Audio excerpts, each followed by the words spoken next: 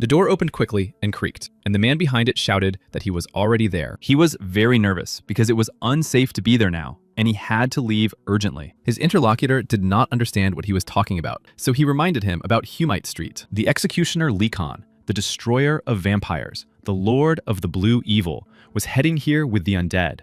And now he would certainly not let the Dark Order leave just like that. He was very worried that he would get rid of them in a cruel way. But his interlocutor was not particularly concerned about this. After all, he hoped that the best holy knights were with. But he still didn't know what had happened to those very knights. All these knights had turned into walking dead and were approaching them. And their young lord commanded this terrible army. They had not finished talking when dozens of enraged zombies appeared outside the windows. They were ready to tear apart anyone who got in their way, and they could not escape from this enraged, undead crowd. And begging them for mercy was also completely useless. They did not understand how this could have happened, because the zombies were supposed to serve them. Then someone's black boot pressed one of their hands to the ground. They still hoped that God was on their side and would grant them salvation. But no matter how much they begged for salvation, it did not come. And now, the only salvation was the man with a gun standing over him, and divine energy began to seep through his skin. This young man was sure that God's blessing would lead to hell. Rumors spread throughout the city about the expulsion of the seventh prince. It was a disgrace to the Holy Emperor. It was incomprehensible how such a person could have been born in the Holy Empire, for he was the unprincipled dregs of humanity. Once, the prince began to molest the archbishop's daughter and was caught. He should have simply accepted his punishment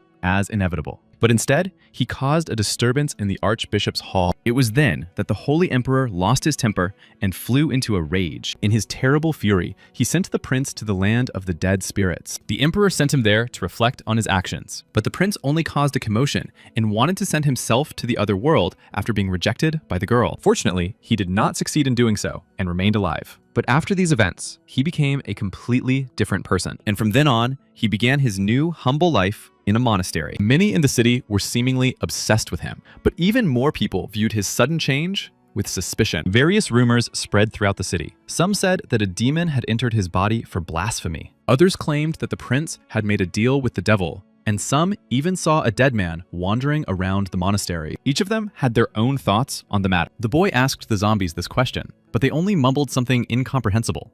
It was young Alan Elfolds, and he was only 16 years old. He was the famous 7th prince who had the Necromancer class. A system window appeared next to him all the time. He was sure that the zombies were the reason for the rumors spreading. If this continued, he could be mistakenly labeled a heretic, and then he didn't know what to do. He was not Alan Elfolds, but an ordinary Korean boy who had ended up in the body of the Holy Emperor's nasty grandson when he tried to kill himself. Unlike others, however, he could see the status windows of zombies. He used his necromancer abilities to become the guardian of the cemetery. In their city, this was unexpectedly perceived as heresy. At first, he was confused, but then he began to get used to it. And perhaps it was time to stop. After all, they had worked so well together, with some zombies digging graves. Other zombies acted as skilled grave diggers. They even put up gravestones on the graves together. In general, they had a great time and worked hard together. The zombies were happy about this, and even showed positive emotions. But like a bolt from the blue, his words that it was time to part ways came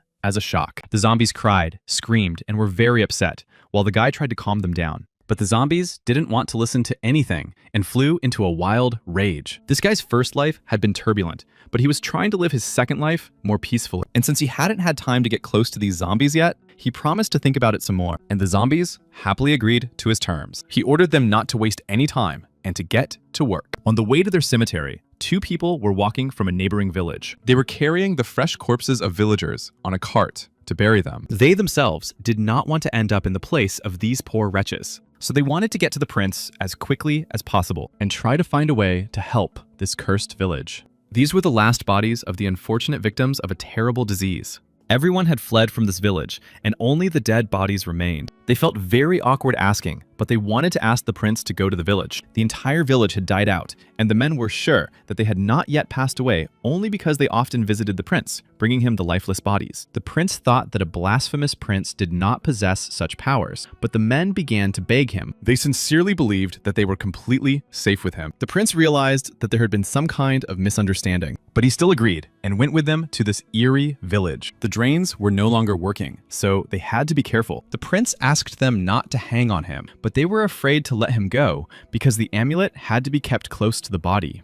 They decided to search another house when suddenly something slipped past them. They were very frightened, but thought it might just be a rat. However, the prince decided to go and check it out, even though the men tried to dissuade him, because it was dangerous to wander around alone, and they both had a very bad feeling about it. It was as if it was radiating some kind of deadly aura. When the prince approached the house, only a small rat ran out to meet him. Coming closer to the prince, it looked him over and sniffed him. But it was not an ordinary rat at all, but a real monster. In the basement of the house, there were dozens of others like it, with glowing red eyes. Maybe there were even hundreds of angry, bloodthirsty rats. At its squeak, the whole pack rushed out of the basement. When the prince saw them, he realized that they were real, evil zombie rats. The last people in the village had probably died because of them. The prince tried to drive them away with his shovel. He struck one of the rats very hard and sent it to the other world. Although he himself did not quite understand how this could have happened, but suddenly another rat nearby squeaked and breathed its last. The prince shouted at the angry pack of zombie rats that he hadn't done it on purpose, but they didn't hear him and knocked him to the ground, attacking him ferociously. During the struggle, he didn't notice that his shovel had fallen into the water. While the prince was trying to fight off the rats, it glowed in the depths. Illuminated by its unusual light, the water flowed down the village street. This was the beginning of the use of a new skill, the Swamp of Death. The prince himself knew nothing about it, not even that he possessed such a skill. The puddle of dirty water turned into holy water, and the rats that spread disease were cleansed. This is how the prince learned that he could use other skills besides raising zombies. He even used his Necromancer skills for purification. His body was filled with holy power because he was the grandson of the Holy Emperor. Apparently, this was the reason why his skills were sanctified, and this holy blood made him the only holy Necromancer. That was why all the zombies in the cemetery were so kind to him. Suddenly, the prince noticed something in the darkness near the neighboring house. Charlotte, a girl who lived next door, came out onto the street, thinking that everyone had already gone to the other side. The men waved and called her over, asking where her parents were. They didn't notice the huge knife flashing in Charlotte's hand. Moving with insane speed, she began to strike one blow after another. Her eyes burned with a mad red light, like those rats in the basement. And now, the blade of her knife was just a centimeter from the prince's throat. But the prince realized that she had not yet completely turned into a zombie. This was indicated by the fact that she was holding this sharp knife in her hands. She growled something indistinct,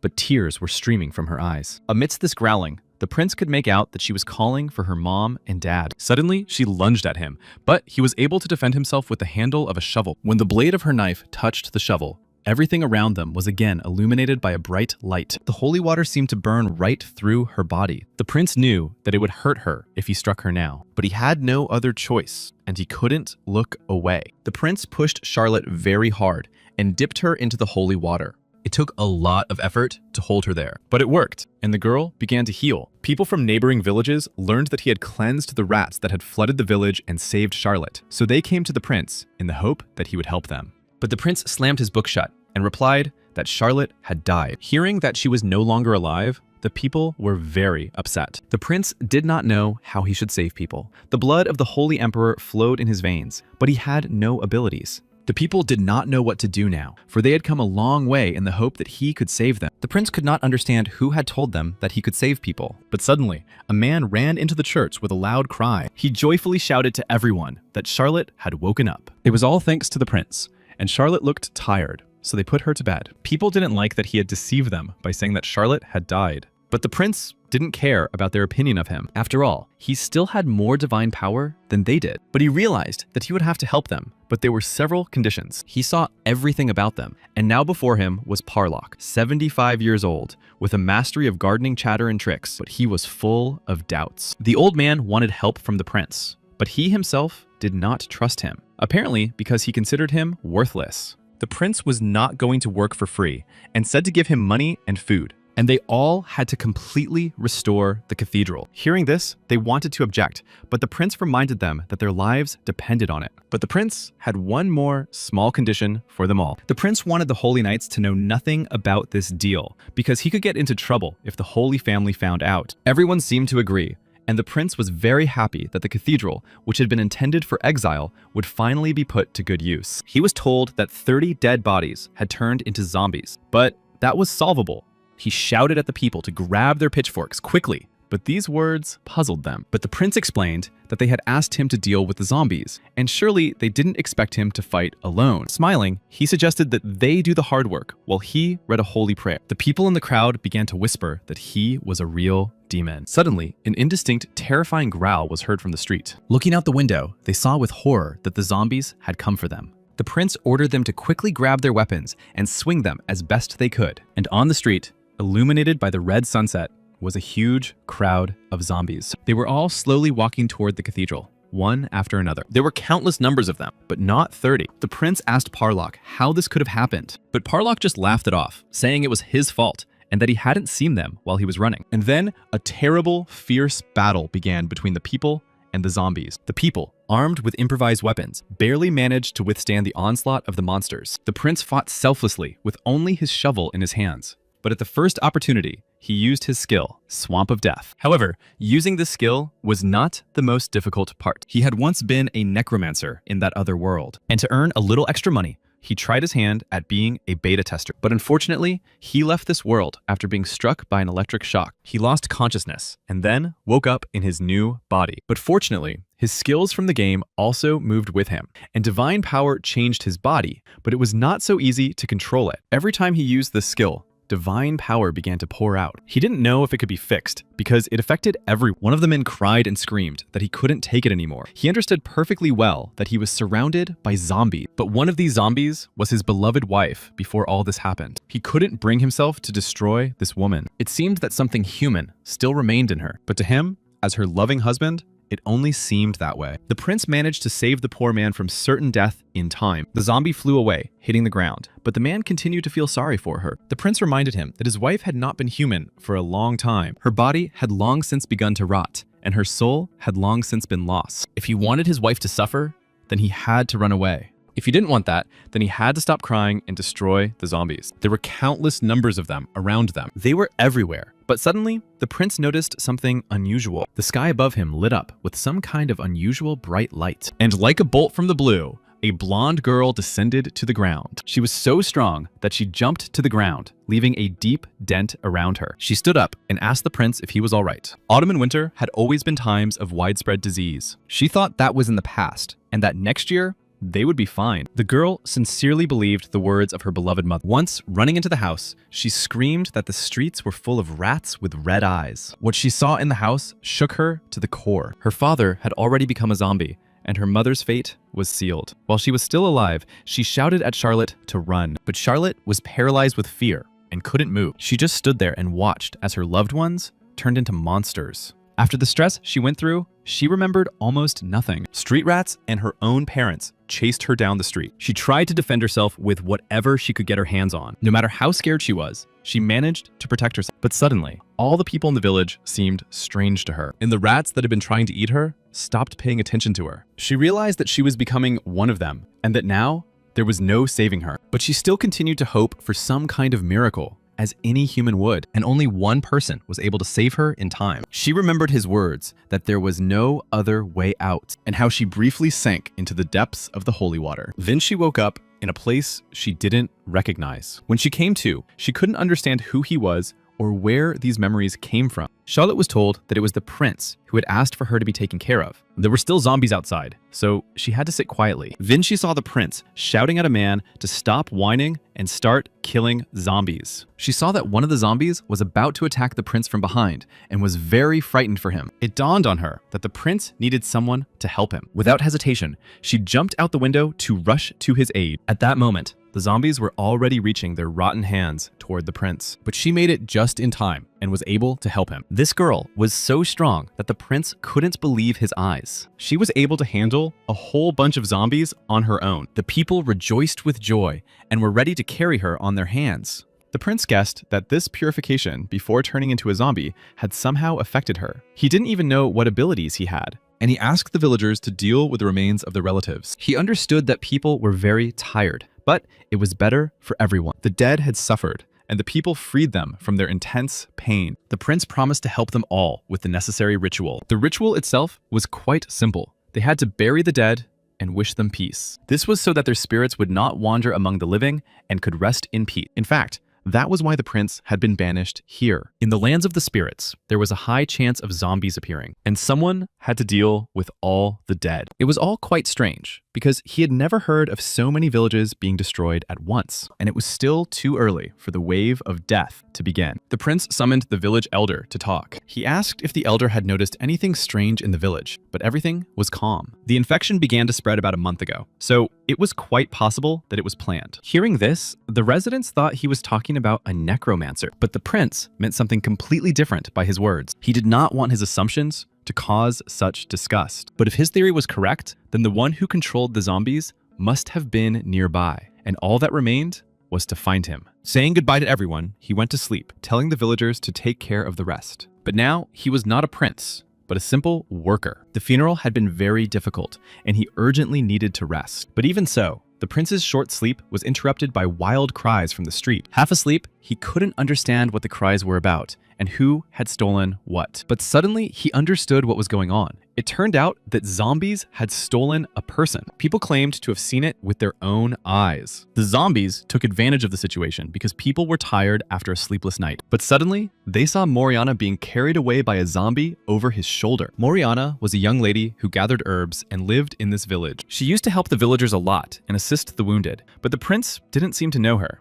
The villagers claimed that she was beautiful and had once rejected the prince. Now the prince remembered what situation they were talking about. People reminded him that such an insult had almost driven him to his death. The villagers wanted to form a search party and go looking for Moriana, but the prince thought that first they needed to check everything. After all, it was the first time he had seen zombies steal a person, and he needed to find out what was going on. Sir Gantz, a hunter from the village, might be able to help them track them down, and they decided to embark on this very risky expedition. The prince asked someone to tell Gantz to come to him immediately. Suddenly, the prince saw Charlotte standing quietly nearby. They looked at each other silently, and an awkward pause ensued. The prince decided that Charlotte was holding a grudge against him for something. They needed to find the girl as soon as possible, before she became zombie dinner. Charlotte also remained standing and silently watched them leave. The zombies moved by dragging their feet along the ground, so they were easy to track, and the men were sure that they had gone there. This cool place was ideal for a zombie hideout. The prince thanked Gantz for his excellent work, because he had really done a great job tracking them down. The cave was filled with sinister, demonic energy, and it was quite possible that this place was teeming with zombies, or was the very source of the infection. Judging by the behavior of the zombies, it was likely that someone was behind them. At first, the prince suggested burning the place to the ground, forgetting that Morian was inside. It was very dark here, and in such places, the undead's buffs are much stronger. If everyone ran inside for the sake of one woman, they would all die. They needed to prepare better and return to the ship, but of course, that would lower Morian's chances of survival. Suddenly, the prince felt someone's presence behind him. Turning around, he saw a huge mouth and burning red eyes. It was a huge bear that had managed to grab the prince with its teeth. Its huge, sharp fangs pierced the prince's arm like a blade. Everyone ran away in horror, while the bear dragged the prince into its lair. But this bear had actually been dead for a long time. As the prince flew into a huge pit, he managed to use his skill. He then began to use his Swamp of Doom skill again. At the same time, he decided to use another skill. Holding his injured arm, he used the Terrifying Spell skill. As expected, this healing was ineffective because his divine power was almost zero. And in such moments, it is best to switch to skills. But this skill had no effect on the zombie bear. Before the prince stood the King of Gluttony, whose main skills were biting, cutting, and gnawing on organs, and his condition was enhanced by necromancy. And since he was enhanced by necromancy, it became clear why he was still holding on even after the holy water. If such a huge beast was controlled by a necromancer, it was problematic, and most importantly, it was necessary to understand how to deal with it with bare hands. But the prince did not give up and fought desperately with his shovel. Suddenly, out of nowhere, Charlotte landed on the bear's head and stabbed her sharp knife right into the monster's eye. But even such a blow was not enough to defeat the zombie bear. The bear rose on its hind legs and began to roar frantically. When he saw Charlotte, the prince did not expect her to follow him, but now it did not matter. The prince shouted at her to hold the bear off as long as she could. This time, she did not have enough strength, and the bear threw her to the ground. The bear was ready to sink its terrible fangs into her, but she beat him to it, plunging her knife right into his mouth. Suddenly, a divine light appeared on the zombie bear's body. He fell backward and couldn't get back up quickly.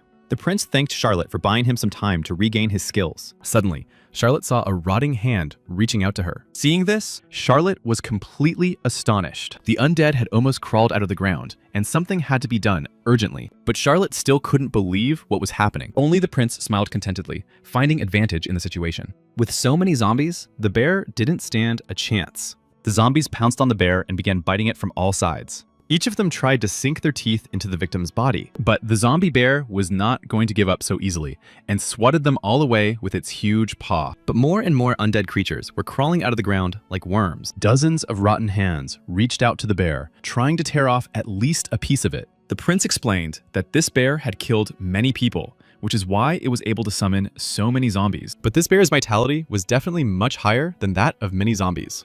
Even it couldn't cope with so many opponents. And the zombie bear finally fell to the ground, almost breathing its last. Seeing her knife, Charlotte wanted to pull it out of the bear's body. The prince understood that the outcome of this battle was already predetermined. Suddenly, Charlotte saw that the prince was not feeling well. He explained his condition by saying that he had used too much divine power. The zombie bear was defeated, but the prince still did not understand what Charlotte was doing there and why she had followed him. He explained to Charlotte that she had now seen his full power. To Charlotte, it seemed that the prince wanted to live quietly, so he asked her to keep everything she had seen a secret. But in reality, he was severely exhausted and asked her to leave him alone. However, to her, he was her savior, and she was ready to fulfill his every wish. Suddenly, the villagers appeared above and called out to them. They asked why Charlotte had jumped down there and if the prince was all right, and they had brought equipment with them to explore the cave. The prince replied that everything was fine and asked them to go back upstairs, knowing that they would not be able to help anyway. But when they saw the torn body of the zombie bear,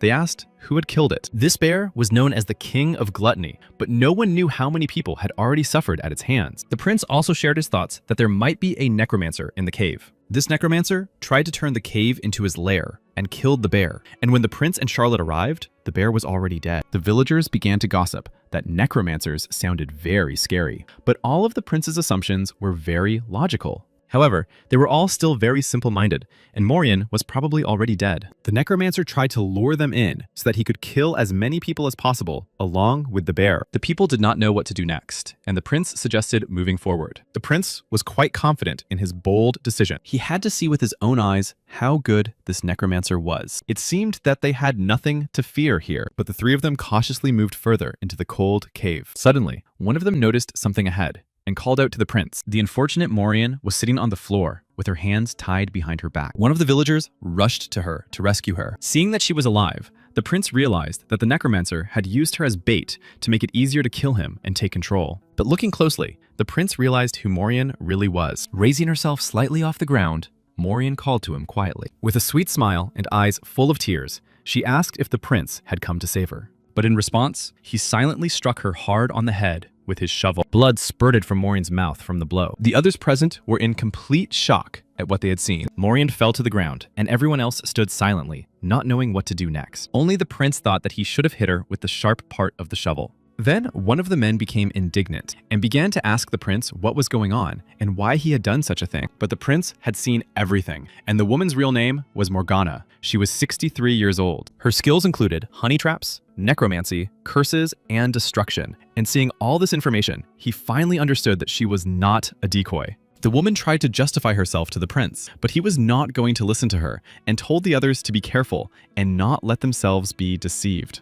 After all, in the prince's opinion, she was the necromancer. She had given people her false name and false age. Morian screamed and tried to convince everyone that the necromancer had dragged her here and tortured her. But the prince was not going to believe her and was not taken in by her pretty face. And if she was really telling the truth, he offered her some holy water to drink. If she was a necromancer, her organs would melt. But for ordinary people, it was the best medicine, and all her wounds would heal. She tried to joke that he shouldn't give her such valuable things, but the prince insisted that she drink at least a sip of holy water. The woman didn't understand how he managed to expose her, because she had the perfect disguise. No one suspected anything while she was playing the role of Morian in the village. She couldn't understand how the prince had been able to see through her so easily. One could only guess at the power he possessed, since he had been able to defeat a bear. The prince decided to ask Morgana once more if she was going to drink the holy water. After all, the prince himself had given her the water, but she hadn't lifted a finger. Morgana was going to get rid of him during the wave of destruction. An unknown force knocked the bottle of holy water out of the prince's hands. Skeletons began to crawl out of the ground, and now the prince only hastened his own demise.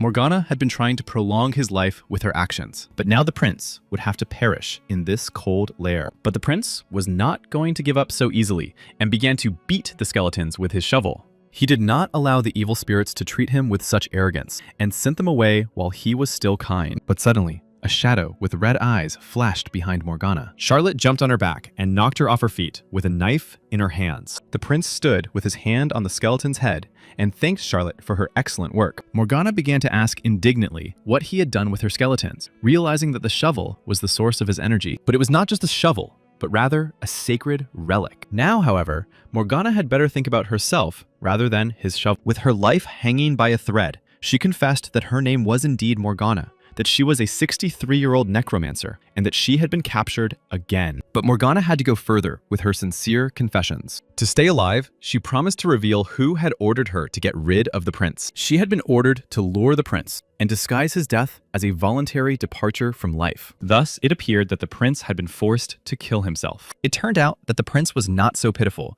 and Morgana could not understand why he was so indifferent. She received the order to destroy the 7th grandson of the Holy Emperor from the Dark Church. With the help of the bear, she realized that the prince was also a necromancer, and if the church found out about it, they would not let him go so easily. It turned out that Morgana had seen the prince, and now she had to be eliminated. But she begged for mercy, promising in return to keep everything about the prince a secret and reveal everything she knew about the Dark Church. But since she could blab so easily, it was not worth giving in to her pleas. And the prince decided to entrust the fate of Morgana to the villagers. Among them were many people who had lost family members because of her, and she had to pay in full for all her sins. The villagers decided that she should receive as much evil as she had done. They decided to torture her until her last breath, and then leave her in the forest. Then her body would be devoured by animals. Her remains would become undead, which was a fitting end for a necromancer who had mocked the dead. After hearing all this, the prince thought that it was to be expected from the villagers. And of course, now the prince's mind was occupied with completely different thoughts. The prince began to ponder the existence of the Dark Church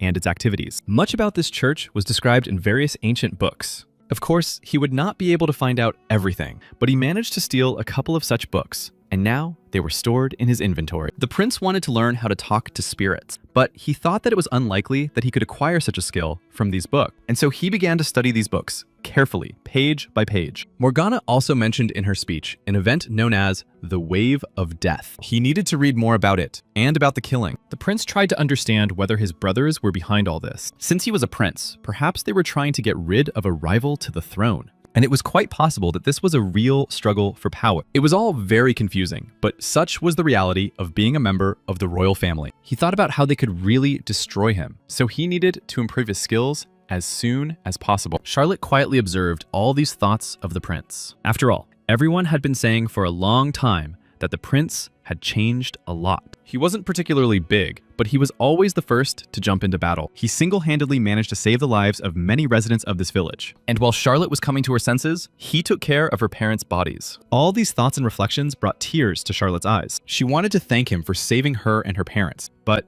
that wasn't enough. Danger surrounded him, so he needed protection. Charlotte took out a guide to the imperial art of sword fighting. After all, in order to protect the prince, she needed to become stronger. One of the books stated that the undead evolve over time. When the bodies of the dead decompose, they turn into skeletons. But if they manage to preserve their bodies, they become stronger versions of ghouls. In turn, such a ghoul then turns into a dullahan, from a doula to a lord, and then it reincarnates into a bloodthirsty vampire.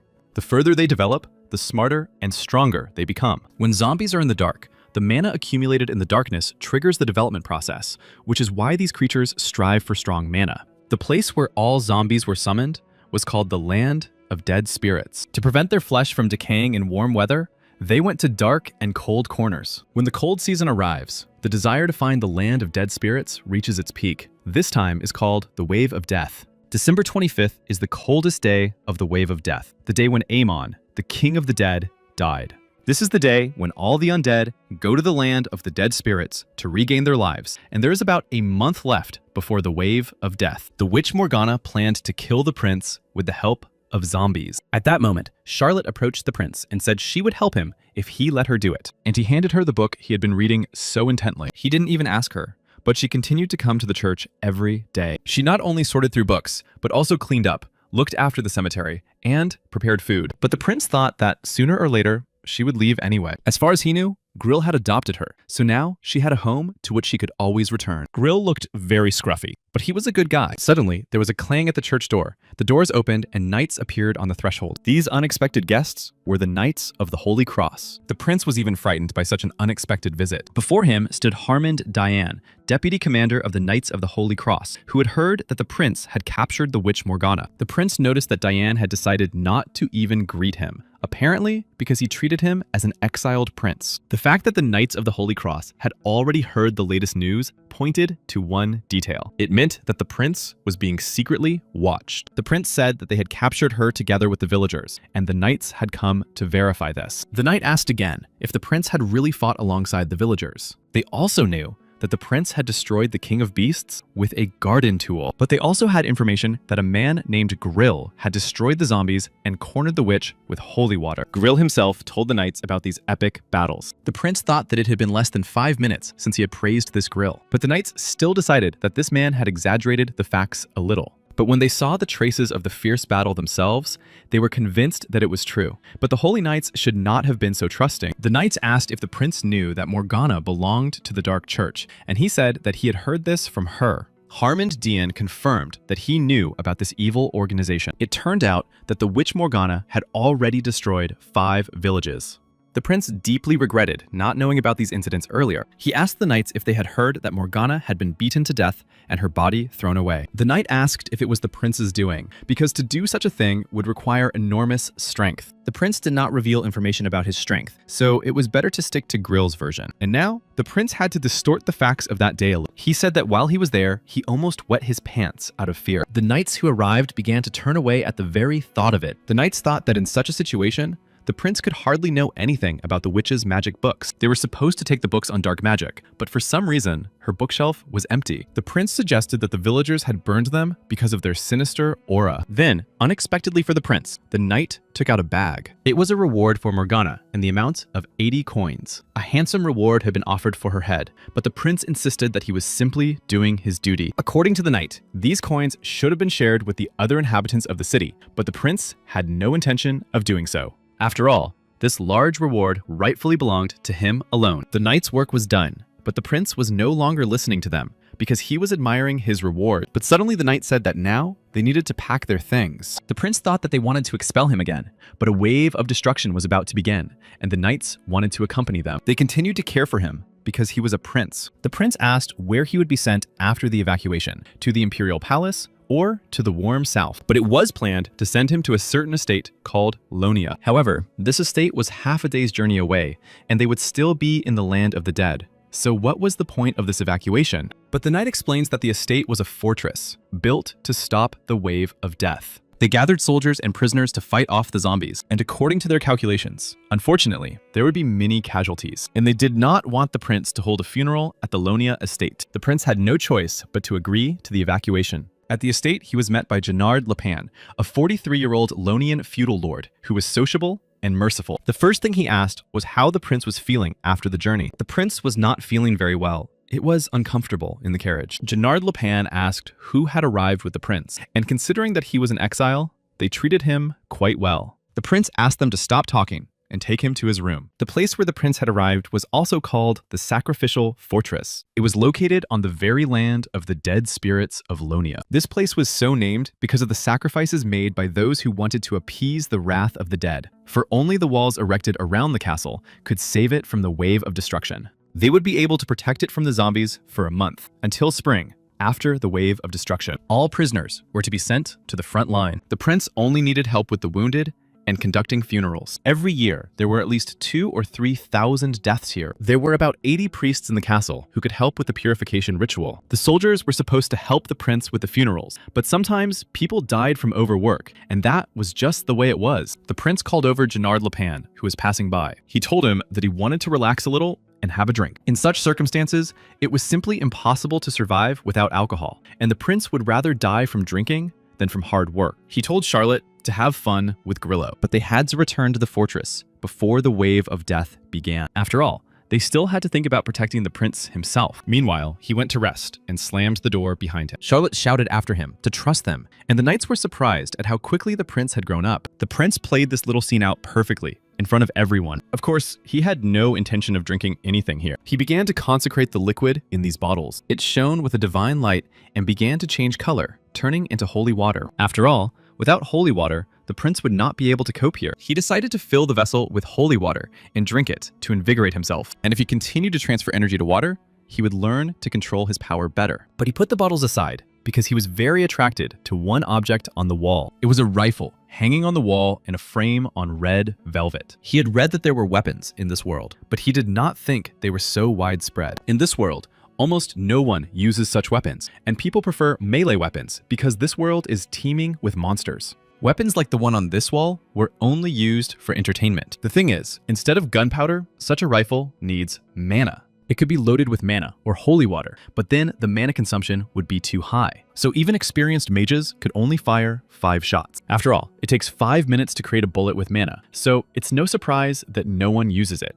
In movies, zombies were destroyed with a single shot, but in reality, this was not the case. First, you definitely had to create the bullet itself. Then, of course, you had to aim carefully at the zombie, and only after all that could you fire at your target. The prince was also able to successfully create a bullet using holy water. He also activated a new divine energy skill, but the noise from the shot attracted a lot of attention. The soldiers noticed that the deputy seemed to be in a bad mood, but thought that he was worried about the approaching wave of destruction. But then they realized that it was all because of the 7th prince. The deputy sent them to watch over the prisoners instead of gossiping. The soldiers immediately went to carry out the deputy's order. But in a way, they were right, because his mood was indeed due to the 7th prince. Yesterday, he also heard this loud, incomprehensible noise coming from the fortress, but the prince did not allow any of them to enter his room. However, the knight was completely sure that the prince had broken something. He seemed out of his mind and was behaving abnormally. The village elder said that the prince had changed a lot after his attempt to take his own life. The villagers told the knights that the prince had done everything necessary at the cemetery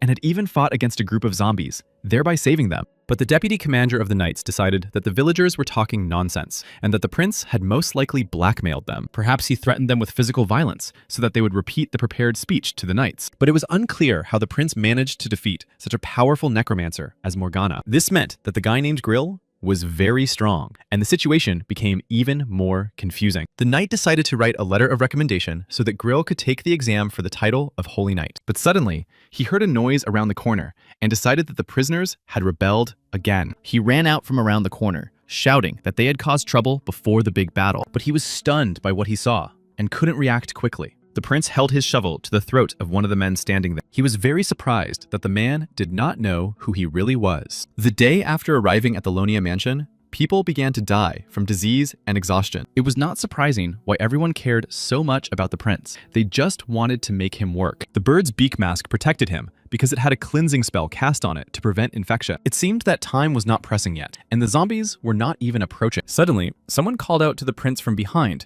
and suggested taking a break. In front of him was Hayes Hedron, the eldest son of Count Hedron. He decided that the prince, like himself, was a student at one of the academies. He thought that he was here because of disciplinary punishment. Children from noble families could easily get exemption, but they thought that the prince was just a country bumpkin from the outskirts. If he wanted to live peacefully and quietly, it was better for him to listen to Sir Hayes. After all, he had come all this way to find a servant he liked. His gaze fell on Charlotte, and he decided that she would suit him. Hayes asked the prince if this girl was his servant. Hayes had his eye on her because she was very pretty. He offered to take care of her, but she ran away in fear and then forced him to raise his hand. These guys were of no interest to the prince, and he preferred to go dig graves rather than hang out with them. Suddenly, the prince heard Hayes call Charlotte a servant behind his back. He ordered Charlotte to come closer to him. When she approached him, he grabbed Charlotte's hand with all his strength. He suggested that she have fun with them instead of with her busy master. Charlotte replied that she was not in the mood for that, but Hayes responded that no one was going to have fun with a commoner like her. In response to these words, Charlotte squeezed Hayes' hand with all her strength. Hayes screamed in pain,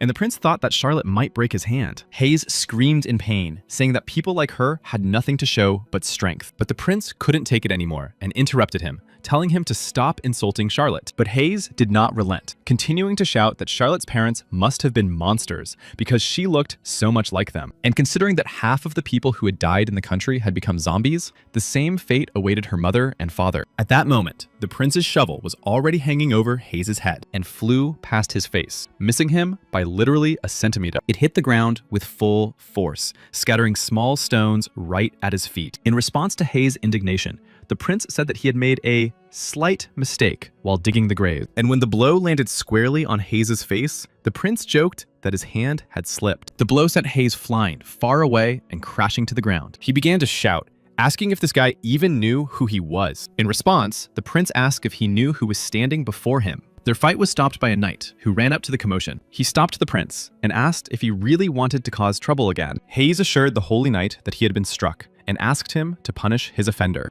But since Hayes was the eldest son of Count Hedron, the knight could not let it go. Suddenly, a sticky silence enveloped everyone present. The holy knight could not utter a word, but he could hear the prince. It was a powerful spell using holy power. Turning mentally to Harmon, the prince asked him to tell this scoundrel who he really was. Hearing this, the holy knight could not act otherwise. He announced that before them stood Alan Elfols, the 7th prince and grandson of the holy emperor. Now the prince asked Hayes if he understood whose servant he had been so rude to and to whom he had shown disrespect. Hayes was in complete shock and did not know what to say in response. The prince told him that if he sincerely apologized, there would be no problem. But after this situation, the prince had some problems and ended up behind bars. According to the holy knight, the injury inflicted on the nobleman's son could not be forgiven. After all, he lost consciousness from his injuries and was carried away on a stretcher. Charlotte was very upset that because of her, the prince would have to spend a whole week in such conditions. The prince was not particularly upset and decided to pass the time reading. Meanwhile, a strong blizzard arose outside the walls of the fortress. The prisoners were ordered to clear the snow, but the blizzard was so strong that they could not keep up. The holy knight couldn't get it out of his head that the prince had used a spell because the blood of the holy emperor flowed in his veins, and he couldn't get this strange situation out of his head. Distracting himself a little from his thoughts, he ordered the soldiers to continue clearing the snow to maintain the height of the fortress walls. Although the frost had already set in, there weren't that many zombies. The Holy Emperor had destroyed the King of the Dead Spirits on December 25th. It was necessary to report everything to the Holy Emperor's family, so the knight ordered the prisoners to be gathered. But it took time to gather them, and the alarm bell rang. The gates of the fortress opened, and everyone began to go back inside. But suddenly, fresh zombie tracks appeared on the white, loose snow. The zombies attacked the prisoners who had not managed to hide behind the walls of the fortress. They needed to close the castle gates as soon as possible. Those who had been bitten by zombies urgently needed the help of priests. The zombies attacked them from behind, and they couldn't spot them because of the heavy snowstorm. All those who were behind these poor souls were already being eaten by zombies. Everyone urgently needed to take up their positions and prepare for battle. The day of the death of Ammon, King of the Dead Spirits, was approaching, and the zombies simply could not fail to appear. Soon, there would be at least 3,000 dead here. How did this happen? No one could have imagined that the zombies would attack from behind. Perhaps they suppressed their instincts by hiding under the snowdrifts. But the undead are lifeless people, and they fear nothing and rely only on their instincts. And since they did not wear equipment and did not use any strategies, it was easy to deal with them every year. However, this time, everything looked completely different, and something went wrong. The zombies were aware of their actions and marched in formation like soldiers. They beat their drums in unison, setting the pace for the entire formation. It was a perfectly trained army of the dead. There was something unusual about it all, because nothing like this had ever happened before. Their appearance instilled genuine fear in the people in the fortress. They chanted loudly, telling the people to await their inevitable doom. The fear of these people watching what was happening was very justified. Along with the army of the undead was the judge of this world, who proclaimed himself the mission that would save this world through destruction. He was none other than a follower of Yudai, the god of destruction. The vampire count, whose bites deprived people of mana, was also an arrogant necromancer. The prince did not know what was happening outside, but he could hear the noise coming from there. And for some reason, no one had brought him food to his cell today. The prince wanted to call out to someone, because it was wrong to leave him hungry. But then Gennard Lepan ran up and shouted for the prince to come out, quickly. The prince was surprised, because he was still under guard, but Gennard explained that this was not the most important thing right now, because there was a whole squad of dead people on the street. The prince thought that they wanted to release him simply because they needed workers, but that was not the case. There really was a whole horde outside. This time, the vampire count had brought an entire regiment of zombies with him. Gennard Lepan claimed that this vampire spoke their language and controlled other monsters. He himself did not know exactly what had happened, because now the Holy Knight Harmon was fighting them off. The fortress could fall, so the prince needed to evacuate to a safer place, and Gennard Lepan had to escort the 7th prince there. Suddenly, there was a noise upstairs. Most likely, it was a group of zombies, and they needed to quickly exit through the back door. But suddenly, growling zombies began to fall from the ceiling. They fell into the chamber where the prince was, along with pieces of the ceiling. The prince was very frightened by the surprise and screamed. After all,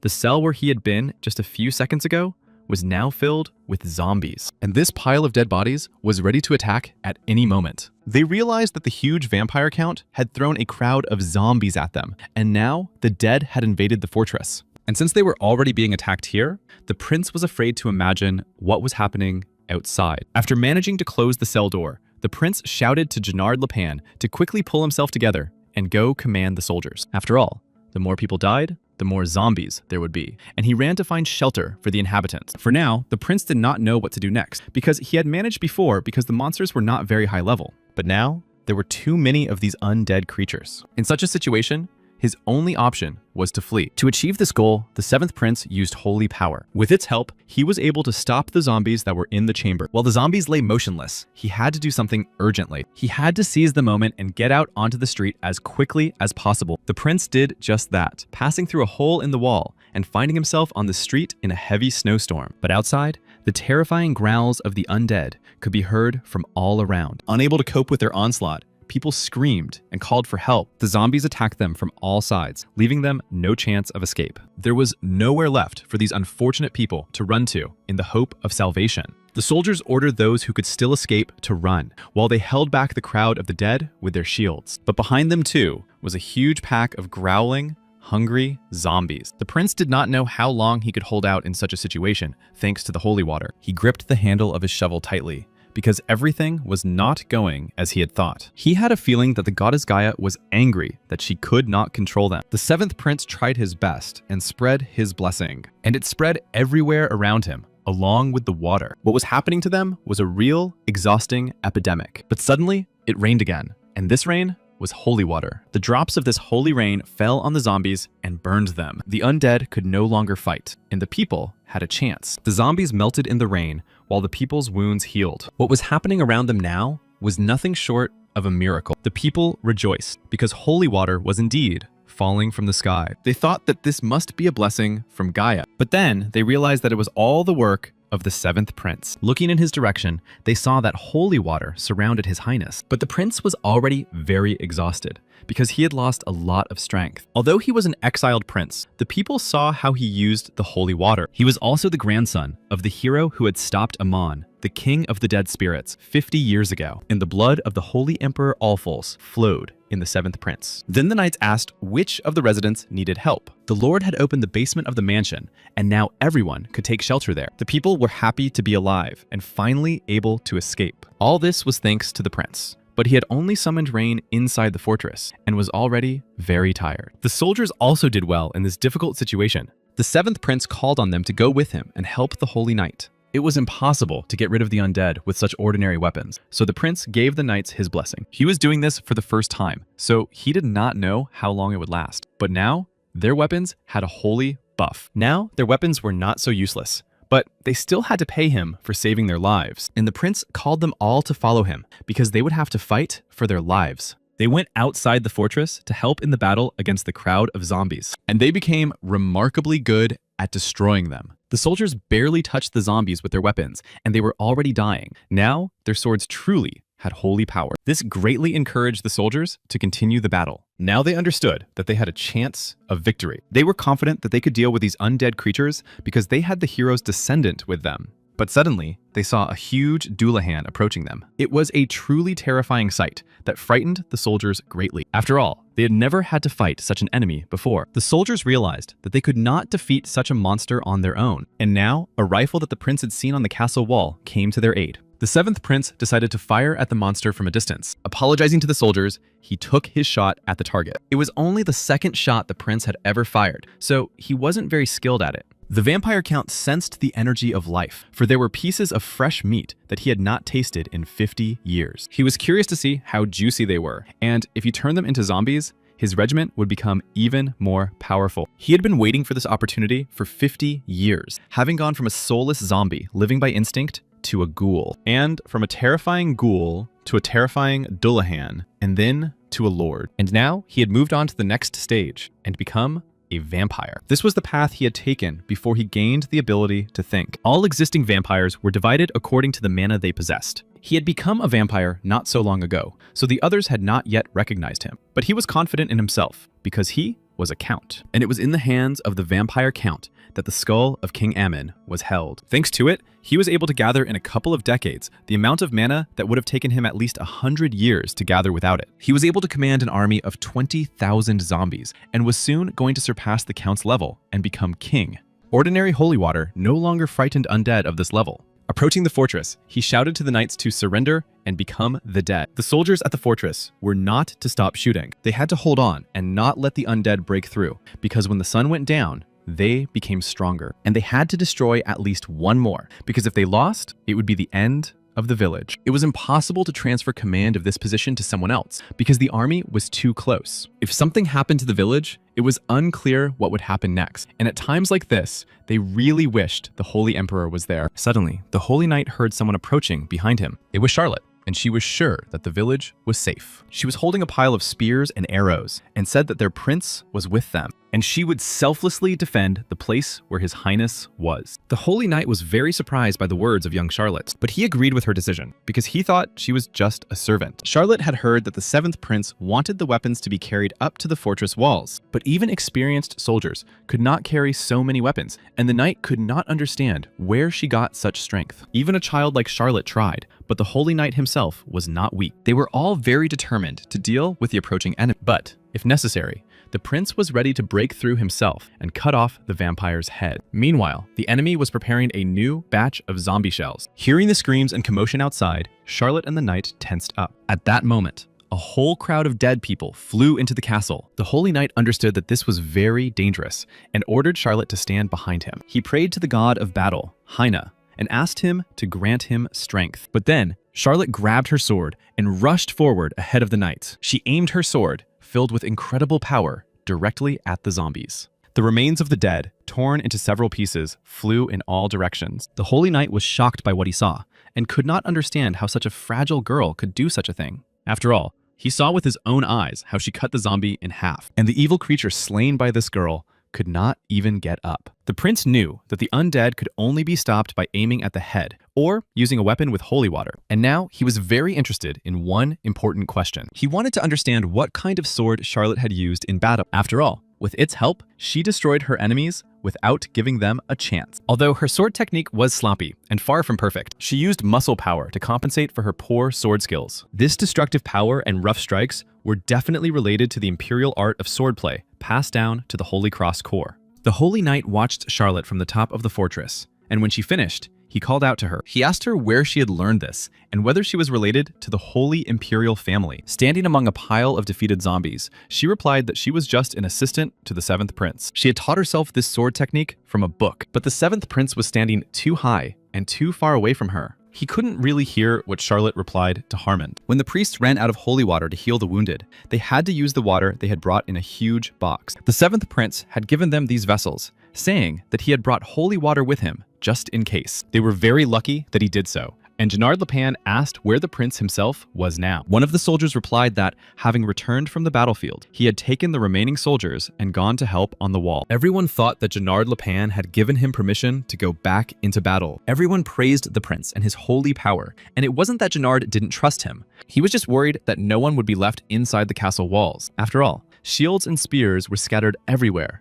and everything was covered in blood. Suddenly, out of nowhere, a new group of soldiers came to their aid. But these were no ordinary people. They were zombies, dressed in military uniforms. It was the 7th prince who brought them to the fortress wall to help. Putting on his mask, he explained that some of the soldiers had been sent to the walls. The soldiers were surprised that anyone was still alive, as the situation at the main gate was dire. The prince hoped that due to the commotion, no one would look closely at the faces of these soldiers. The prince distributed all the holy water, so he didn't have enough for himself and couldn't activate his new skill, Ghost Soldiers. He needed to raise old soldiers, but that was too difficult, so the prince simply used the dead bodies from the village. If they were caught, it would be the end. So the prince decided to cut open their faces. Seeing the prince, one of the soldiers said that it would be better for him to stay behind, but the prince said that he had a couple of things to do on the way. He wanted to try using his rifle again. The soldier tried to convince him that the rifle was useless here, but the prince pointed out that the view was indeed better from here. And from this height, the vampire count was also very clearly visible. The 7th prince aimed his rifle at the head of the main boss. Then he lowered his sights and aimed between his legs. It was time to give the vampire count a taste of Gaia's blessing. At that moment, one of the holy knights ran up to the deputy. He said he had heard that the evacuation was complete. He asked for permission to help here. Fortunately, the situation in this place did not get any worse. The soldiers had somehow obtained weapons loaded with holy water. Some of the fighters were as skilled as the holy knights, and more fighters arrived just in time to help. In general, the situation had not worsened, but they did not know what to do with the vampire. They had already used arrows and stones for long-range combat, but all the projectiles were blocked by his magic shield. And even if they loaded their guns with holy water, they still couldn't pierce the shield created by the vampire. It turned out that they would have to break through hordes of zombies to get to the vampire, but they couldn't even fight back properly, so it was impossible. But suddenly they saw something unusual happening, something that ordinary priests were not capable of. Everything around them was illuminated by a bright light, and the prince turned to Gaia, the goddess of love and mercy. He asked her to send holy salvation and allow him to use the power that strikes the dead. This was necessary for him to break through the vampire's shield. And at that moment, the goddess Gaia heard the 7th prince's plea. Small particles of light in the pitch darkness reflected the face of God. This was the blessing sent down to them from above by the goddess Gaia. But even the most experienced priests rarely encountered such a thing, and no one could have imagined that there were such powerful priests in Lonia. And then someone suddenly said that the 7th prince was standing above. It was young Charlotte, and she recognized the light of the 7th prince. The holy knight Harmond looked at the girl with disbelief. After all, it was strange that the prince who had opposed the goddess had received her blessing. If this was true, then the 7th prince was inheriting the goddess's love. Now it was time for the prince to taste Gaia's blessing. The 7th prince pulled the trigger and fired a bullet at the vampire. The bullet flew down the road, striking ordinary zombies with its power. On its way to its target, it encountered the vampire's protective shield. But thanks to its holy power, it was able to pierce through the shield. It struck the vampire count right between the legs, hitting its target precisely. The main boss of all the undead cried out in pain from the force of the blow. The method of gathering holy power was described in detail in the Book of the Holy Emperor. And this book described something else very remarkable. If all magicians used spells and mana for their purposes, then priests, on the contrary, were aided by prayers and holy water. Necromancers, on the other hand, could use life and magical power. In essence, the prince would have to give up his life and magical power. But was it worth it? He had enough holy water simply because he was the grandson of the Holy Emperor. If he could use his powers without sacrificing his life, then he could give the role of priest a chance. After thinking it over, he decided to try. At that moment, the vampire count was screaming at the top of his lungs in pain and frustration. He demanded that reinforcements arrive immediately. Because of this, the 7th prince had to work hard, but he succeeded. The zombie squad began to retreat, and it was time to help the wounded. The vampire himself did not die, of course, but they gained some time to prepare. Then the 7th prince noticed the soldiers below, looking at him with bewilderment. Alan commanded that it was time to help the wounded soldiers. The soldiers saw the blessing of the goddess for the first time, and perhaps there was some experienced priest before them, which meant that the wounded could be healed quickly. The holy knight still couldn't believe that it was all the work of the 7th prince. After all, he was considered a good-for-nothing boy who deserved to be exiled. Had he really changed so much that he was capable of such a feat? The knight was also interested in how a girl with such skills could become the prince's assistant. While Harmond was pondering this, the 7th prince was already rushing to help the wounded. And even though everyone around him insisted that the prince had changed, the holy knight did not believe it. Could he really have become a completely different person after losing his memory? Or had he forgotten what had happened on that day in the past and become his former self again? The Holy Knight meant who he was before the death of Her Majesty Eulydia. The late Ulysia was the mother of the 1st and 7th princes. She was a village girl, a representative of the Holy Nation and Southern Aslan, and these races had been hostile to each other for hundreds of years. Because of this, many members of high society simply did not accept her. However, the son of the Holy Emperor fell in love with her with all his heart, and they married, and thus the first prince was born. The imperial family had too much influence, and two ladies of noble blood were presented to the son of the Holy Emperor. After this acquaintance, several more children were born. Despite everything, Ulidia gave birth to the seventh prince. Everything seemed to be going well. The boy grew up, and his mother loved him very much. But when the boy turned 10, Ulicia died suddenly. On that day, she was attacked by a vampire during a night walk with her sons. Ulicia tried to protect the seventh prince, but was torn to pieces. The first prince, who barely survived that day, began to suffer from a curse. After this incident, the kind-hearted seventh prince became insensitive. They say he was so shocked by what he saw that he went mad. Could a man who lost his memory after attempting to take his own life ever be the same again? Although memory loss could have nothing to do with holy power. And it didn't matter whether the prince lost his memory or not. The question was why he kept his holy power a secret in the first place. Thinking about this, the Holy Knight thought that perhaps he did not want to attract the attention of the imperial family. And perhaps the prince was planning revenge, and the imperial palace was not kind to princes and princesses. The princess had a hard time because high society never missed an opportunity to make a snide remark. And perhaps the seventh prince wanted to take revenge on the nobility and the vampire for the death of his mother. It was quite possible that he planned his exile in order to become stronger away from constant surveillance. The knights had a direct connection to the imperial family, so Harmond understood why the prince behaved that way around him. As for Charlotte,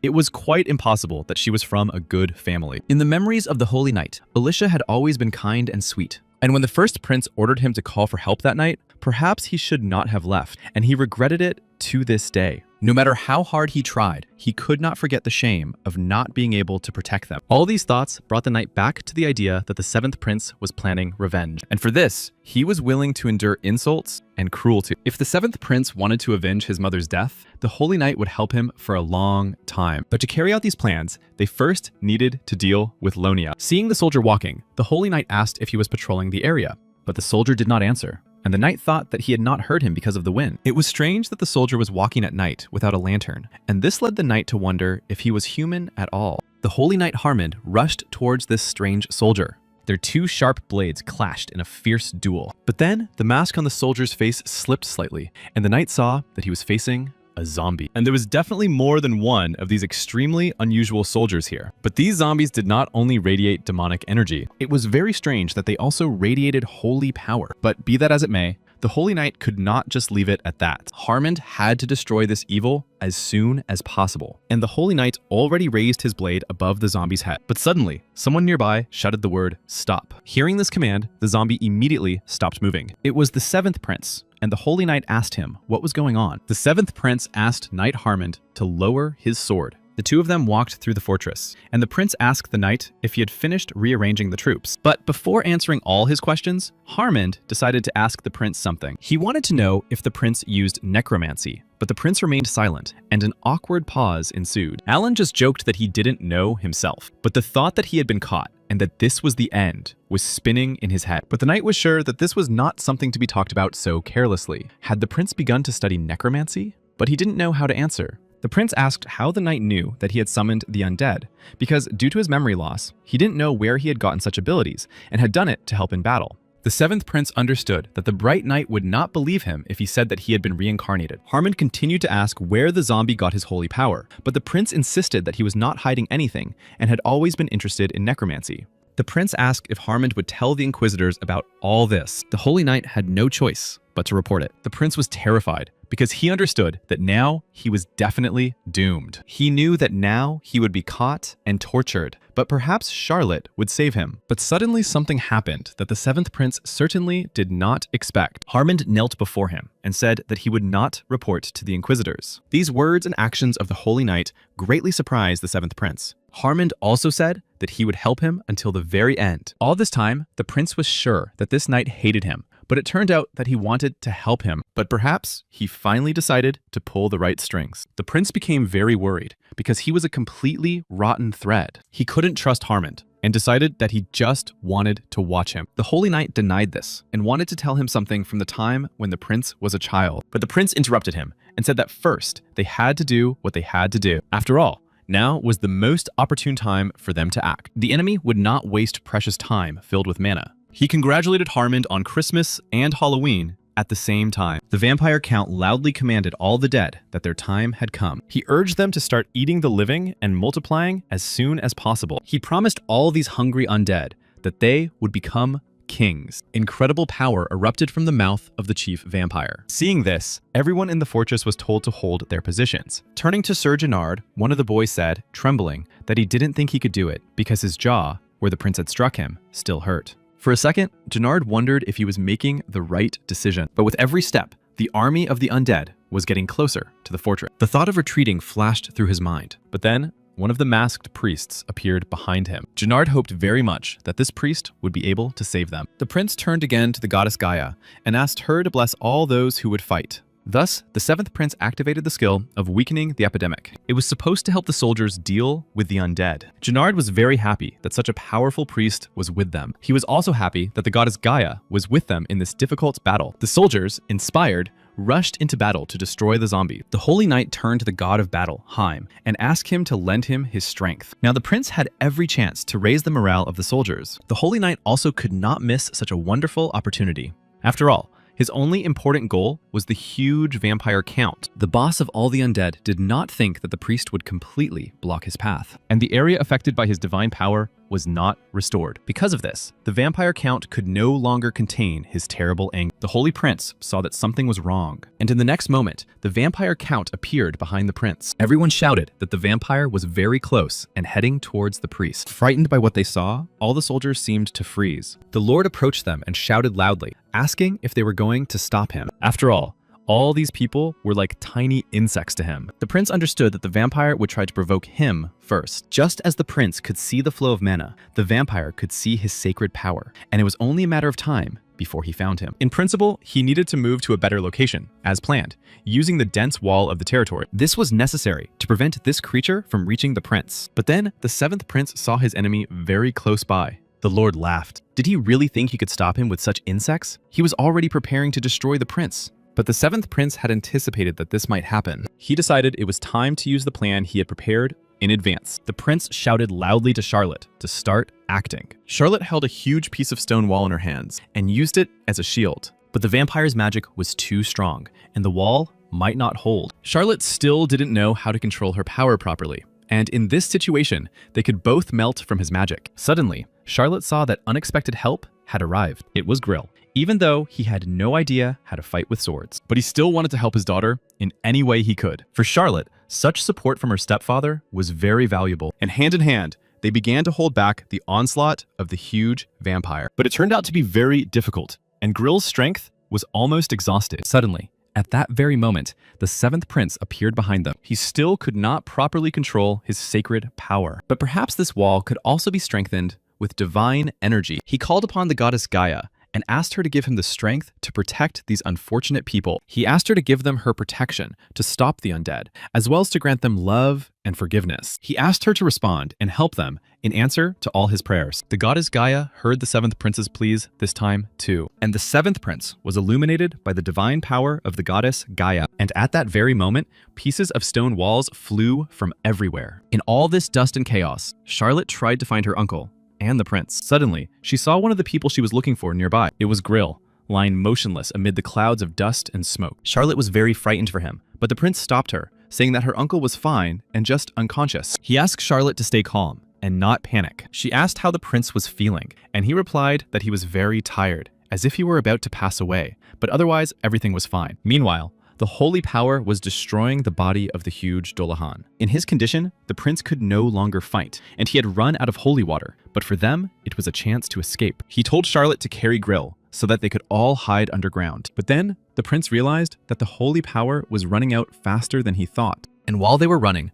the prince noticed something quite strange. For some reason, the mana was gathering not near the vampire, but somewhere else. That place was the skull hanging around the vampire count's neck, and the prince had to go back to check something. He needed to understand what functions this skull performed. It was the skull of the king of necromancers, and the magical power of its user increased by 200%. The Lord understood that the holy power was destroying him, and he needed to recover as soon as possible. But then he realized, with horror, that the skull of the king of necromancers was gone. And unexpectedly, he saw it in the hands of the seventh prince. The Lord rushed to take back what he now so desperately needed. But by this time, the prince had already looked through the status windows, and now he knew exactly how to use this thing correctly. He put the skull on his head, but the acceleration was unstable due to the lack of sacred powers. It was a temporarily enhancing piece of equipment. The prince uttered the activation words that he was the Legion and the Emperor of the Gaia Legacy, and they were confirmed. At that very moment, the Lord was enveloped in enormous divine power. This divine power pierced his hands like steel chains. It passed through the monster's legs like strong shackles. It tightly bound the monster's hands and feet. The Lord clearly sensed the smell of impending doom. The seventh prince was a heretic who broke the rules of this world. The Legion of Doom came to them to hear his command. They waited, ready to carry out any order from the Lord. But by this time, the Lord giving the order was already another, and the evil one could not understand what was happening at all. But then he guessed who dared to break the rules of this world. Although it is unclear who the Lord was, a dead man endowed with sacred power, or a corpse with conceit. The Lord screamed desperately that they had betrayed the will of Judas, the god of destruction. But at that moment, the seventh prince pointed his gun at the Lord, and in the name of the priest and the holy power, he immediately pulled the trigger. The seventh prince jokingly congratulated the vampire count on his birthday, and at that very second, a deafening shot rang out. The Lord's head now bore a huge hole from the bullet endowed with holy power. But this shot took away the seventh prince's last strength. Completely exhausted, he fell to his knees and began to lose consciousness. And in the next minute, all the undead began to fly apart. The enemy seemed to dissolve into thin air before the soldiers' eyes. Realizing that they had defeated the enemy, the soldiers began to rejoice. Amidst the jubilant crowd, the Holy Knight tried to find the prince, but the search did not last long, and finally, he was able to find him. Charlotte held the lifeless bodies of Grill and the prince in her arms. Suddenly, a horseman appeared near the castle. He thought he had arrived too late. He had heard that there was a sign of abnormal activity in the land of the dead, and he thought that the king of necromancers had been resurrected, but it turned out to be just an ordinary vampire performing his tricks. It was unclear how he managed to gather 20,000 dead people. There were prisoners and locals in Lonia, and since the vampire couldn't handle them, the knights who arrived decided that vampires weren't that strong. There was a strange atmosphere in the air, and you could feel the aftermath of a battle between sacred and magical forces of incredible magnitude. Apparently, this vampire count had a great deal of magic, but at the time, it was unclear what kind of person could have stopped him. The knights speculated that it might have been one of those who claimed to be priests. Over time, vampires would begin to mix with humans en masse, and it would be much easier for the knights if they had the help of a priest or priestess. God had divided himself into parts, for fun, in order to awaken the sacred power in humans, so it was difficult to find them, and not so easy to awaken. They were sure that there was no one in this castle who could deal with such an enemy. An order was given to send priests, doctors, and alchemists. First, they had to take care of the residents, and only then, the prisoners. The knight reported that the seventh prince was in the castle and asked if their commander-in-chief wanted to meet him. But of course, he did not want to hear about it, let alone meet him. He ordered all the knights to return immediately. After all, he believed that it was not worth meeting a child who had dishonored his mother. The Holy Emperor Kelt Alphos considered the seventh prince to be a cursed grandson. He was willing to bet that the prince was now cowering in a corner of his estate. The Holy Knight Harmond reported to the emperor that the seventh prince had been hunting a vampire, but the Holy Emperor listened to this information in silence and said nothing in response. He did not believe a word of what the Holy Knight Harmond had said. The emperor believed that every joke had its limits, and this was the most delusional thing he had heard in the last few years. He doubted that they were talking about the same Alan Elphos. The knight insisted on his story and said that while they were in the settlement of Lonia doing volunteer work, the prince was hunting a vampire. The emperor was upset because he had considered Hammond a loyal man, but now he believed that he was no longer so. This, as he believed, was a false story about the seventh prince, which angered him greatly. The emperor was very angry, and Archbishop Raphael Astoria summed up by saying that everything Hammond had said simply could not have happened. He began to pressure the knight with facts about the prince, saying that he was small, selfish, and weak, and that he had neither manners nor common sense. As Harmond had expected, it was not so easy to be on the side of the 7th Prince, but he did not back down and continued to assure the Emperor that he was only telling what he had seen with his own eyes. After hearing the knight's words, the Holy Emperor calms down a little. He remembered that there had been a report in which the residents of Lonia also defended the 7th Prince. One of the residents even called him a priest, which was impossible to connect with the strange energy that the Emperor had felt last time. But the Archbishop also did not believe in the 7th Prince and wanted to prevent him from gaining someone else's glory. The Emperor did not know how to treat the information about the 7th Prince. He did not know whether Harmond's words were true or false, but everyone had to be recognized for defending the territory of the settlement of Lonia. The Emperor awarded the title of Count of Gunnar-Lapan to Lord Lonia. He gave the Holy Knight Harmond a small territory in the northwestern region. The Emperor also decided to shorten the 7th Prince's period of exile. After the prince recovered, the Emperor would order him to return to the castle. After Harmond returned from his mission, he immediately reported this to His Majesty, and the first prince allowed the Holy Knight to enter his room. A small candle burned brightly on the table in his room. Taking it in his hands, the knight approached and asked if the prince was feeling better. It was the first prince, Luan Alfols. He took the knight's words as a ridiculous joke for someone whose accidental death would mean nothing. His eyesight and hearing had deteriorated, and it seemed that he did not have much time left for such conversation. So he asked the knight to come closer and said that he had heard what had happened on the battlefield. He stretched out his completely exhausted arm toward Harmond. With all the strength he had left, he grabbed him by the shirt. He began to shout that he had heard that Harmond had defended the 7th Prince from His Majesty. He began to shake him, saying that he had defended trash and defiled the honor of their mother, who had sacrificed everything for them. He indignantly asked if Harmond was in his right mind. He thought that the knight had decided to side with the 7th Prince because he himself now looked like a lifeless body. The first prince still could not calm down and shouted that the knight had chosen the wrong path by choosing the other. He continued to shake Harmond by the shirt, saying that the 7th Prince would never become the next one. The knight tried to stop him, saying that he was overexerting himself and bleeding again. The knight's words brought the first prince back to his senses a little. He apologized to Harmond, saying that he knew he was not that kind of person. The knight quietly replied that he had nothing to apologize for, because neither he nor the 7th Prince were to blame for anything. Harmond considered himself responsible for the death of Her Majesty Eulydia, and no matter what orders he received, he had to defend his opinion. Recalling that day, the first prince replied that they would all have died then, because they were only able to survive thanks to the reserve groups of warriors. Because of this curse, his skin was constantly bleeding, and he was no more useful than a corpse. Harmond asked the first prince if he hated the 7th, and he replied unequivocally that of course he hated him. After all, he had disgraced them, and was now recklessly living the life their precious mother had given them. Harmond suggested that the 7th Prince had deliberately made himself a scoundrel, hiding his true motives in order to take revenge for Lady Ulisha. And in order to gather strength, he behaved this way and deliberately sought exile. The first prince interrupted Harmond's reasoning and asked if everything was all right with him. After hearing these words,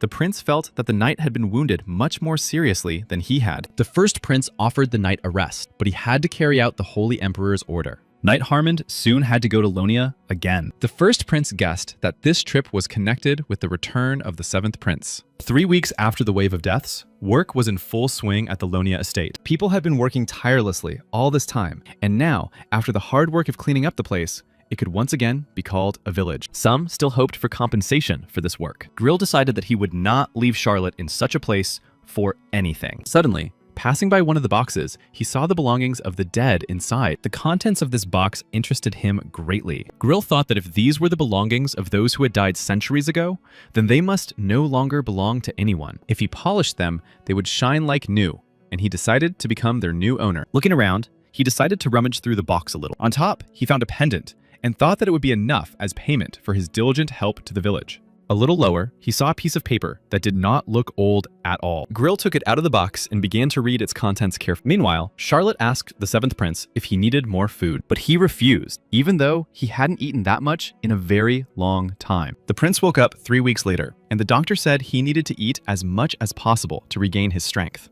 And the fact that the 7th Prince woke up at all was already a miracle. The amount of sacred power he had expended could have been enough to cripple a person, but he recovered. His body was still exhausted, so he had to remain in bandages for the rest of his life. But the prince did not want to look like a dead man and asked Charlotte to remove the bandages. The doctor said that the person next to the prince looks more like a dead man. While the prince was unconscious, the doctor treated the girl who was standing next to him, and the doctor suggested that it was related to sacred power and mana. The prince asked why he said that and if there were any problems. In a normal case, people could be cut, have their limbs amputated, or even be sent to the other world. A normal body did not develop like this man's, and it was as if he had seen His Majesty 50 years ago. The emperor was in a coma after defeating Amon. His body had suffered enormous damage from sacred power and mana, so he had to be pieced back together. At that time, his body was developing beyond human limits, and the reason he was able to defeat Amon was because of his superhuman body. Perhaps Charlotte possessed the same superhuman strength. She was a hard worker with high concentration and a superhuman body, and the prince thought that such people should be heroes, not frail like him. The seventh prince asked Charlotte to bring him some books. The prince thought it was good that he had Amon's ability, but the recoil effect was too great. His body couldn't handle it. The sanctified power had to be used often, but it was difficult to do because of the completely different mana. Therefore, for the time being, the seventh prince decided to start by studying theory. It was the theory of the sacred emperor's magic, describing sacred power and dawn, as well as the doctrine of resurrection. Everything in this book was written in great detail. The author of this book was Raphael Astoria, and he dedicated it to the great goddess Gaia. He wanted to learn how to control his powers and use zombies correctly. Suddenly, someone knocked on the door of the seventh prince's room, and the holy knight Harmond appeared on the threshold of his room. The prince heard that he was in the castle, and the knight replied that he was in a hurry to tell him the news. The seventh prince remembered that once the knight had given him a huge reward for destroying Morgana. He thought that this time he wanted to do the same and give him money or a vacation. But in the end, he heard that His Majesty had given a personal order. It was for the seventh prince to return to the castle. Someone was knocking insistently on the door of the seventh prince's room. It was Harmond again, but the prince categorically refused to let him in. He called the prince to the castle, but the prince ordered Charlotte to ignore him and not open the door. The prince explained to Charlotte that he had no desire to return to such a dangerous place. After all, he still did not know who was behind Morgana's case. After thinking about it, Charlotte agreed that it could be dangerous. In any case, Harmond had to take care of everything himself, so the prince told Charlotte not to pay any attention to him. The holy knight continued to ask to speak with the prince. Not waiting for a personal conversation, he sent the prince a note asking him to return with him to the castle, but the prince did not respond, and Harmond continued to insist. Suddenly, the holy knight heard the click of a door opening. Charlotte came out to deliver a message from the prince. He asked her to tell the knight to leave before he sprinkled salt on him. Harmond asked Charlotte if she was returning home, and she replied that she would spend the night in her father's hut outside the castle. He offered to walk her there, as it was already night outside, but Charlotte refused. Harmond explained that he simply wanted to know why the prince refused to return to the castle. Charlotte explained to him that the prince considered the castle a very dangerous place. The holy knight agreed that the prince's position in the castle was indeed not the best. Charlotte's fears that the prince did not even have the best relationship with his relatives were confirmed, which meant that they really wanted to send him to the other world. If she had been a little stronger, she would have protected, but her thoughts were interrupted by her father, who was already waiting for her on the street. Charlotte was a little late today, and then he saw the holy knight next to her. Harmond recognized Grill and asked if he had fought here as well as in Morgan, and Grill nodded, saying that they should help each other. The holy knight said that this was very commendable of him and asked Grill to tell him what he had done in battle, but Grill wanted to remain silent and leave. But then he began to tell how he had killed 50 large zombies in battle. He also said that he had managed to take the fangs of the vampire count. Entering the house, Charlotte noticed something unusual on the dining table. There was a document she had never seen before, and Grill said it was a talisman he hadn't taken out in a long time. But upon closer inspection, the Holy Prince saw that it was a family document. And not just any document, but one bearing the seal of the Harais family. This was the family that had defended the Northern Legion of Lonia 50 years ago. A family that had been wiped off the face of the earth in a devastating battle with the Necromancer king, Amen. No one was as loyal to the emperor as they were, and it was strange that a document belonging to the bravest family in the land was here. And then, a very interesting thought occurred to Knight Harmond. Perhaps these two were the only survivors of the Harais family, and now it was clear where these two got their strength from. Although they now lived in the shadows because of the fall of their family, they still continued to care for the prince, even though no one knew about it, and all because of their endless loyalty to the emperor. Apologizing, the Holy Knight interrupted Charlotte and Grill's conversation. He said he respected their desire to keep their mission a secret from everyone. He asked them to accept a letter of recommendation from him so that Grill could help his daughter improve her skills, because they still wanted to be with the seventh prince. A little later, Harmond promised to write them a recommendation to become holy knights. This news left them completely perplexed, but it gave Charlotte a chance to go to the castle, and obtaining aristocratic status would not be so difficult. If Charlotte wanted, they would teach her the sword skills of the Holy Empire there. And then she would be able to help His Majesty the Seventh Prince even better. Upon hearing these words, Charlotte immediately agreed to all of this. However, if becoming a holy knight meant she would have to be far away from His Majesty, then she would not agree to it. Harmond thought about it and decided that if her mission was to protect the prince, then he would work harder to protect the prince alongside her. The Holy Knight decided that he would do everything in his power. His main task was to escort the Harry family and the prince to the castle. And unexpectedly for Harmond, the prince agreed to go to the castle. On the way to the castle, the Holy Knight asked the prince why he had suddenly changed his mind. After all, just yesterday, he had slammed the door in Harmond's face because he did not want to go to the castle. The prince did not know what to say and sat there searching for the right words. Reading books, he was inspired by how sacred power was used in them and really wanted to practice it. But the prince did not have all the books he needed for this purpose. Therefore, the main reason he decided to go to the castle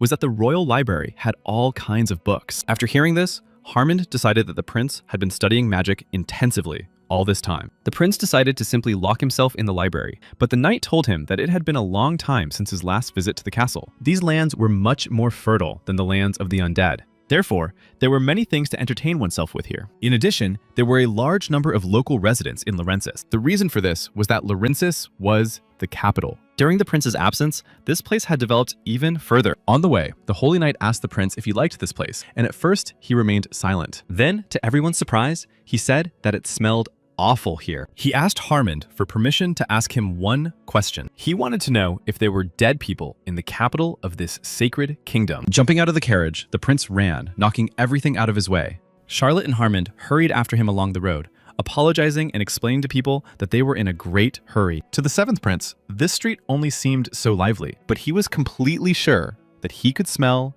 a vampire. And if he followed this stench, he would definitely find it. And this smell led him to a dead end, where there was a wooden box with very strange contents. A crying head of an unknown person framed with flowers was sticking out of it. Seeing this terrible picture, Charlotte and Harmond froze, for it was none other than a real vampire. As soon as he sensed their approach, he screamed with all his might. A sword with holy power immediately appeared in the hands of the seventh prince, and he struck the head sticking out of the box with all his might. And with one very precise blow of the sharp sword, he severed it from the neck. Charlotte and Harmond, having regained their composure a little, asked if it was really a dead man. But the seventh prince had heard of similar cases before. He looked at the monster's body, hanging from ropes under the roofs of houses. It seemed that the insides had been removed and only the skin remained. Suddenly, the prince heard someone's voice saying that he was being followed. The prince turned his head, searching for the source of the voice. The stranger said that it was a red-haired man of middle age. This man had just run away, and it was likely that he was the culprit. But now it would be difficult to track him down because the stench had spread everywhere. The Holy Knight would report this incident as soon as they arrived at the castle. The prince was going to study magic here, but he had a bad feeling about it. Laurensis was in chaos, and it turned out that there had been similar cases of violent deaths in recent days. The chaos in the streets was due to these strange incidents.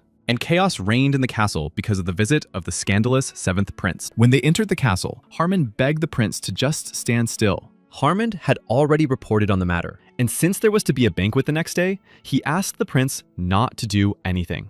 And for the Holy Knight, the seventh prince was still like a child. At that time, Charlotte wanted to take a look around the castle. He warned her that if anyone asked who she was, she should simply say his name as the vice captain of the Holy Army. The prince decided to stay in the library for a while, and the Holy Knight told him the way there and promised to join him as soon as he was free. And the prince thoughtfully wandered alone through the corridors of the castle towards the library. He thought he was mistaken, but he wasn't, yet he still smelled that stench. It could only mean one thing. Some kind of vampire had entered the castle. And since the smell was very ominous, he decided to sit quietly, as Harmond had told him. The thought flashed through his mind to run away after he found the book he needed, because wasn't it better to do that than to get involved in this? But first, he decided to go to the library and then think about everything else. It seemed to the prince that he was walking around the same place. Nearby, he noticed a statue and decided to see who it belonged to. The seventh prince came closer to read the plaque next to it. It was Ulitza, the mother of the seventh prince, and the inscription indicated that she had died long ago. Suddenly, the prince heard an unfamiliar voice nearby. It seemed to be a gardener who was not very happy about having to work alone. Seeing the shears in his hands, the prince thought he might be a criminal. The gardener was talking to himself, complaining about his lazy assistant. He turned abruptly to the prince and shouted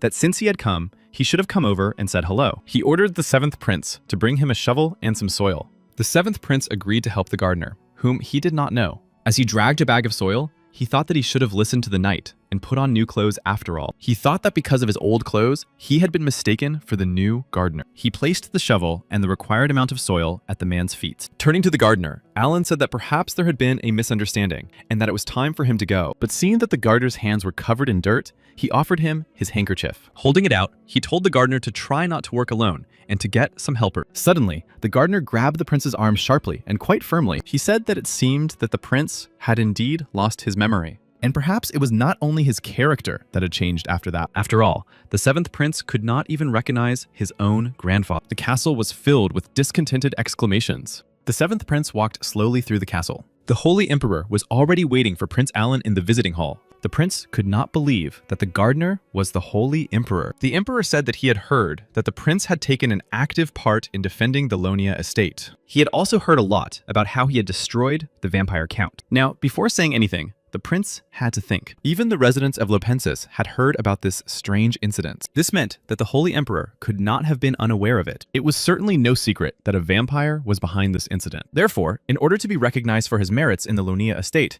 the emperor was planning to find someone who could catch the vampire. For now, he was simply checking the details of the case that interested him. The 7th prince confirmed that he had destroyed the vampire count, but he would not be able to catch him again on his own. Even if he went to the other world and was reborn, he was only able to do so with the help of a large number of people, as Harmon Charlotte and Lord Gennard also played a role in a certain way. He also received tremendous support from the residents of the Lonia estate, so it was not only his strength that made it possible. He simply did not want to spread the word to prevent problematic outcomes. After listening to the prince's speech, the emperor replied only that he had heard. He still looked very annoyed, and the prince waited to see what would happen next. The emperor continued by saying that the prince had come a long way and must be tired, and asked him to get some rest. The prince agreed, hoping that the emperor would finish hunting the vampire without any problems. After asking for his permission, the prince quietly left the hall. The emperor wondered how the prince had found out about the vampire and decided that Harmond had told him. After all, just 6 months ago,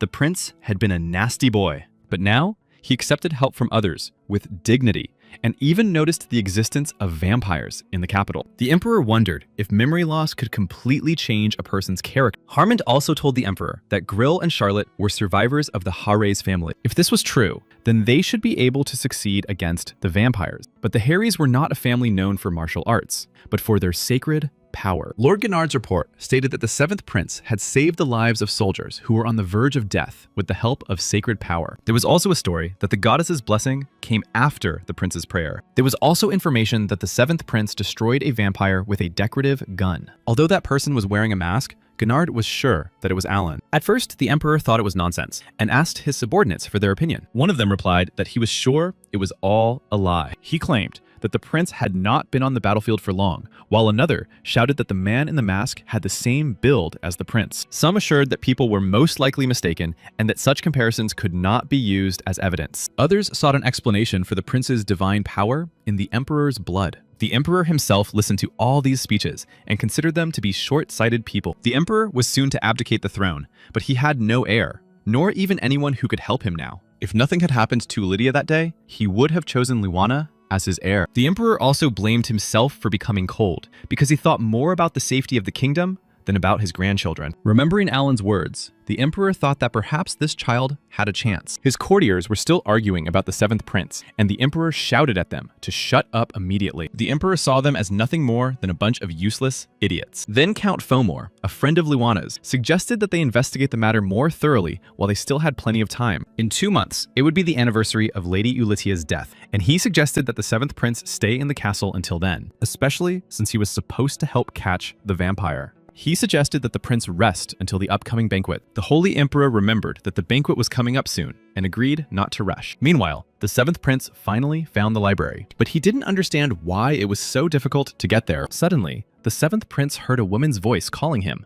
The stranger didn't think that anyone else could be there at such a late hour. Apologizing, she said she would leave the library immediately. The prince allowed her to stay, but he could see that she was very uncomfortable. But the prince didn't understand why, because he hadn't even done anything yet. And then it was as if a powerful electric shock had struck him. The seventh prince began to understand who this girl standing before him really was, but he simply could not believe his own eyes, although many details indicated that it was indeed her. It was Alice Astoria, the Archbishop's granddaughter. Her specialty was love and forgiveness, as well as incredible sacred power and knowledge of magic. Now the seventh prince understood exactly why she felt so uncomfortable around him. She must have thought that this crazy guy had come back for her again. He also noticed that this girl had the same last name as the author of the book he was looking for. This meant that the book he needed was written by her grandfather, the Archbishop. The very same Archbishop whom he had so badly offended. Who could have known that he would meet him this way? And now he couldn't even dream of asking him anything. The prince apologized to the girl for scaring her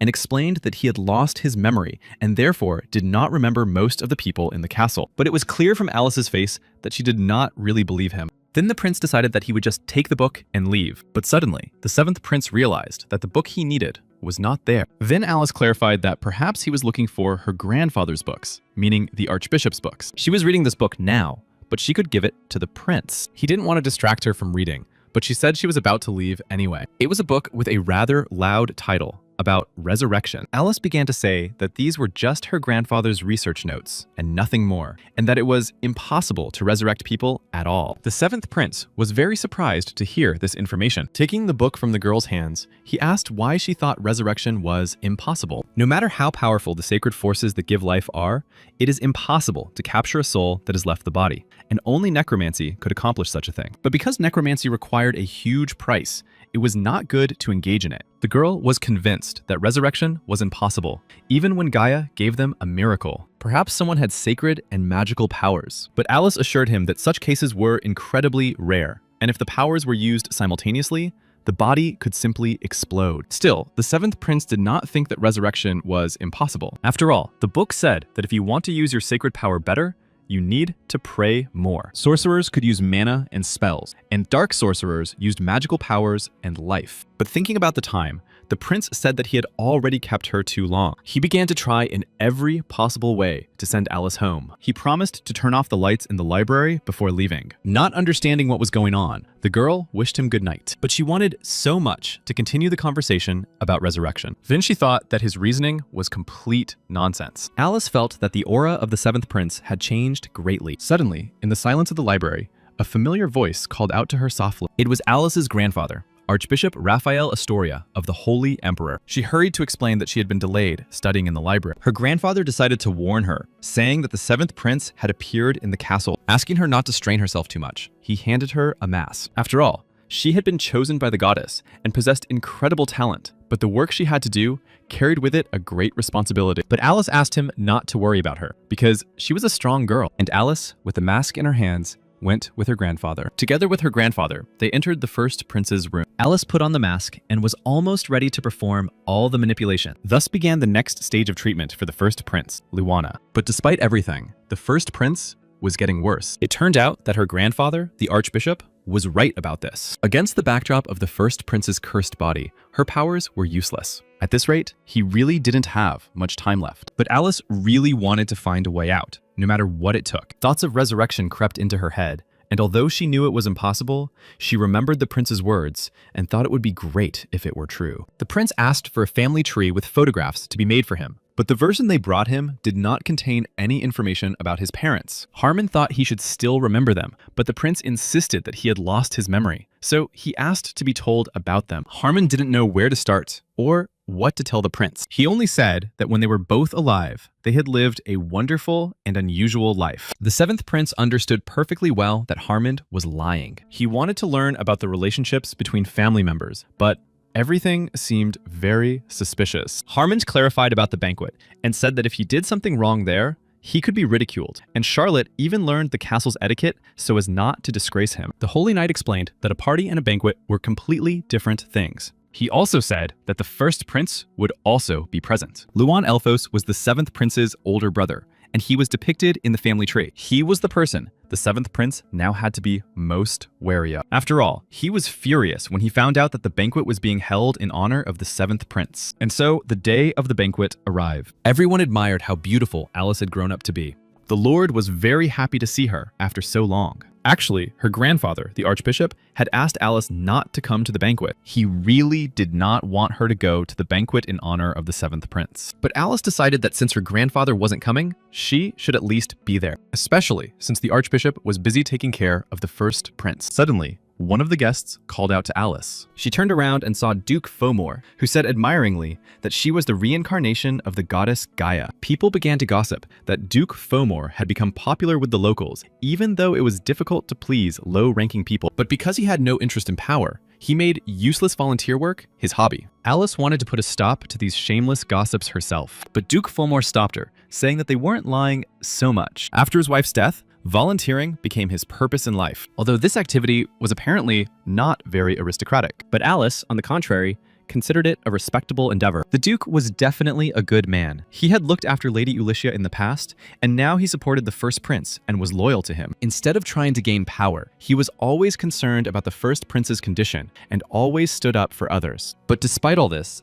Alice felt very uncomfortable around him. She apologized and left under the pretext of needing to attend to other guests. Moving away from the Duke, Alice felt unwell. Suddenly, one of the guests shouted loudly that she was a true goddess. Lord Gennard was very nervous at this banquet, and Grill tried to calm him down. They were all waiting for the 7th prince, because without him, they felt uncomfortable. It had been a long time since Lord Gennard had attended a banquet, but he immediately recognized the Archbishop's granddaughter. After greeting him, she said that he probably knew who she was, but Lord Gennard said that he had only seen her from a distance. Duke Fomor silently observed their conversation from the sidelines. Unnoticed by the others, his fingers creaked unpleasantly. At that moment, Prince Alan Alphas entered the hall under the protection of the Holy Empire. He immediately attracted the attention of everyone present at the banquet. Duke Fomor also did not neglect the 7th prince with his attention, but his gaze was different from the gazes of everyone else present. The 7th prince sat down on the sofa and began to slowly swing his leg. Since he was a prince without a right to the throne and had even been kicked out of the castle, he thought that no one would attend his banquet. But he also noticed one strange thing about this event. Charlotte attracted a lot of attention from the guests because she looked more aristocratic than the prince. He thought that she had learned this in her lessons, but Harmond explained that the ability to present oneself well cannot be learned in lessons. Their conversation was interrupted by Duke Fomor, who showed great joy at seeing the 7th prince. The prince looked at him intently and did not understand who he was. Harmon hinted to Alan that his behavior was not like that of a prince and that he was standing before Duke Fomor, who was mentioned in the document he had been studying. But Duke Fomor forgave the prince because a lot of time had passed since their last meeting,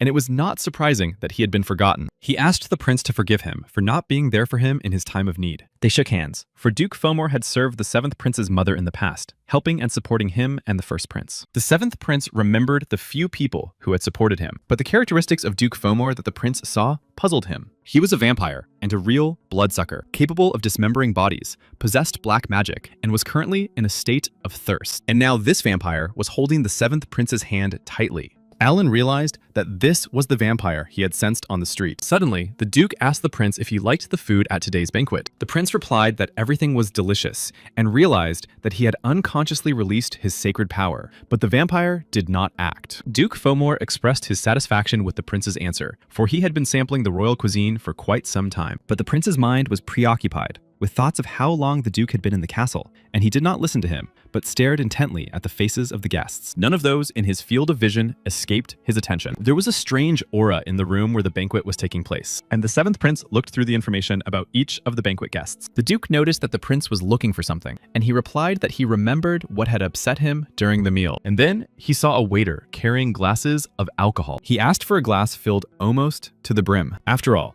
it would be so sad if they did not drink alcohol during the meal. Taking the glass in his hand, the prince turned the alcohol into holy water. He offered Duke Fomor a glass to drink with him. Duke Fomor gladly took a glass for himself. The prince waited for him to finish his drink, for he had put all his power into this holy water, and now it was also holy. The prince wanted him to drink it quickly and reveal his true nature, for he was sure that the silhouette was him. And if the Duke's identity was revealed, then it would become clear who the criminal was. So Duke Fomor drank the entire glass of holy water in one gulp. He said that, perhaps because he had drunk too quickly, he already felt intoxicated. He apologized to the prince, saying that he was weak when it came to alcohol. But the prince noticed that he did not look drunk, and the Duke explained that he was not that drunk yet. At that moment, a whole bottle appeared in the prince's hands. All the guests looked on in surprise at what was happening in the hall. Taking it by the neck, the 7th prince hit Duke Fomor on the arm with it. And when the bottle broke, he hit him again with a shard of glass. Everyone was puzzled and could not understand what His Majesty was doing.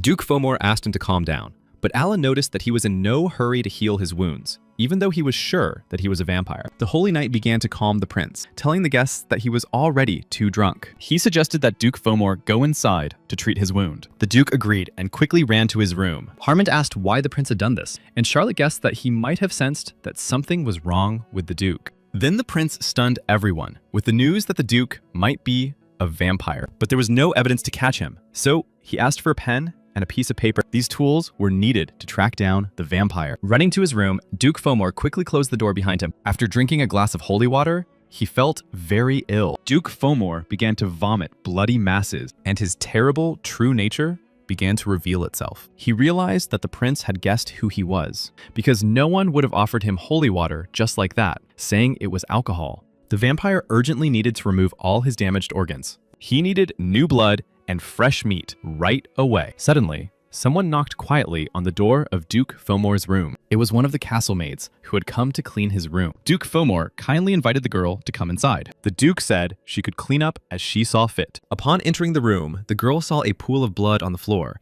and the Duke whispered that he needed someone like her. The maids passing by greeted the Duke. As he was getting dressed, he said it had been a wonderful dinner. Turning to them, the Duke said that they were too tired from preparing for the banquet, and the girls thought that he was the only one who cared so much about them. And the Duke started talking about one of the maids named Milia. He said that she had worked so well that he was thinking of hiring her at his estate and asked them to convey his request to the steward. The maids were a little jealous that she would be working for such a man, not yet knowing that her body was lying in a pool of blood in his room. Seeing that the Duke was going in the wrong direction, one of the maids told him that the banquet hall was on the other side. But Duke Fomor replied that he was not going to the banquet hall. He was going to visit the first prince to pay him his evening respects. Meanwhile, the 7th prince finished writing his list of guests. It included only those he had seen on the first floor, and among them were many aristocrats. But since there was no way to prove that they were vampires, problems arose. But none of them were parents, so things weren't so bad. Harmon decided to return to the conversation about the evolution of the dead. After evolution, if someone was born a vampire, they were called parents, for example, like the vampire Duke who was defeated last time. And after so many circumstances, the parents met creatures that were weaker than them. Their specialty was hiding among people, and the prince asked if they could hide from the sacred forces. And Knight Harmond honestly answered the prince that this was indeed the case. They could also switch bodies with those they had killed. The prince immediately remembered the missing bodies and the heads that had been left behind. Harmond confirmed that a vampire must have taken the body and saw what was left of it, and that the sacred power must have been stronger than them. After these words, the prince crumpled the piece of paper in his hand and asked Harmond how high his position in society was. He replied that it was high enough for him to move a group of knights at his command. The 7th prince told him to catch everyone on the list, but first to understand the situation and then destroy them if necessary. The Holy Knight took the list from the 7th prince, who took full responsibility, and asked Charlotte to help Harmond. But it seemed strange to him to command military forces during a banquet. But the prince told him not to worry only about him, but also about himself. They had no way to prove that they were vampires. First, they had to destroy them and see them turn to ash. Duke Fomor had surely already noticed that the prince had revealed his identity, and if they didn't hurry, the prince would be in danger. Charlotte and Harmond went to carry out the prince's orders, but asked him to be careful. While the two were away, the prince simply had to hide. Suddenly, a voice unknown to him called the prince's name again. Turning around, Alan saw a young man behind him. It was Ruffle Elphos, the 3rd prince, cunning, excellent with a spear, but at the same time, trusting and cowardly. Approaching Alan, he said that he had heard that he had lost his memory. He introduced himself to the 7th prince as the highly respected 3rd prince. Beaming with a smile, the 7th prince said that Harmond had told him about him. He was a mama's boy, even nicknamed so by the Holy Emperor. He was a prince with almost no divine presence. For some reason, he decided that the 7th prince had not forgotten him. But the prince said that the Holy Knight had told him about him. The 3rd prince noticed that none of his other brothers had attended today's banquet, saying that they probably had more important things to do. In this way, Ruffle wanted to anger the 7th prince. He himself was only able to attend because his schedule for today happened to be free. He noticed that the 7th prince still liked to keep order everywhere,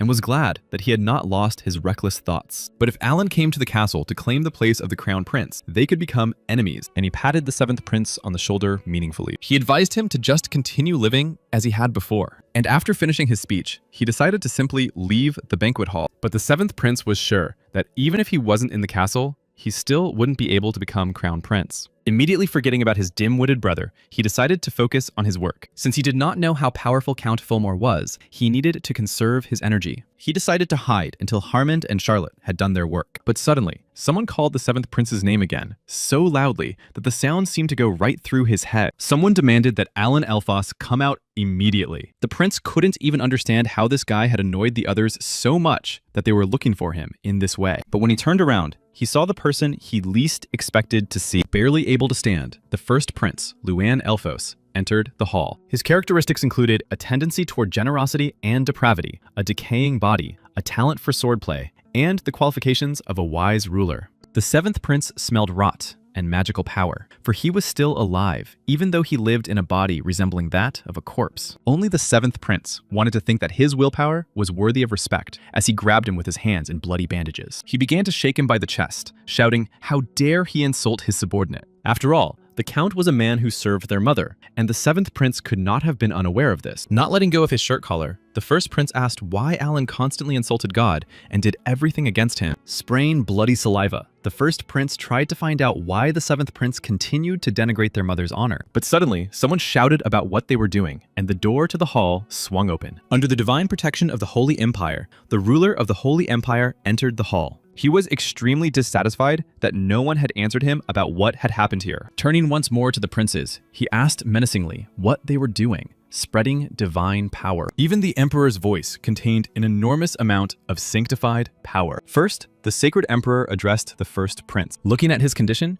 he ordered the archbishop and other doctors to take him away and provide assistance. Then, turning to the 7th prince, he ordered him to explain himself. The emperor had heard that he had insulted Count Pomor and wanted to know the reason for this. But the 7th prince could not tell the holy emperor the truth, for he had not tried to insult him, but had hunted him. He even thought about simply saying that he was a vampire. But looking at the emperor, he decided that he would not believe him. So the 7th prince simply said that he had drunk too much and made a mistake. The holy emperor simply asked again if what the prince had told him was true, but it felt as if he was expecting a different answer from the prince, just like last time. Meanwhile, the first prince, Luang, was writhing in pain on the floor. He shouted for everyone to get out of there and leave him alone. Then, Luang grabbed an empty glass standing on the edge of the table. With all the strength he had left, he threw it at the 7th prince. He asked the emperor to forgive him for his stupidity. But the 7th prince had insulted his man. This was not something he could simply ignore, and he asked for permission to duel the 7th prince. The emperor asked how he could say such things with his body. He promised to punish Alan after clarifying the whole situation, and that it was time for him to leave. But the first prince categorically refused. The first prince had heard that the emperor had generously rewarded Alan for the events at the Lonia estate. If he allowed Alan to fight in this duel, he might be able to see his true nature. Was he capable of hunting vampires? Or had he simply taken credit for someone else's glory? After all, the first prince believes that the emperor would also be interested in finding out. The archbishop asked the emperor to stop the first prince, but His Majesty the Holy Emperor simply left the hall in silence. By his actions, the emperor approved this duel between the two princes. As a result of this battle, the first prince wanted to rid the 7th prince of his arrogance. He told Alan to prepare himself better for this duel. The 7th prince silently thought about the fact that no one had even asked his opinion about all this. The people standing on the balconies whispered that the 7th prince was back to his old ways and probably wanted to leave. Gennard told Grill that it was time to leave because chaos would soon break out here. But Grill began to defend the 7th prince because no matter how much of an asshole he was still a good person. Covering his mouth with his hand, Gennard apologized to Lady Alice for his friend's behavior. But for her, such an address was very unusual. Seizing the moment, Alice asked if Grill and Gennard knew what was written in the note that the 7th prince had given to Hammond. She was incredibly curious to know one thing. Why did the 7th prince offer Count Fomor a drink from that glass? And then, as if he was waiting for something to happen to him. But when she heard a knock, she decided that now was not the time to think about it, and that she needed to focus on the first prince, because he must not overexert himself. And to begin with, Alice Astoria decided to go downstairs. She was very worried that something bad might happen to the first prince, and did not think about the fact that their duel should end without casualties. The seventh prince's mind was preoccupied with the thought of why he was in the body of a man who had such a terrible relationship with his family. He couldn't understand how a dying man was allowed to fight in a duel, because the first prince looked as if he was about to kick the bucket. Alan didn't know what everyone expected from this duel, but it seemed that the Holy Emperor was not going to stop it. The Archbishop was only concerned about the first prince and did not take the side of the seventh. For safety reasons, the use of sacred powers was prohibited in this duel. Firstly, because the first prince would not be able to withstand it. And secondly, if it was true that the seventh prince was hunting the vampire parent, then it meant that he relied not only on sacred powers in his fight against him. In other words, it was an opportunity to test their martial arts skills. But at that time, Alan really only used his sacred powers and didn't even know how to use a sword. And the two who were supposed to protect the seventh prince were not here now. And now, the seventh prince had only one way out of this situation. Alan Elphos stepped forward to duel his opponent, the first prince. The first prince asked if he had finally decided to get serious. He asked the Holy Emperor to consider this duel a neutral incident. Their swords were about to clash in this duel. Before that, the Emperor reminded them not to forget to respect each other, because they were brothers, after all. And with a wave of his hand, he signaled the start of this strange duel. And from that moment on, the duel between the two princes began. At the very beginning of the battle, Alan seemed ready to continue, and the first prince, Luo, was already preparing to strike his opponent. Unexpectedly, the seventh prince knelt down, raised his sword, and said he was surrendering. This completely baffled the first prince, Luan. The emperor and the archbishop also looked on in bewilderment. Folding his sword, Alan Elphos surrendered to Luan Elphos, saying that he was very afraid of him. He immediately repeated these words again for all to hear. At first, burning with shame, the holy emperor covered his face with his hand. Then he suddenly thought that Alan might have done this not because he did not want to fight, but because he was worried about Luana's condition. But whatever the reason, he did not behave very wisely. The first prince was also very angry about this situation, and he struck with his sword right next to the seventh prince. The first prince took this action as a personal insult. He thought that all the insults of the first prince were primarily directed at him, and he began to shower Alan Elphos with all kinds of insults. The first prince didn't care about common sense because he couldn't forgive his brother for what he had done. In a fit of rage, Luan began to use his sacred powers, and if Alan didn't block the attack, his body could explode. And now, no grandfather could stop them, just like that. Then the seventh prince took out his favorite gardening tool.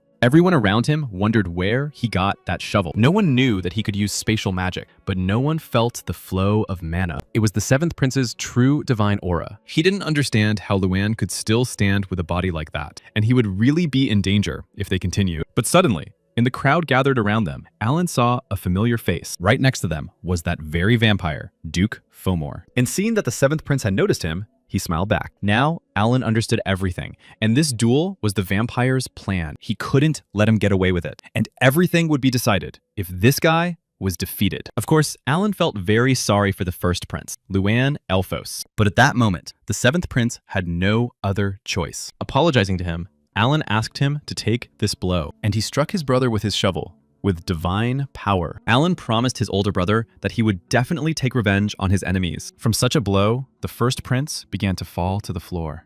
But it seemed that they had quite a few enemies in this castle. And suddenly, another weapon appeared in the seventh prince's hand. Everyone was puzzled and whispered to each other, wondering if it too came from his divine aura. Turning to the emperor, the archbishop asked him to stop them because shooting at such a distance was dangerous. Taking careful aim, the seventh prince began to pray to the goddess Gaia. But his target was, of course, not the first prince, but Duke Fomor. And when he fired, the seventh prince hit the vampire right in the head. The shockwave from the shot was so powerful that it knocked him off his feet. But because the prince could only pray for a short time, the power of the shot was too weak. The seventh prince was already preparing to fire a second shot, but the holy emperor ordered his knights to stop him. Obeying his command, the knights prevented the prince from completing his plan. He tried to explain to the knights that he absolutely had to fire a second shot. After all, then he would definitely be able to eliminate this vampire. And fragments of this duel began to appear in the mind of the first prince, Luana. He remembered that very shovel filled with divine power, and that the seventh prince's true target was not him at all. After all, his brother Alan was now aiming at Duke Fomor. It all came together in his mind into a clear picture. The holy emperor approached him, saying that this was something new. He was sure that the first prince had thought the same thing. And Luan agreed with him because he remembered what Harmond had told him that day. He said that Alan was deliberately acting like a scoundrel and that he had deliberately made them kick him out of the castle to take revenge for his mother. But now that he had seen his abilities, he could believe those words. Therefore, he wanted to make sure that the seventh prince truly had the qualities of a holy emperor. And Prince Luan turned to His Majesty, the Holy Emperor. It was clear to everyone around that the first prince was already on his last legs. He wanted to do whatever it took to free himself from the curse and become the next holy emperor, but he had already reached his limit. Therefore, he wanted to take revenge on the aristocrats who laughed at their mother, calling her a commoner. And now he needed to make Alan the next holy emperor. The seventh prince really wanted to destroy Count Fomor. He was simply obsessed with him, and if he wanted to mock Luan, then he would be his target. The archbishop saw that Luana urgently needed help, and the emperor decided to discuss the rest later. The emperor asked Alice if she knew where Harmond was, and she replied that he had left the banquet hall during the duel and had not returned. The holy emperor thought for a moment and said nothing more about him. The archbishop told the emperor that Count Fillmore had been taken to his chambers to receive medical attention. The emperor ordered him to come to him, and the archbishop asked what he was going to do with the wounded man. He was seriously wounded because of his grandson, so he wanted to take care of him himself. Deep in thought, the holy emperor silently rubbed his fingers. He thought about cleansing his mind with sacred power. After all, it was too early to open Duke Fomor's skull, but the archbishop was unsure what the consequences would be. Meanwhile, the seventh prince was indignant that he had been imprisoned again. He had only wounded the vampire and found himself in such a stalemate, and he thought that suddenly the vampire was walking around the castle again and sending servants to the other world. Moreover, the castle had become too quiet, and the prince was worried that Harmond and Charlotte had failed in their task. But judging by the way the duke was confidently walking around the banquet hall, it was clear that he had some tricks up his sleeve. For them, being in the sacred castle was like being in the enemy's lair. They surely had a manual on how to get out of any situation. Even if it wasn't that it would be problematic for Harmond, with his position, to hurt the aristocrats. The vampires, pretending to be aristocrats, would use their status and surround themselves with personal knights, thereby delaying their capture. Taking advantage of this opportunity, at the end of the banquet, the vampires would mingle with the aristocrats and escape, and the prince would be convicted of attempting to kill the duke. The seventh prince was climbing the walls from thinking about how unfair this was. Suddenly, someone's voice said that the seventh prince was causing trouble here. It was the third prince, and he reminded Alan that he should call him his older brother. He had seen the duel and said that brothers should not fight. But despite his own words, he looked pleased. The seventh prince realized that he had probably gotten rid of one contender for the throne and was delighted by this. Then it dawned on the seventh prince that this brother was also a prince and had the right to release him from there. Alan asked his older brother to help him escape, but at first he refused, saying that the emperor might reprimand him for it. Then the seventh prince told him that the first prince was now in critical condition. He also reminded him that the third prince now owed him a small debt. He mentioned that he would like to visit the first prince in person. If the third prince released him, he would see something very interesting a little later. Now it became clear how much the third prince hated the first. Not only did he help the seventh prince escape from prison, but he also brought him to the weapons warehouse. This was so that the seventh prince would not only visit the first prince, but also take a gift from the warehouse with him. After his release from prison, he did not know what to do next because he had no one in the imperial palace who could help him. The vampires had surely already finished sharing information with each other, which meant it was time to use force. But there was a man with more power than the prince who could freely use it, and he would surely have to turn to the one whom everyone trusted. The seventh prince activated his skill to clear his path. He summoned the spirits of fallen soldiers to help him pass. To begin with, he decided to cover the faces of these unusual soldiers with armor, and the seventh prince dressed the zombies in knightly uniforms. At first, Alan Elfos wanted to deal with all this quietly, but these vampires continued to annoy him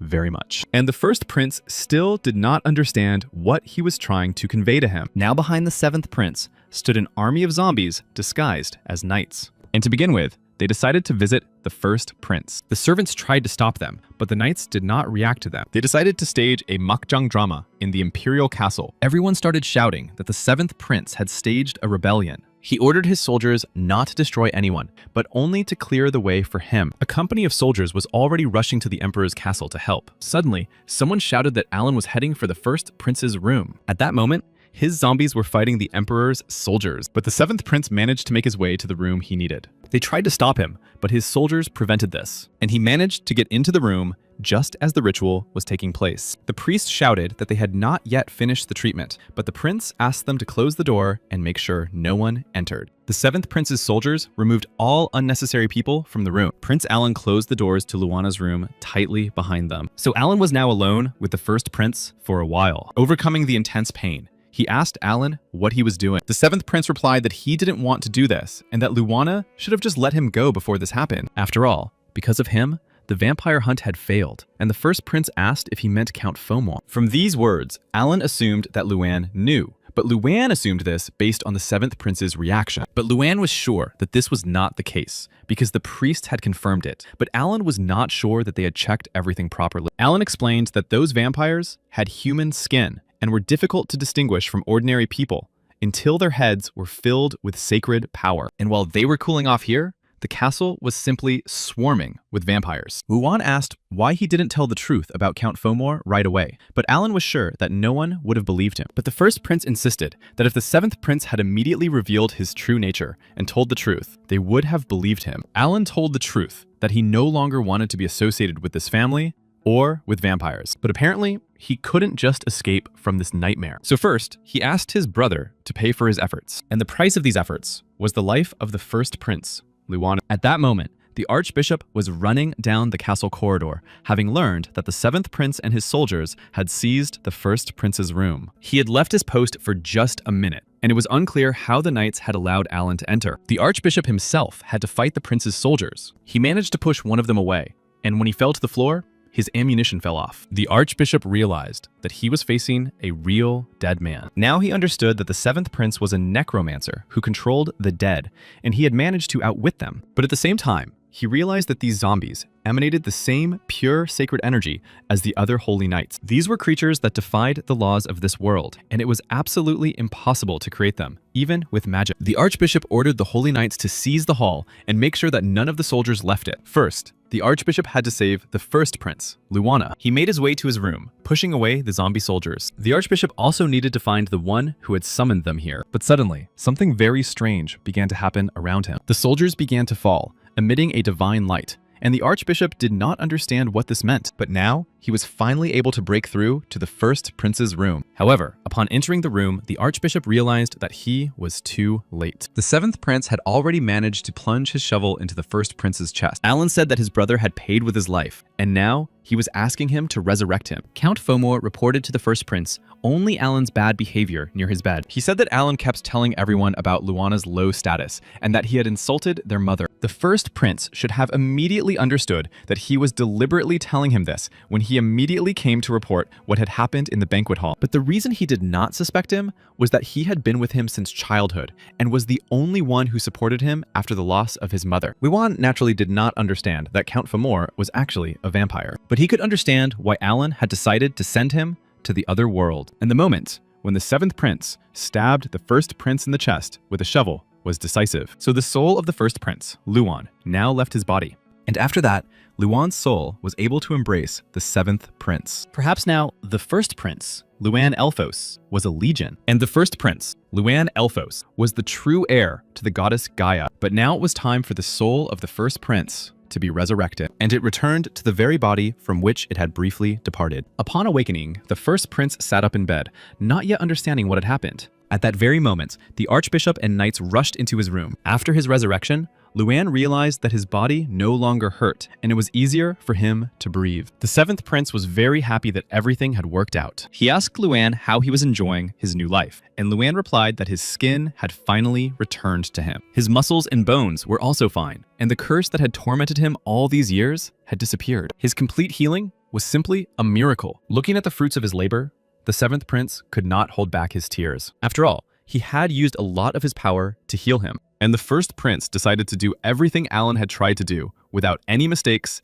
and as quickly as he could. At that moment, Charlotte and Harmond were trying to persuade the knight to release the 7th prince. Suddenly, someone's hand fell on the shoulder of the holy knight, Harmon. The man behind him said that the knight only listened to his commands. Realizing who was standing in front of him, Harmond was simply stunned. Standing in front of the knight was the 1st prince, Luan, in perfect health. He promised to tell him all the details of his recovery later, but for now, He asked for the list that Alan had written. He explained that Alan had personally asked him for help, so Harmond had nothing to worry about. The miracle that had happened to his body was proof of that. Looking at the list, the first prince was surprised at how many names there were. There were aristocrats from other countries, and Harmond only had enough power to restrain them. But a strange knight was watching their conversation. The first prince, Luan, praised Harmond for doing an excellent job. Thanks to him, hunting vampires had become much easier. The first prince had not used his powers for a very long time. Behind him appeared those who followed the commands of the first prince, Luan Elphos. Luan summoned the Inquisitor of Heresy and the Law of the Bloody Cross. These soldiers were specially trained to destroy the undead. Only the first prince could summon them, and they obeyed only his commands. They were one of the 5 strongest groups in the Holy Kingdom. The first prince thanked them for gathering so quickly. He showed them a list of names of vampires hiding in the Holy Kingdom, and they even sent his mother to the other world. The first prince ordered their bodies to be cut open and their hearts torn out. He also ordered their skulls to be cut open to check if their brains were shrouded in magic, and to mercilessly and cruelly make them realize how foolish their fake lives were. Now it was the beginning of a real vampire hunt. But suddenly, one of the knights was struck by someone's powerful force. Someone became indignant that their family knight had been attacked. Then, the head of one of the guests from the castle flew off his shoulders. The others just gasped when they saw what was happening with their own eyes. Under the skin of this head that had flown off his shoulders was a small residue of magic. This confirmed that the people mentioned in the list were vampires, and a clear order was given to destroy them all. Every last one. They begged the Inquisition to stop,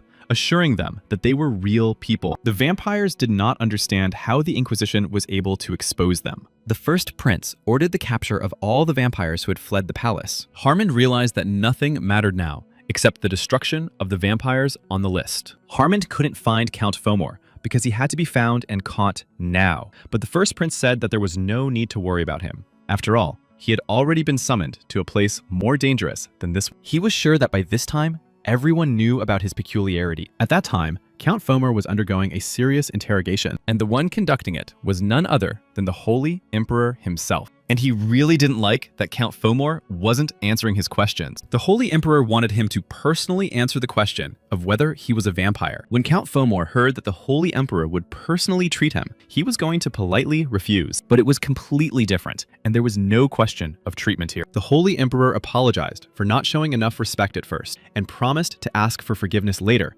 if the Count was an ordinary person. But if he was a vampire, the Holy Emperor would not be able to let him go. Count Fomor assured the Emperor that his human nature had been confirmed, but the Emperor did not trust the priests. Meanwhile, Count Fomor heard the sounds of death coming from all sides. The Inquisitors were chasing and hunting down even those who had left the palace. It was all supposed to end peacefully after he put the 7th prince behind bars. But now, all these vampires had become victims of a real hunt. Count Fomor understood that he needed to get out of there as soon as possible. But just then, he was detained by the Holy Emperor himself. The Emperor tried to get the Count to look at him and answer his question, but looking around, the Count realized that there were no weapons or holy knights here. He knew that the Emperor was a hero and had destroyed the Necromancer King Amun, but right now, he was just an old man who was not afraid of death. He did not possess immortality like them, and was just a living creature with limited time. And perhaps for him, who had almost reached the level of a parent, it would be easy. And no longer holding back, Count Fomor began to laugh out loud. The Count began to insult the Emperor and say that he was just a stupid old man. He shouted in his face that he was indeed a vampire. He sank his sharp teeth into his own arm, trying to bite it off. Blood gushed from his limb onto the floor. Count Fomor had no intention of speaking politely to the Emperor. After all, he was a predator who devoured people like himself. He wanted to eat the Emperor's body as a relic of the past, and to receive recognition from other vampire parents for doing so. His huge, bloody claws were already clenching around the Emperor. The vampire grabbed the Holy Emperor in his huge, bloody fist. He was sure that the Emperor was completely powerless against him. He triumphantly raised Celt Elphos high above himself. But suddenly, the Holy Emperor was able to unclench that huge fist and escape from the vampire's huge, terrifying claws. The Holy Emperor was able to break free from the undead's bloody captivity, and with all his holy power, strike a blow to the vampire. Count Fomor was not even a vampire parent. It was unclear what made him believe in himself so much, because the Emperor had destroyed Amon and crushed his skull, and it was clear that he could easily deal with a single mosquito. After all, he was a true hero, the Holy Emperor Celt Elphos, and he did to him the same thing he had once done to the King of Necromancers. In a moment, he was holding the vampire's head in his hands, but the vampire was still alive and seemed to be stronger than the others. The emperor wanted to find out what had happened in the incident with Eulidia and told the vampire Fomor to look at this information. It was all going to be even worse than any death. The castle was noisy, and as soon as the 7th prince left prison, the hunt for vampires suddenly began. The 3rd prince stood awkwardly in the hall with his head bowed. Ruffle tried to justify himself, saying that by releasing Alan, he had no intention of helping him. Immediately, a heavy flower vase flew at his head. An indignant woman shouted that she had told him to sit quietly and not cross the emperor's path. It was Darina Rose, who was also the crown princess. She was furious and shouted that the 3rd prince had ruined everything with his actions. But then, replacing her anger with mercy, she asked if he was hurt. Hugging her son Ruffle, she said she loved him very much. She really wanted the 3rd prince to become the next emperor. She believed that only then would the crown prince look at her again. The 3rd prince, Ruffle, replied that he understood her, of course. He promised her that he would definitely become the next emperor. 3 weeks later, the legal office of the Holy Empire completed everything. Half of the people mentioned in the list were destroyed on the day the hunt began. The remaining vampires were executed in the square. This was a great relief for the people and a warning to the vampires hiding in the shadows. Some of the vampires were secretly included in the experimental materials, which were constantly being updated. No one even thought that it would be possible to gather such a large number of vampires. Magicians and chemists had to help with the investigation. The incident that occurred in the capital of the Holy Empire became known, and rumors about it spread throughout the continent. The appearance of someone who could see vampires caused quite a stir throughout the country. And at the center of all this attention was the 7th prince, Alan. From that moment on, the meeting about the 7th prince, Alan Elphos, began. Apologizing, he wanted to clarify the essence of the interrogation. The archbishop replied that the 7th prince had brought his soldiers and destroyed part of the imperial palace and violated the laws of the Holy Empire. Hearing this, Alan thought that the archbishop should simply be locked up and left in a cage with those vampires. But everything that was happening now was simply not funny at all. Suddenly turning to the archbishop, the emperor said that he did not understand a word of what he had said. He asked for clarification on which specific laws of the Holy Empire the prince had violated. The archbishop continued to insist that the 7th prince had commanded the knights without permission, so he should be convicted of rebellion. But he forgot that in an emergency, anyone related to the crown prince by blood had the right to command his knights. Therefore, the 1st prince believed that there was nothing wrong with what Alan had done. Moreover, the 1st prince was directly involved in this matter, and the sacred emperor was fine, so there could be no questions. The 7th prince got the impression that they were trying to protect him. Luan said that if there was a problem, he would summon the inquisitors again to find out his intentions. The emperor agreed with him, saying that this way, they would find out whether Alan had decided to start a rebellion or whether it was just the archbishop's animosity towards him. At that very moment, the archbishop was shaking with rage. He asked the emperor to stop because he knew that he would become familiar. Raphael was sure that the emperor would give Alan credit for getting rid of the vampires and reward him for successfully treating the 1st prince. The archbishop became even more indignant when he saw that everyone was smiling and asked them to stop mocking him. It was unclear how the archbishop was able to tolerate this imperial family. It seemed that they were about to move on to the next item on the agenda. But Archbishop Raphael Astoria wanted to say something else. Before ending the interrogation, he decided to ask the 7th prince one last question. The 7th prince was very surprised by this turn of events. But turning to the 7th prince, the archbishop continued. He asked directly whether Prince Alan used necromancy. The 7th prince was a little taken aback by this question, but the archbishop repeated the question, asking if the prince was involved in necromancy. The prince did not understand why, of all people, the archbishop had learned about the Walking Dead. His knowledge of magic was extensive, so of course he was interested in such creatures. The 7th prince was sure that the sacred emperor and the 1st prince would also receive all the information. But Alan was sure that this time they would remain silent. Coughing slightly, he decided to answer the archbishop. He said it was impossible, but the archbishop had witnesses. The prince thought that one of the priests present had seen it with his own eyes. The archbishop continued, saying that there were doctors and holy knights there. He himself had tied up the dead bodies so that they could not escape, but later they discovered that they had simply disappeared. These zombie knights followed the 7th prince, Alan Elphos. The archbishop insisted that the 7th prince stop lying because they had so much evidence. But Alan replied that there were many vampires in the imperial castle that day, and they could have used the undead bodies to confuse everyone. But Raphael Astoria insisted that an archbishop like him could not be fooled. That was true, but now we were talking about sacred dead people and priests who had never seen them alive would not be able to believe such a thing. Therefore, the seventh prince could still deceive them for the time being. Suddenly, the prince said that if the archbishop was really interested in all this, he could tell him the whole truth about the matter. Archbishop Raphael Astoria looked silently at the seventh prince. Then he asked if he wanted to confess everything he had done. The seventh prince, Alan Elphos, thought about it for a moment. Then, with a smile on his face, he gave the archbishop a negative answer. But it all ended well for the seventh prince. Charlotte was waiting for the prince at the castle exit, with warm clothes in her hand. Charlotte asked him with concern how his body was feeling. After all, he had been confined to bed for the last 3 weeks, so it must have been difficult for him to keep up with such a busy schedule as today's. Everything was fine, but he wanted to sleep a little, because after he used Aemon's skull, he spent 3 weeks in bed. The prince did not know that the punishment for resurrection would be so severe, although he assumed that it would not be easy for him. And then the seventh prince, Alan, was called by the holy knight Harmond. He arrived just in time because the prince had a matter to discuss with him. After the resurrection, the prince's shovel was broken into pieces and midnight was approaching. He wanted the king to get him a new one. The holy knight was surprised. Was the prince really going to use a shovel in the future? He asked if the prince wanted to learn the art of sword fighting, but the prince believed that a priest did not need a sword. But then he explained that his hand was used to the shovel, because all this time he had done nothing but dig, so there was nothing he could do about it. After these words, the holy knight offered to make him a new weapon. He said that in the northwest, there was a mine where metal and magic stones were provided. This was the territory of Hilda, the land ruled by the first empress. This region was called the largest armory in the empire. They signed a contract with the gnomes to create various items. If you went there, you could purchase not only ordinary weapons, but also magical ones, and even have a musket made. But in fact, the knight came here to ask Charlotte about this. The seventh prince was extremely surprised by this, and so was Charlotte herself. It really sounded a little unexpected to everyone. But right now, the sacred emperor himself was looking for Charlotte. He asked the first prince if Raphael had told the truth about the dead, and he confirmed that Alan had done the impossible, namely, resurrected him. The other priests doubted Raphael's words, and their reaction alone was enough to silence the people at the scene. As for the first prince, he believed him, of course. The emperor understood that they did not know anything for sure at the moment, and whether there had actually been a violation of the law,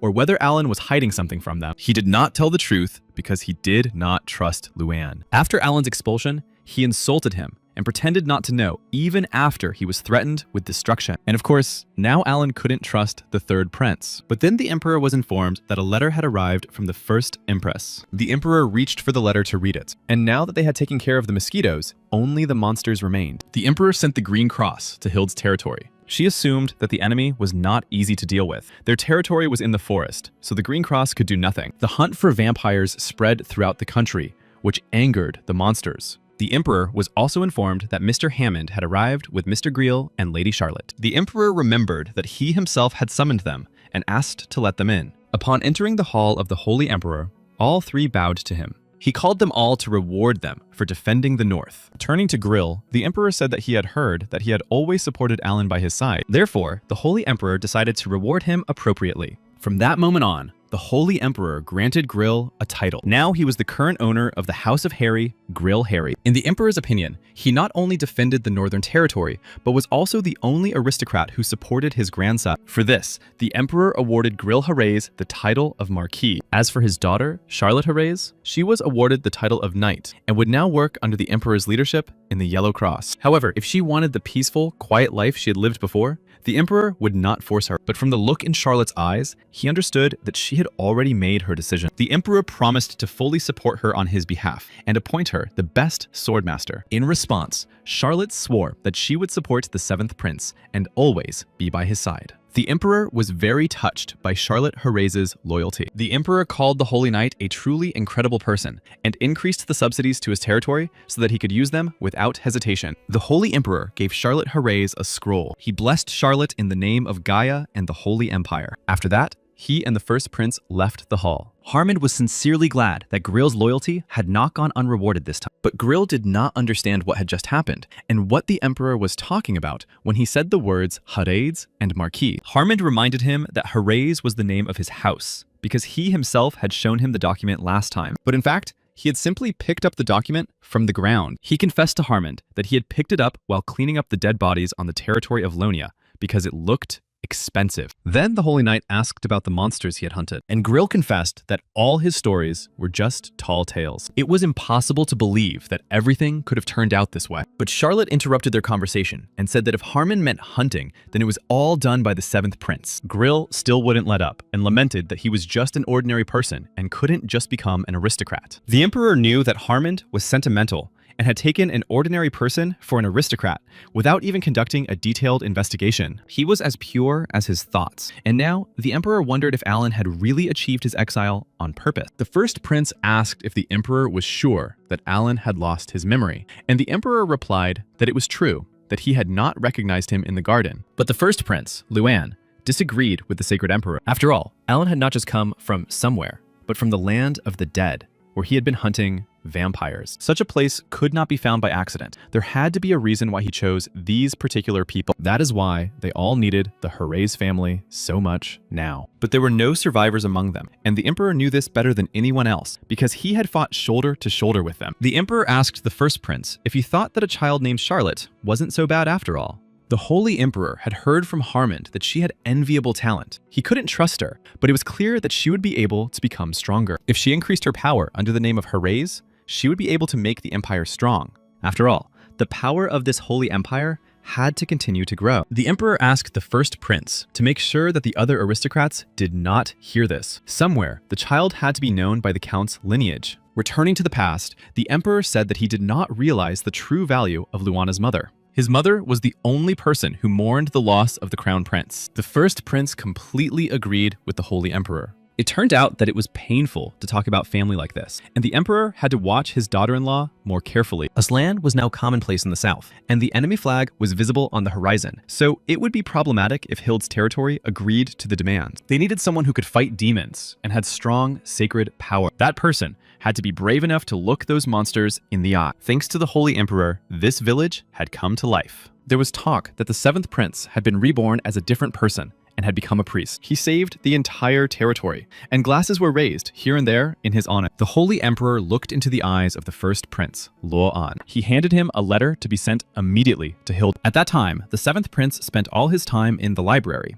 Alan had not even left the house for quite some time. 3 weeks had passed since the vampire hunt, and all this time, the prince had been lying unconscious. But now, he was in the library, and not in his cozy bed. And there was a reason for that. Many people were looking for him, and each of them had some business with him. The Sacred Emperor had ordered everyone to keep their mouths shut, but somehow, the information had leaked out anyway. In the village itself, the 7th prince was called a priest, and Alan really wanted to return to his monastery. And when someone called him again, he shouted that he would not answer any questions. But standing at the threshold of the library were Harmond and the first prince. However, exhausted from all these people, the 7th prince did not recognize them. Luan spent his last days in the company of beautiful ladies, all thanks to Alan. Luan knew, of course, that Alan was tired, but he had come to tell him about an event in which he needed to participate. The 7th prince wondered why Alan hadn't refused on his behalf, and Luan asked if he was joking or pretending not to know about it. After all, the anniversary of their mother's death was coming up very soon, and the 7th prince was obliged to attend the memorial service this year. Alan also needed to find time for a vacation, because life in the castle was not very easy for him. But in fact, he needed to make a small delivery to Hilda. Alan was going to visit the estate where their sisters lived, and he was interested in this place. But there was one thing: he didn't have to go there. But the first prince made this adventure a reason for Alan to leave the castle. Hilda's estate was preparing for its hunting season, and Alan wouldn't have to maintain the image of a prince there. He would be able to make himself any weapon he wanted, walk around the estate, and enjoy his vacation to the fullest. There were also beautiful women at the estate, and with that, the first prince decided to end the conversation. But in any case, he asked the 7th prince to convey his regards to Hilda. Alan decided to take his brother's request into account and take a little rest. But in the meantime, the day of Ulisia's memorial had arrived. The Holy Emperor and the first prince came to honor her memory. The 7th prince, Alan, and the Sacred Knight, Harmond, also attended. Ulisia was the crown princess who defended her son from vampire attacks. All those gathered laid flowers at her memorial, one by one. Alan also laid flowers in memory and mourning, and now it was time for him to leave. Now the path of the 7th prince, Alan, lay in the estate of Hilda. The 7th prince was particularly excited about the upcoming trip. Harmond and Charlotte were going to go somewhere on their own business. Alan had been with these two for so long that he now felt the taste of impending freedom, and the weather was just perfect for such a long walk. But when he looked out the window, the seventh prince abruptly drew the curtains again. Luann was worried that Alan would have no one to accompany him, so she sent a bloody cross with him, just in case. With it, he felt more confident. Suddenly, the carriage in which the seventh prince was traveling was jolted violently. He looked out the window and asked his companions what had happened. Suddenly, a huge hammer struck the ground in front of the carriage. It was bandits, demanding that they hand over everything they had. The seventh prince thought they looked like a bunch of lunatics, and decided to ask if these bandits were sure they wanted to attack them. Alan had heard about the festival and thought that the bandits had mistaken them for a circus troupe, so he asked the Bloody Cross not to hurt them too badly. The prince repeated his request that they not be hurt too badly, but he felt relieved because the situation turned out to be such a cliché. He was the protagonist, a traveler who was attacked by bandits, and the protagonist who mercilessly destroyed the bandits. Of course, the seventh prince, Alan, was controlling other people, but behind all this action, someone's evil red eyes were watching from the bushes. Suddenly, an unknown creature rushed at them from the bushes, and someone's sharp, huge fangs were aimed at these bandits. The people from the Bloody Cross did not stand aside either, but they understood clearly that they were facing a real monster. The seventh prince looked out of the carriage to see what was happening, and the prince smelled the scent of wet moss seeping through. Now he too saw the monster's red eyes and sharp teeth. Comparing all this to its wolf-like appearance, he realized that they were facing a werewolf. It was just a creature. They were usually weak in physical strength, but at the same time, they were very contagious. So first, they had to deal with the main monster. The seventh prince ordered everyone to urgently prepare for battle. Alan did not know how strong the enemy was and did not want to overexert himself, as he had only recently recovered. Luann was worried that Alan was going to leave unaccompanied, so he gave him a blood cross, even though it was only a vacation. They were not only going as an escort, but also on their own business, as they had something to do at Hilda's estate. Luann also prepared different carriages for Alan and Raphael, in case they felt uncomfortable traveling together. The seventh prince shouted to the archbishop that they were being attacked by a werewolf. Alan knew that the archbishop did not like him, but he asked him to separate his personal feelings from his work. At that moment, the carriage door flew towards the werewolf. The heavy door flew from the carriage and hit the werewolf squarely in the head. The archbishop tried to neutralize the werewolf. He explained that these undead creatures were half human, half beast. Archbishop Raphael Astoria struck the ground with his staff. He said he would grant eternal peace to all the monsters present. The seventh prince was worried that other werewolves would come running at the sound of howling, but that's exactly what happened, and other undead creatures were already rushing towards them. They all had to fight them to be able to stop them. Archbishop Raphael restored everyone with his power, but it seemed that the seventh prince didn't need to worry too much. When the archbishop said he had something to do, he was probably talking about hunting werewolves, and Alice was here to help the victims. And then the prince realized that he would probably have to work here too. He was still hoping to rest and wanted to push these thoughts away, but the werewolves wouldn't let him. And the seventh prince, Alan, also had to get his gun. An arrow was already flying toward the werewolf, aimed at him, and this arrow hit its target precisely, striking it. Seeing this arrow, the seventh prince did not understand where it came from. Then, someone in the crowd shouted that there were more werewolves ahead. They were Green Cross horsemen, armed with bows and arrows. At that moment, all the werewolves suddenly stopped for some reason. They began to run away from someone very quickly, hiding in the forest. The Green Cross horsemen warned that it was not worth following them because the forest was the territory of those monsters.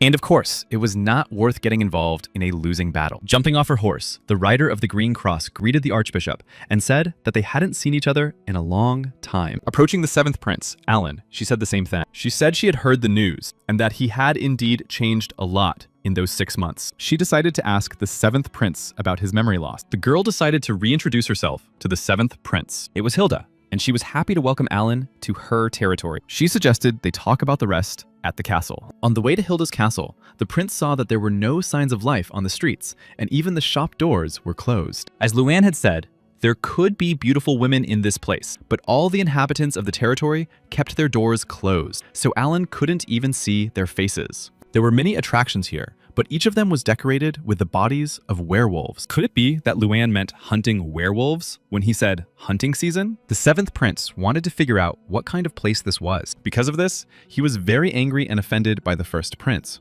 He told him about the festival, but here you could only see a bloody festival. Alan saved his life, but Luang betrayed him. The seventh prince wanted to return to the imperial palace as soon as possible, and deal with his brother, because werewolves were different from vampires. Hilda explained that they were the final form of an inanimate beast that had been absorbing mana for a long time. They were very intelligent and possessed incredible physical strength. There were times when vampires tamed them with magic and walked with them as if they were pets. But the werewolves here had already formed their own packs. If magic was used against them, they would only become stronger. But Alan noticed that those werewolves did not even understand language. This was because they were creatures, and Hilda was talking about the parents of werewolves. The seventh prince asked why she was telling him all this, but Hilda was sure that he had come here specifically to help. After all, according to the Holy Emperor's letter, the seventh prince had come here specifically to help. Now he understood that the Holy Emperor and the first prince had deceived him a little. Alan explained to her that everything had been decided without him,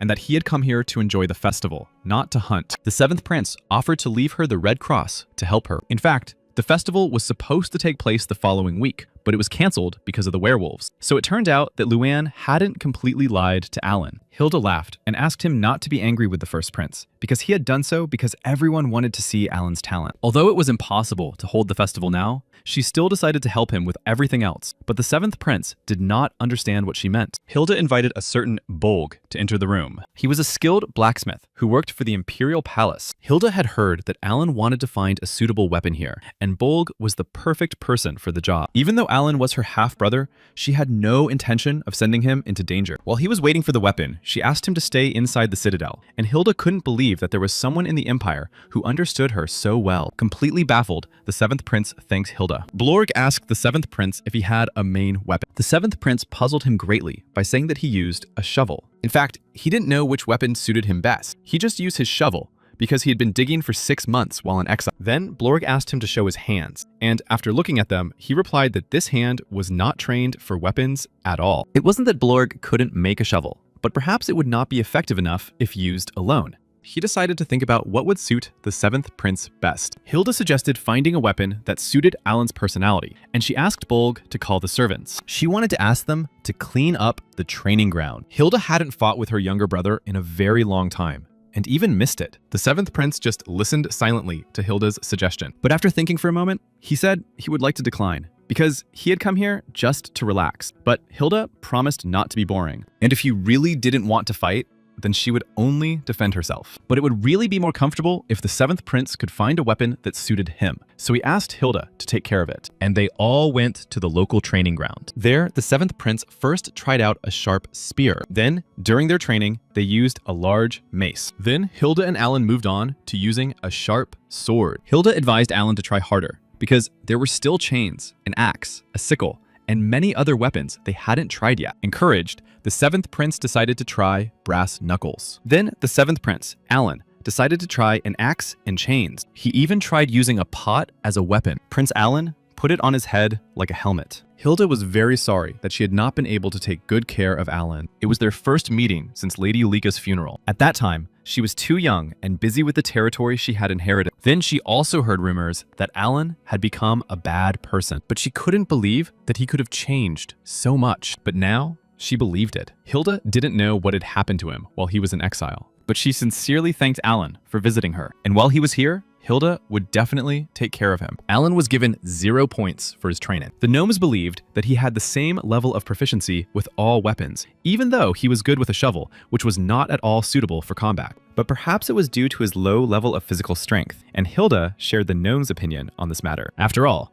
the seventh prince now needed to know his level. But first, it would be better for him to work on his physical abilities. However, Alan said he would refuse if she asked him to train, saying that he had come here to rest. Then Hilda said that she had heard that Alan could use sacred energy. She knew for sure that it could work with any weapon. Alan confirmed that sacred power could enhance the attacks of any weapon he used. Hilda then suggested that enhancing weapon attacks could be his talent. Alan asked how she knew that without even seeing it, but Hilda reminded him that they had just been fighting. She saw that his physical training was terrible. But seeing how he held the weapon, she realized that he was quick to grasp how to use it. But in a couple of days, it would be difficult to find the perfect weapon for the seventh prince. For now, Hilda suggested that he rest so as not to waste his strength on the first weapon he came across. The training lasted a week, and the seventh prince was back in Hilda's library. She suggested using Alan's sacred abilities next time, And according to her, he realized that this training had also been fruitless. But Alan was more of a nerd than a jock and asked Hilda if there was any magic he could use. Suddenly,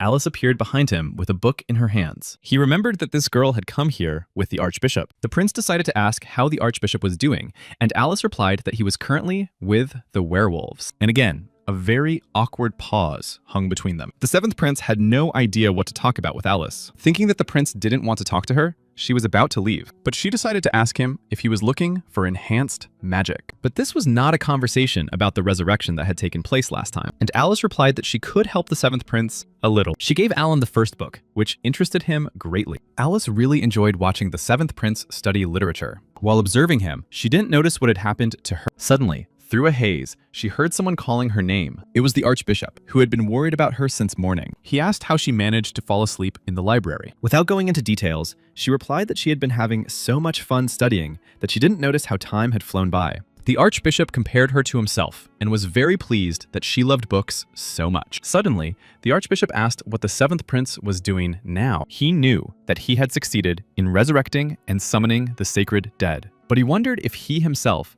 had already begun to suffer from dementia. He tried to understand how the seventh prince had managed to pull off such a feat, and looking at the Archbishop, Alice realized that he had many questions for the seventh prince. But Alice knew that since the prince was a man who had hurt her in the past, her grandfather would never ask him all these questions. Alice also wanted to know more about this man, and thought about telling the Archbishop that the seventh prince had changed, and suggested asking the seventh prince directly about all the questions that interested them. Suddenly, they heard a strange sound coming from the training hall. The Archbishop was sure that the seventh prince had done something again, and ran to the training hall as quickly as possible. Alice ran after him, trying to catch up, and shouted that it wasn't the seventh prince. Just yesterday, Alan had been very absorbed in books, but now the seventh prince was a completely different person. Running into the training hall, the Archbishop and Alice saw a spear broken into pieces. Hilda and the seventh prince were fighting in the training hall. Alice said that the seventh prince had just broken Hilda's spear, and the Archbishop was surprised by Alan's strength. Hilda's spear was known to be the strongest on the continent. She decided to give Alan another chance, and asked for a new spear to be brought. Alan strengthened the weapon with holy power, which was very impressive, but there was one problem. It simply increased the durability of his weapon,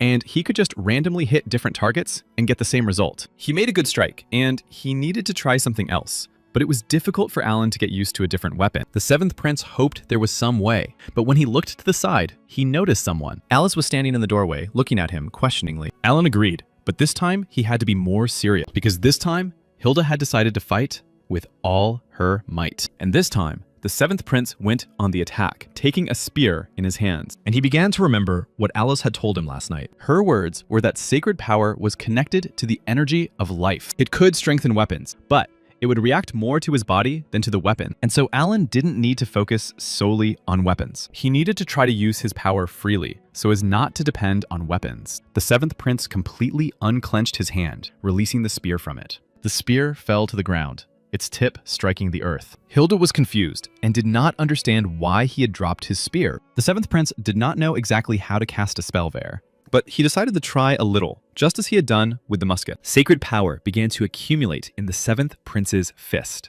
The seventh prince focused completely on striking, and then his fist flew forward like a hammer. It flew right past Hilda, slightly grazing her clothes. The blow of sacred power hit the wall behind Hilda, leaving a deep dent in it. The seventh prince did an excellent job with this task. He himself did not expect to succeed, and asked how many points he had earned for it. The gnomes were impressed, looking at the huge dent in the wall from just one wave. But the seventh prince still received 0 points because of his terrible stance in body position. Hilda really thought Alan was an amazing person. After all, he was able to figure it out and learn to cast spells in one night. But he only did with his body what he had done before with a spear and someone's help. Alan didn't know he would become so strong, and it was good that Hilda managed to dodge, because if she had blocked the blow, it would have knocked out all the windows. The seventh prince did it from such a terrible stance, but that blow would definitely have been fatal. But since Hilda said that everything was bad, it meant that he really had no skills in close combat and weapon handling. But you had to look at it from another angle, because Alan's good attitude was important. It turned out that his lack of talent in weaponry meant that he could use any weapon. Hilda asked Alan to get a good night's rest so they could continue tomorrow, but the 7th prince decided to examine all the weapons first. The archbishop saw that the 7th prince was really very interested in everything. Before, he was sure that Alan was a scoundrel because he was trash that no one could save. Suddenly, Alice said that she would return the blanket her grandfather had lent her, but it turned out that he hadn't given her anything. The archbishop thought she had been in it before he arrived. Then the girl realized that perhaps the prince had covered her with the blanket that day. But she didn't tell her grandfather about it, saying that she had forgotten how she had taken it with her yesterday because it was cold outside. The loud ringing of bells could be heard everywhere outside. The 7th prince couldn't understand what was happening early in the morning. When he saw the horsemen, he realized that Hilda was going into battle. It turned out that a group of werewolves had attacked the mines, so Hilda and the archbishop went together. The werewolves couldn't get through here, so Alice helped the locals hide. The 7th prince decided that he just needed to sit quietly and safely in the castle. But the gnomes who arrived said that the situation was very serious. Then, one of the gnomes asked what had happened to the training ground. Alan apologized and replied that he had been training when it happened. The gnome asked what exactly the 7th prince had been training this time. The gnome was also interested in where all the weapons from the range had gone. Now that Alan knew he could increase the durability of any weapon, he decided not to miss this chance and put everything in his inventory. The 7th prince asked the dwarf about making muskets, but it turned out that they had one such musket in stock. However, the dwarf was in no hurry to give it to him, and the prince thought that he considered him a bad person because he had destroyed their training hall. But then the dwarf decided to give the musket to the 7th prince after all. The capabilities of the musket they had created were equivalent to those of a decorative weapon, but everything was about to change when Alan used it. The 7th prince was surprised that everyone already knew about this. That was why the dwarf wanted to set one condition for the prince. He was ready to give Alan any musket he wanted, but the 7th prince had to try it out right away. The 7th prince realized that the dwarf wanted him to participate in the battle, but Hilda and the archbishop were going there, and it seems like there was nothing to worry about. But as it turned out, the werewolf attacks had been quite unusual in recent days. Yes, their numbers were strange, and it seemed as if they were following someone's orders. Perhaps they had a very strong and intelligent leader. That is why everyone, without exception, was being called to battle. The Red Cross would be a great help in the battle, but they would not move until the prince gave them the order. They said that their main goal was to protect the 7th prince. And that was true, because they had come here specifically to protect Alan. But the inhabitants were in danger, and Hilda was worried that they might lose. Yes, the gnomes in the mines were also in danger. And the gnome asked the 7th prince to send the Red Cross with them to battle. The dwarf wanted to say something else to Alan, but before he could, the bells began to ring. They were under heavy attack, and the werewolves were already running towards the fortress. The werewolves ignored the soldiers and rushed straight towards the village. It seemed that their leader was in control of their minds. The dwarf begged the 7th prince to at least protect the village, but the 7th prince only wanted to find a better place to hide. Meanwhile, a huge number of werewolves were already very close. The villagers ran in terror, trying to find somewhere to hide. Alice tried to calm them down, telling them that the soldiers would protect them. But suddenly, Alice saw a wounded local child nearby. He was being carried by other residents during the evacuation, and Alice decided to help him. But the boy's eyes suddenly filled with real horror. Terrified, he only managed to say one word to Alice: run. At that moment, she did not yet know that the enemy was so close. Turning around, she saw huge werewolves flying towards her from above. At that very moment, she experienced genuine animal fear, but she managed to pull herself together and stopped the werewolf with her hand. Then she threw it to the ground with all her strength, as if it were a sack. A local woman and a child watched this from nearby. Alice slammed the werewolf's face into the ground for daring to attack this peaceful village. As the archbishop's granddaughter, she could not allow them to do so. The soldiers warned her that the werewolves were getting closer, and she ordered everyone to stand behind her. Her grandfather had taught her basic fighting techniques, but she had never tried to use them on monsters, so she wasn't sure if she could protect everyone. But now was not the time to be afraid or weak. Alice knew that she had to protect them all at all costs. But suddenly, something flashed brightly in the sunlight on the tower. As Alice ran to attack the werewolf, a beam of divine power struck her. Looking around, she realized it was a magical attack, but it was unclear who had done it. The only person capable of attacking at such long distances with such great power was the 7th prince. In his hands was a musket made by gnomes in the mines. It was an excellent and very high-quality product. The 7th prince temporarily strengthened his weapon using divine energy and activating the skill through and through. Under such circumstances, the werewolves had little chance of survival. The prince's shots from his musket immediately blew their heads off. In a matter of moments, a real battlefield unfolded here. And the 7th prince, Alan, realized that the 1st prince, Luong, had told the truth. After all, The 7th Prince really enjoyed this trip. By order of the 7th Prince, the Red Cross also participated in the battle. This year's werewolf hunting season was more than successful. The gnome was surprised that the 7th Prince was able to do all this in such a short time. The prince really liked the musket because it used less divine power and added new skills. But then, the Red Cross reported that there were even more werewolves. Alan ordered them to stop the werewolves that were coming this way, while he evacuated the villagers. It seemed that the 7th Prince's popularity among monsters was growing. Looking at Alan, the dwarf thought that even though he sometimes talked nonsense, by making a deal with him, he had made the best decision of his life. After all, no one expected the 7th Prince to be so talented. The dwarf really hoped that everything was fine with Princess Hilda and his brothers. But at that time, things in the mines were not as good as they would have liked. Some of the gnomes had been taken prisoner by the most cunning werewolves. Hilda assumed that the werewolves wanted to take the hostages, but the leader of the werewolves had no intention of taking these hostages. The true goal of the chief werewolf was to negotiate with Hilda. It was Red Moon, the elder of the werewolves in Hilda's territory. And after they took the civilians hostage, Hilda couldn't trust him, but Red Moon insisted that she listen to his terms, and then he would release the people. For some reason, the main condition of the werewolves this time was Hilda herself. But the others were not going to give up their princess just like that. Because too many outsiders had gotten involved in this conversation, Red Moon grabbed the gnome by the head, and he lifted the small and defenseless gnome very high in front of the huge werewolf. Red Moon asked them to watch their language because they were different from those vampires. And even though they were monsters, they had honor, and the werewolf threw the dwarf Bolg right to the ground like a doll. Red Moon told the princess to choose because he had returned the hostages safe and sound. The archbishop assured her that if Hilda went with him,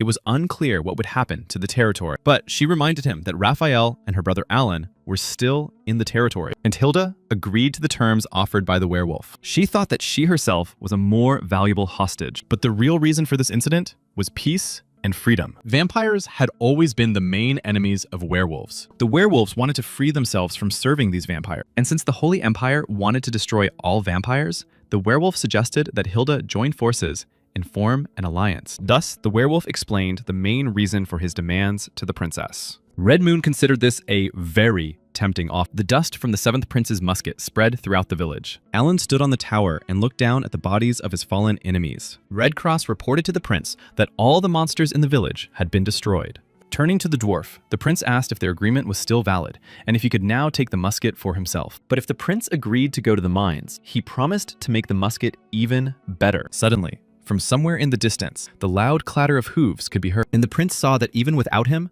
everyone had returned unharmed. But the Red Cross reported to the prince that something was wrong, because the princess was not among those who had returned. Hearing this news, the 7th Prince, Alan, was shocked. But first, he had to take care of all the wounded. Everyone rushed to the returning werewolves to find out where the princess was. They reported that she had been taken hostage by the chief werewolf. This caused a small scuffle among the gnomes. Judging by the small scratches on the hostages, it could be concluded that there had been no fighting. The 7th Prince asked the Green Cross if the archbishop had gone with his sister. He was with the princess and couldn't leave the mine, leaving her there alone. It was unclear who would now rule the village, but everyone was sure that they would not stay long. Alan noticed that the Green Cross was too calm for people whose leader had been taken hostage. This meant that he knew exactly where Princess Hilda was. They said they would wait there and then leave together later. But the 7th Prince, Alan, could have refused to go with them, but if he did, the Green Cross would beg him. In the end, the 7th Prince went with them, but he didn't understand why no one except the gnomes was very concerned. It turned out that the gnomes had strong ties to Princess Hilda,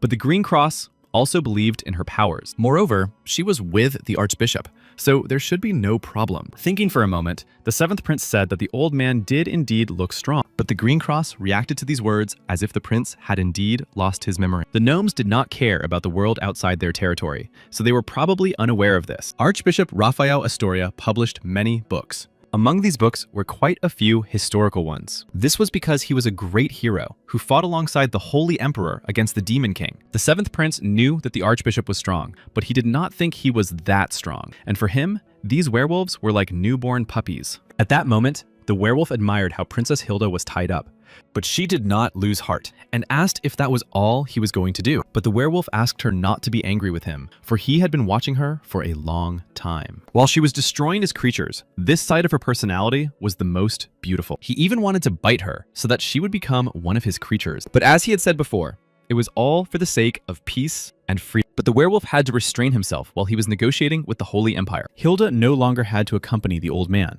and if she agreed to join forces, he would give her command of a powerful army of werewolves. But there was one important condition for complete unification. The chief werewolf intended to make Hilda his wife. He promised to always be by her side, even on his deathbed. And after her life as a princess came to an end, he would give her the life of a werewolf. After these words, the archbishop could no longer restrain himself, and the chains that bound him flew in different directions. Seeing that the archbishop had managed to free himself, the werewolf was puzzled. Apparently, this werewolf did not know the archbishop because he had not left the castle for years. Raphael was pleased to realize that he still had enough strength, even after so much time had passed. It was unclear why the emperor had kept the archbishop hidden in the castle for so many years. Unable to bear it any longer, the werewolf shouted for them to stop talking. The werewolf did not know what trick the archbishop had used to free himself, but he could not allow him to look down on him. He was sure he could easily tear her to pieces. But suddenly, the werewolf was illuminated by the brightest light of divine power. Hilda said that surely he could easily deal with such simple children as they were. After all, they had not received a single injury during all this time. Throwing off her shackles, Hilda reminded him that they had saved everyone. They had even gotten a chance to get rid of the pack that threatened her domain. It was also very good that the princess had come here in person. Now the werewolf could feel their sacred power. They were filled with it, as if they were about to explode. Left without weapons, Hilda suggested that the archbishop use magic, while she worked with her fists. The werewolf thought that even if his opponents were members of the imperial family, they were just a girl and an old man. So the werewolf decided to make a run for it, hoping they wouldn't catch up with him. Hilda told the archbishop that they should hurry, but the archbishop expected something like this from this animal. After all, the werewolf could sense the approaching danger. A cluster of sacred power formed in the archbishop's hand. Archbishop Raphael Astoria directed it precisely at the werewolf. The werewolf still hoped to escape from the representatives of the imperial palace by running away. But the archbishop's magical power did not allow them to get far. The magical power struck the werewolf, and now he could not move. The magic was so strong because the archbishop did not cast a spell. He decided to begin praying to the goddess Gaia, and Princess Hilda asked him to convey her thanks on her behalf. Princess Hilda even felt a little sorry to say goodbye to the werewolf, because she was already beginning to like him. But the Red Moon did not quite understand what the princess was talking about. The werewolf thought that Hilda liked his proposal, but in fact, she needed stuffed animals to decorate her castle. The gnomes they had released were actually good blacksmiths. If Hilda had left the werewolf alive and allowed the gnomes to skin him, the sacred emperor would surely have appreciated their stuffed animals. Princess Hilda's words drove the werewolf into an indescribable rage, but the magical power used against him quickly subdued him. It was so powerful that it burned holes in his fur and flesh. For this reason, the chief werewolf decided to flee. Princess Hilda suggested quickly clearing the area. With a single blow of her hand, she neutralized the approaching werewolf. She wanted to send His Majesty to a couple of butchered animals. The seventh prince did not understand why he had to be taken to the werewolves. Hilda could handle everything herself. His presence was necessary to guarantee success in battle and for his experience. Hilda felt guilty, so Alan's participation in the current battle could greatly help him. And all this was done for the benefit of the seventh prince. Since Hilda herself wished it, the Green Cross would do everything in their power. Princess Hilda came here for the first time when she was 12 years old. She saved the gnomes by freeing them from lifelong slavery. The Green Cross joined her later, after she had grown up. At that time, Princess Hilda was already different from the rest. Princess Hilda became a real family for the Green Cross and the gnomes. The Green Cross was known for its surveillance and detection skills, and now Alan understood how much time they spent with Hilda. Suddenly, they all noticed someone ahead of them. It was the chief werewolf, running to find a place to regain his strength so he could attack again. Suddenly, he saw another group preparing to attack. He thought this was an opportunity to eat human flesh. But then, the werewolf decided that they should not be underestimated. First, he needed to escape far away from his enemies. Taking aim, the seventh prince decided that this was one of the hostages who had escaped from his sister. The werewolf Red Moon wanted to get the seventh prince. At that very moment,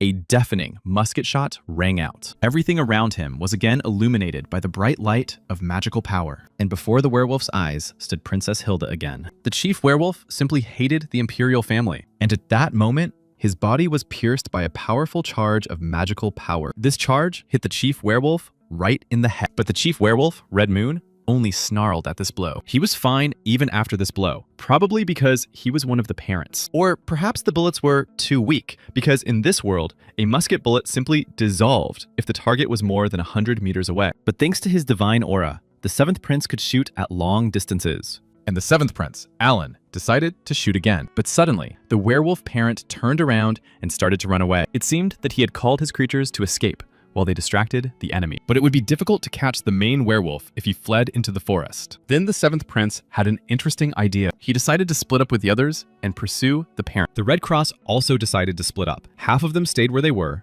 and the other half followed the seventh prince. Turning around, Alan saw that they were following him. But the more eyes, the better. With such a weak parent, it was a great opportunity to practice his skills. And the seventh prince activated a new skill, Flood of Doom. He shouted loudly at the werewolf to stay where he was. Alan had heard that werewolves considered themselves warriors of honor, but this werewolf was running away from them because he was very scared. Seeing this, the seventh prince realized that this werewolf had no honor and needed protection. The werewolf knew that even if he managed to escape, he would still go to the other world when the seventh prince used his weapon. So he decided to take Alan with him to hell. Alan Elphos ordered the Red Cross to close their eyes and ears. He had an idea and asked them to follow his rules. Alan asked if the Red Cross really didn't believe him at all. The seventh prince showed them the enormous power he possessed. His willpower saved them, and they believed in everything he did. In reality, Alan's will was not that strong, but their loyalty to the imperial family was very useful. And once the Red Cross began to carry out the seventh prince's orders,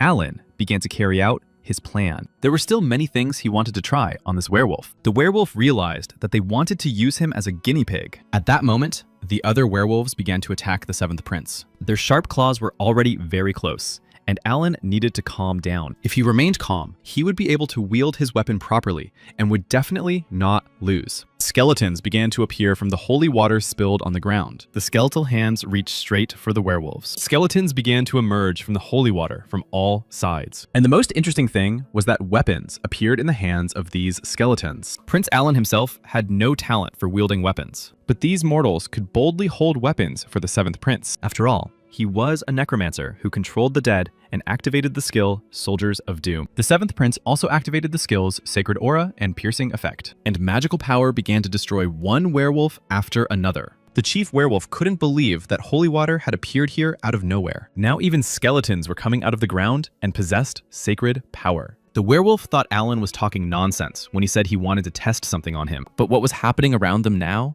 was a real massacre. The seventh prince used a lot of sacred power, but it seemed that his expectations had been justified. He no longer needed the chief werewolf, Red Moon. Now, the seventh prince had one last test to pass. Alan pointed the barrel of his musket at the chief werewolf. The chief werewolf, Red Moon, began to laugh at him. He was sure that the prince would not be able to destroy him so easily. And even if the werewolf went to the other world now, he would take the prince with him. At that moment, the soldiers of death plunged their swords into him, and the seventh prince, Alan, turned again to the great goddess Gaia. And with her great blessing, he asked her to grant him a weapon, but not just any weapon, one that could destroy even the dead. After that, the seventh prince, Alan, said goodbye to the werewolf. At that very moment, a shot rang out from the prince's musket, and his bullet, with a bright light, flew straight into the werewolf's mouth. And when the bullet reached its target, there was an explosion of extraordinary force. It even left a deep mark on the ground from its flight. The seventh prince, Alan, took off his necromancer's mask. He turned back and looked at the Red Cross standing there. Even though they closed their eyes and ears,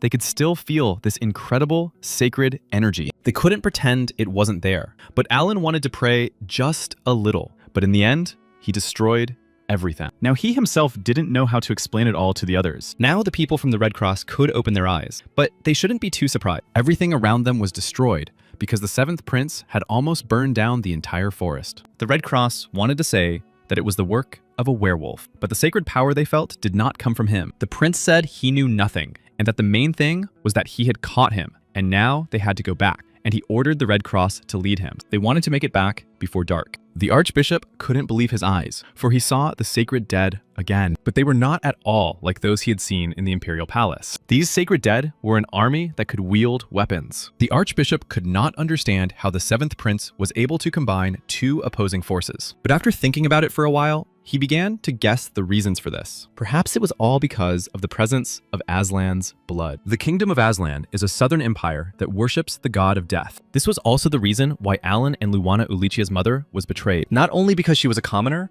but because she was born and raised in Aslan. Perhaps the seventh prince had also inherited her abilities, but in the entire history of this kingdom, no one else had such abilities. Even if you searched the entire empire, you would not find anyone else. The archbishop could not believe that there was something he did not know about. But the image of his beloved granddaughter Alice brought him to his senses. After all, he should not admire a person who hurt his granddaughter. But he really wanted to raise him himself, because if he taught him more powerful magic, Alan could become much more powerful in the future. Alan and Alice were now constantly on the Archbishop's mind. Archbishop Raphael Astoria was overwhelmed with emotion. He gave them an outlet, and it was visible far from where he was. The Archbishop decided that he must report this to the Holy Emperor. If His Majesty ordered him to teach Alan, he would have no choice but to carry out his will, and then it would no longer be his desire, but the Emperor's order. Thus, the problem with the werewolf army was solved. After that, Hilda and Raphael finally returned safe and sound. Meanwhile, the gnomes were showing something to the 7th Prince. The target had marks from a musket of normal power with increased velocity, but it would be a completely different matter if the 7th Prince used it. The power of the musket increased several times over. It was as if the musket had a life of its own. Finally, the weapon was similar to the one Alan knew. If he used his sacred power, the musket changed its structure. But if he had to pray to gain sacred power, the attack had to be prepared in advance. The 7th Prince thought about using the Soldiers of Doom as a shield. One of the gnomes suggested considering the use of armor. But at that moment, Alan was informed that Princess Hilda was requesting a meeting with him. The gnomes decided to send Alan the new armor as a gift. A grand festival was prepared for Princess Hilda. She thanked everyone present for their excellent work. Princess Hilda happily drained her glass of wine. And with that, she marked the beginning of the bloody festival. And the very first weapon of this festival flew towards its target. The 7th Prince noted that the festival had been specially prepared with tomato juice instead of real blood, and he remembered the tomato festival from his past life. It seems that the guys from the Red and Green Cross were also enjoying the festival, but for some reason, they did not take off their robes, even at such an event. And then a large, ripe tomato flew at the 7th Prince. Turning around, he saw that it was none other than Alice who had thrown it. The ripe tomato hit the 7th Prince, Alan, right in the face. Seeing what she had done, the girl began to apologize to him. She said that she was just playing with the children and did not mean to hit the prince. After tasting the tomato juice running down his face, the prince appreciated its taste and told Alice that it was no big deal. And judging by what he had done in the past, getting hit in the face with a tomato was well deserved. Taking advantage of the moment, the girl decided to continue the conversation. She suggested that the 7th Prince have a drink and talk with her. She really wanted to learn more about the resurrection and the magic he had used, but he had nothing to tell her, because he had done it based on her knowledge and ideas. He had invested a lot of sacred power, then caught the soul that was about to leave the body and brought it back, while the Archbishop watched their conversation. It turned out that all this happened thanks to Alice's own knowledge. Alan had also heard that she had healed his brother, the 1st Prince. The prince took a mug of drink for each of them and handed one to Alice. He proposed a toast to the wonderful doctor who had not given up until the very end. Alice gladly took the mug offered by the 7th Prince. She thanked him for his help in the castle on Hild's territory. They stood in the middle of the street while everyone around them drank to Princess Hilda, Prince Alan, and the Archbishop. Sometimes it wasn't bad to be so smart. And now the prince missed those he had left behind a little. He remembered Charlotte and Harmond and hoped that they were all right. Meanwhile, Charlotte had just finished her battle, but not everyone was happy with her results. The teacher called her a puppy named Herez, and it was Oscar Bald himself, the vice commander of the Golden Cross. He ordered Charlotte Herez to get up and follow him. It was the Holy Emperor who had introduced Charlotte and Oscar not long ago. At that time, he was farming in Humite and enjoying his extended vacation. Oscar fought against the Legion of Aemon alongside the Emperor. He was the very man who was called the King of Swords. Charlotte was simply amazed by such an acquaintance. The Holy Emperor wanted to teach Charlotte martial arts. He really hoped that it would be a good lesson for her. Oscar noticed that Charlotte had become stronger during this time, but he couldn't understand what she really wanted. Charlotte was very persistent, even though she had a name that Oscar thought didn't suit her. But Charlotte clearly told him then that she wanted to have power. She needed power to serve the 7th Prince faithfully. She was alive thanks to him, so she was ready to sacrifice her life if he asked her to. Oscar asked her what she would do if the prince asked her to take his life. At that moment, Charlotte was at a loss, not knowing what to say to him. Oscar called her weakness simply naive. He reminded her that if the imperial family gave them an order, they were obliged to carry it out, even if her order was to take the life of her master. Their word was law, so there was no need to doubt it. But she never doubted it. But Charlotte had one thing. She could never hurt His Majesty. Oscar thought this was foolish, as he was sure she understood what he was talking about. He promised to make her a true member of the royal family. He ordered Charlotte Herreys to attack him again and again. Charlotte got to her feet and picked up her sharp sword again. At that moment, Luan was relaxing in his room with two beautiful women, but suddenly they heard a loud noise that grew louder and louder. The door burst open and Alan appeared in the doorway. He said that he was finally home and pointed a musket at his brother. He came to him as soon as he returned, wanting to settle the score with him. Luan suggested talking first, but Alan didn't want to listen to anything and fired a shot. The sacred power was supposed to benefit him, but he didn't expect to get a bullet like that. Luan thought it was too much to shoot his own brother like that. Alan was boiling with indignation and shouted at Luan not to be a crybaby because his body would no longer melt due to the sacred power. In fact, he only felt a little pain because he had been hit by a bullet and highly concentrated sacred energy. Luan admitted that he made mistakes, just like Alan, and now they were even. The seventh prince told the first prince that he was going to hide somewhere in the castle for a while. Luan didn't quite understand why this was necessary and suggested that Alan take a longer walk around the capital instead. But the seventh prince refused because he didn't know what was happening with the archbishop. On the way back, he kept bringing up the same conversation with him. He kept offering the seventh prince Alan to learn magic from him, but the seventh prince refused this offer every time. Alan was very tired of him, so he wanted to hide for a while, but Luan explained that Raphael was behaving this way because he wanted him as a student. After all, he was the best magical researcher, and Luan thought it would be a good idea to learn from him, but Alan refused. He was sure that no matter where he hid, the archbishop would find him. Alan unwittingly overheard Luan's conversation and learned that the most urgent matter at the moment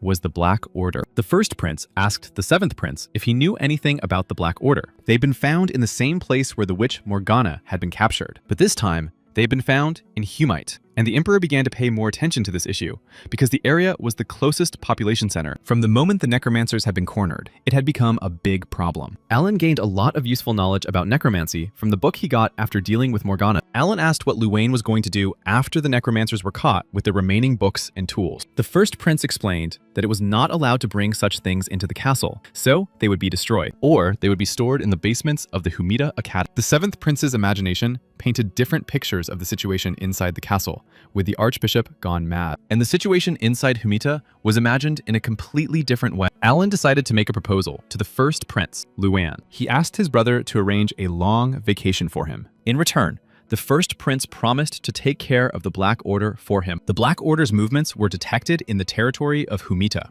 Their spiritual familiars, the Red Devils, were spotted in the region. Those caught by the Red Cross were interrogated, but none of them knew anything about the organization. The emperor sent several detachments of holy knights to find them, but in the end, for some unknown reason, contact with the second group was lost. All this time, the enemy was lurking in the shadows, and there was a possibility that this organization was actually a little bigger than the emperor had imagined. The problem of his heir had already been solved, but now other problems suddenly began to appear. The sacred emperor's favorite was the first prince, Luang. Princess Hilda was practically on the same level as him, and the seventh prince, Luang, was now not far behind them, and apart from these three, no one else was suitable. If any of these three became the next holy emperor, they would certainly not betray the empire. Instead of worrying about these three, the emperor had to deal with other issues. A man resembling the crown prince had been spotted near the fair in the southern territory of Aslan, and now the emperor was more concerned about this guy. He couldn't believe that he was alive. Perhaps it was the emperor's son, who had disappeared without a trace after the battle with the Aslan Empire. The emperor was informed that there were suspicious movements in Aslan, and it was unclear why he had appeared in the south at such a time. After the monsters were wiped out, people began to go crazy. The emperor did not understand why he had to work so hard at his age. The crown prince disappeared immediately after inheriting the throne, so he had no opportunity to transfer his duty. The emperor was indignant that the crown prince could not even be a good son for a little while, and if he was alive, he should at least have appeared before his father. At that moment, Luan entered the hall to ask if everything was all right with the emperor. He had come precisely because of the papers that the emperor had given him with the servants. The first prince wanted to send Alan to Humit on a matter concerning the Black Order. Alan wanted to go there himself, saying that he needed the Black Order to repay him a debt. The emperor guessed that he was referring to the time when he nearly died because of the witch Morgana, and it all made sense if he wanted revenge. The archbishop reported to the emperor that the seventh prince commanded the sacred dead. This justified Gaia's power. If the emperor gave the order to the archbishop, he would have no choice but to deal with the seventh prince personally. And somehow, it all turned into a sinister and incredible story. Its protagonists were undead bodies with the sacred power of Gaia.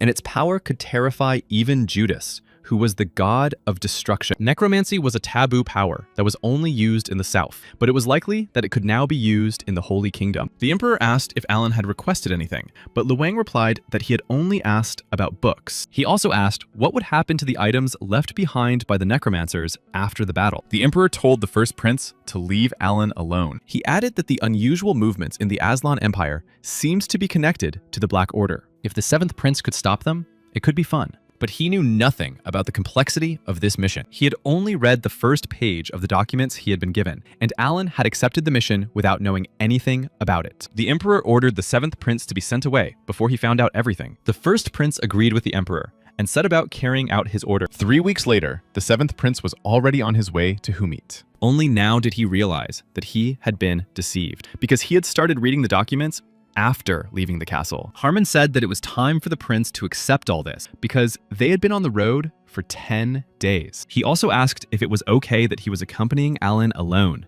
and Alan emotionally replied that of course it wasn't, because he didn't know anything when he left. But perhaps it was even better this way, because the knight already knew about the first prince's powers, and it was better for the prince to use them without the fanatics from the Red Cross. But Harmon asked him not to be so harsh on the Red Cross, because they were people who would do anything for those who gave them orders. The Holy Emperor personally handed Alan the control of the Inquisitors of Heresy. Alan heard that 3 archbishops were involved in reviewing his decision, and that he had full authority in cases involving evil. But he didn't think that would help them find the missing groups of knights and deal with the Black Order. In the papers, the 7th Prince found information about the Red Devils, but Harmon explained that they were much weaker than the Vampire Duke. The Red Devils are familiar spirits used by the Black Order, and these devils are known for stealing children in the past. Harmon asked Alan if he knew the story about how the Red Devil would steal him if he was a capricious child, but Alan had never heard of such a thing. The Red Devils had fat bodies and thick beards, wore red clothes, walked on rooftops, and carried bags for stealing children. After hearing these descriptions, Alan's imagination conjured up an image of Santa Claus and wondered if he could do such a thing. Alan understood that the Red Devils were incredibly strong, but they posed no threat to them. However, according to the Holy Knight's stories, they were difficult to catch. Despite wearing bright clothes, they were very good at hiding. Even a trained Holy Knight could miss them. Alan wondered if they smelled like other monsters, but it would be inconvenient to keep the status window open all the time. He suggested to Hammond that they consider using bait. The document said that they usually stole children under the age of 16. The Holy Knight assumed that the prince wanted him to use a defenseless child as bait. Well, the prince suggested looking at the person standing in front of him. He asked what Harmon thought about a 16-year-old boy sitting here alone in the middle of the night. It sounded very tempting. Meanwhile, they were already being watched from the roof of a neighboring building. Posters had been put up around the city, warning people to beware of the Red Devils and to report anything that happened to children to the guards immediately. Walking down 7th Street, the prince could smell the Red Devils. They were weak, so the smell was faint. Alan said they would follow them, so he suggested that Harmon go to the intern and scout out the situation. Although the Holy Knight was sure that it would be better for them to follow together,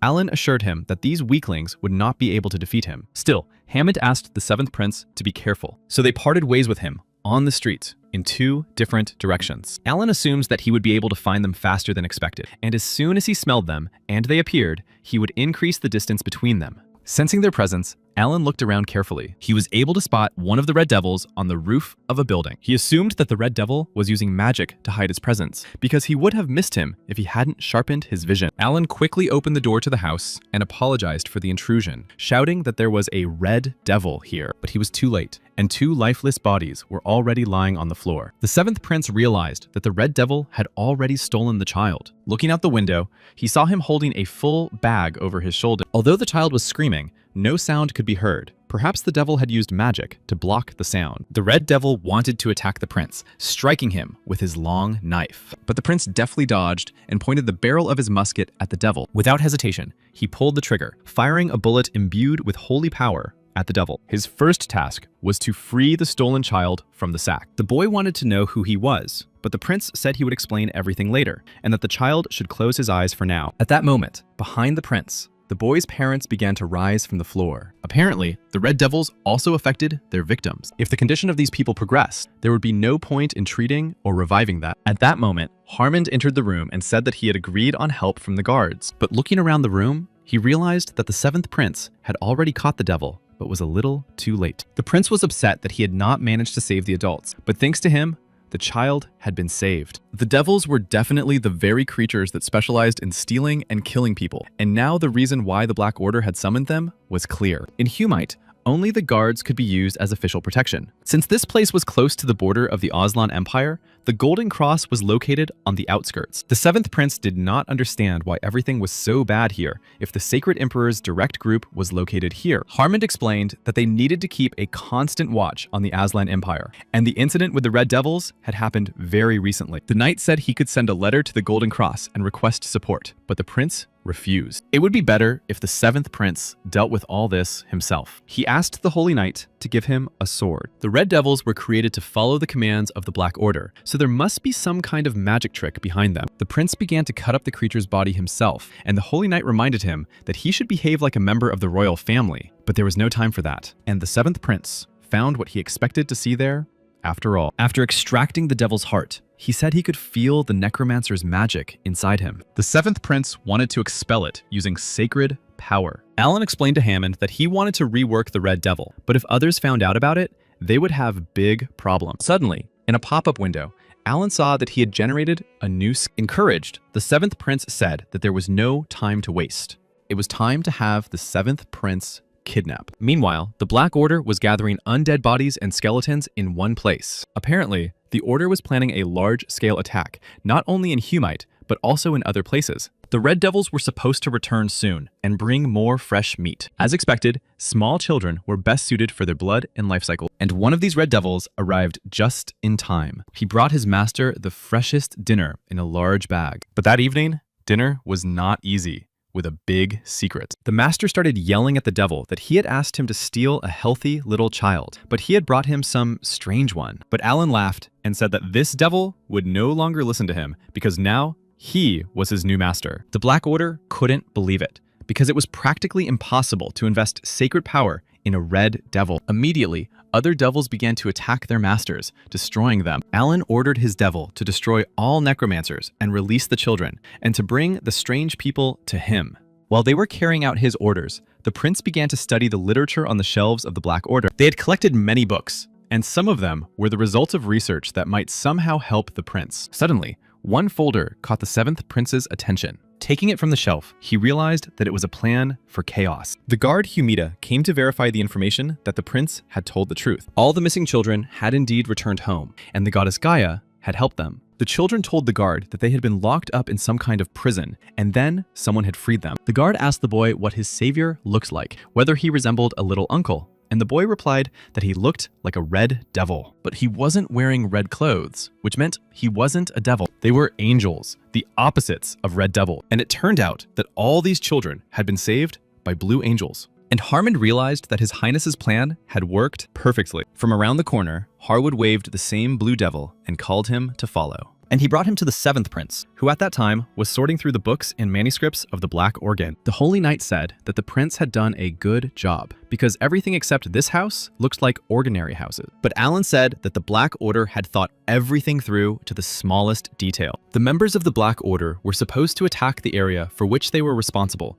and create misunderstanding, chaos, and sow terror among the people. It seemed that they were going to terrorize the entire empire. Their real goal was not written here, so the prince called the Holy Knight. The 7th Prince called on those who were still alive to answer his questions, because it seemed that they still did not understand what they had gotten themselves into. He knew that one of the Black Order members had simply held his breath and was still alive. He began to ask the survivors questions about other areas, the true number of missing sacred knights, and the others. The surviving members of the Black Order said they would answer questions only if the prince promised to let them live. But the 7th Prince had completely different thoughts on the matter. He asked Harmond how the kidnapped children were doing, and Harmond said that the guards were looking for the children's homes, but some of the children had not yet returned home. And then Ellen realized that necromancers were using the lives of others to cast spells, just as they had tamed the Red Devils and hidden this place. Therefore, they needed a great deal of magical power. Alan grabbed one of the representatives of the Black Order by the hair and asked him directly if they had devoured those children. The 7th Prince assumed that they could be kidnapping not only children,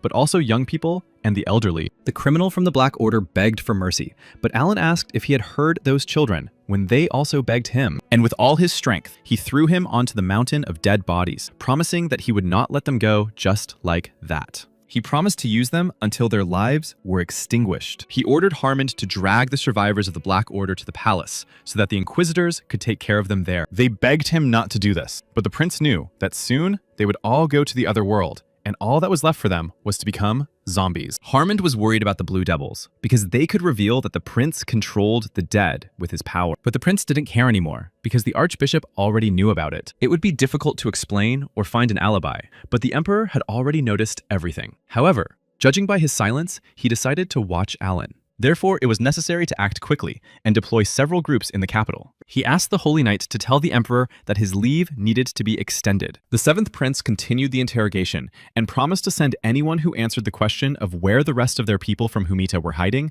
to the other world without suffering. Other groups of the Black Order received information that their allies in the western part of Humita had been defeated. Groups of holy knights and priests appeared in other major cities. News also came from the border that the Divine Army had been sent out. This was the ace up the Holy Emperor's sleeve. The Black Order was still trying to hold back the Golden Cross, but now the Divine Army had joined them. They couldn't deal with them like ordinary holy knights, and now it would be quite difficult to carry out their plan. And since the Divine Army was located near the border, it seemed that Aslan's side was already aware of the news. It seems that the imperial family had sensed something, and they would not be able to come out of the shadows again. And all this happened because of the ubiquitous seventh prince, Alan. They thought he was just a simple boy who had been abandoned in the north, but he suddenly showed up here and began to ruin their plans. And it is quite possible that they should have gotten rid of him earlier. But the great Aslan could not simply make a mistake like that. He went out to take care of it himself and asked everyone to tell their people that the time could be postponed, but everything was going according to plan. He took responsibility for the fall of Humit, and since the seventh prince had found their hiding place, he decided to go to Humit with them in order to find the seventh prince himself and destroy him. Even though it was just a clone,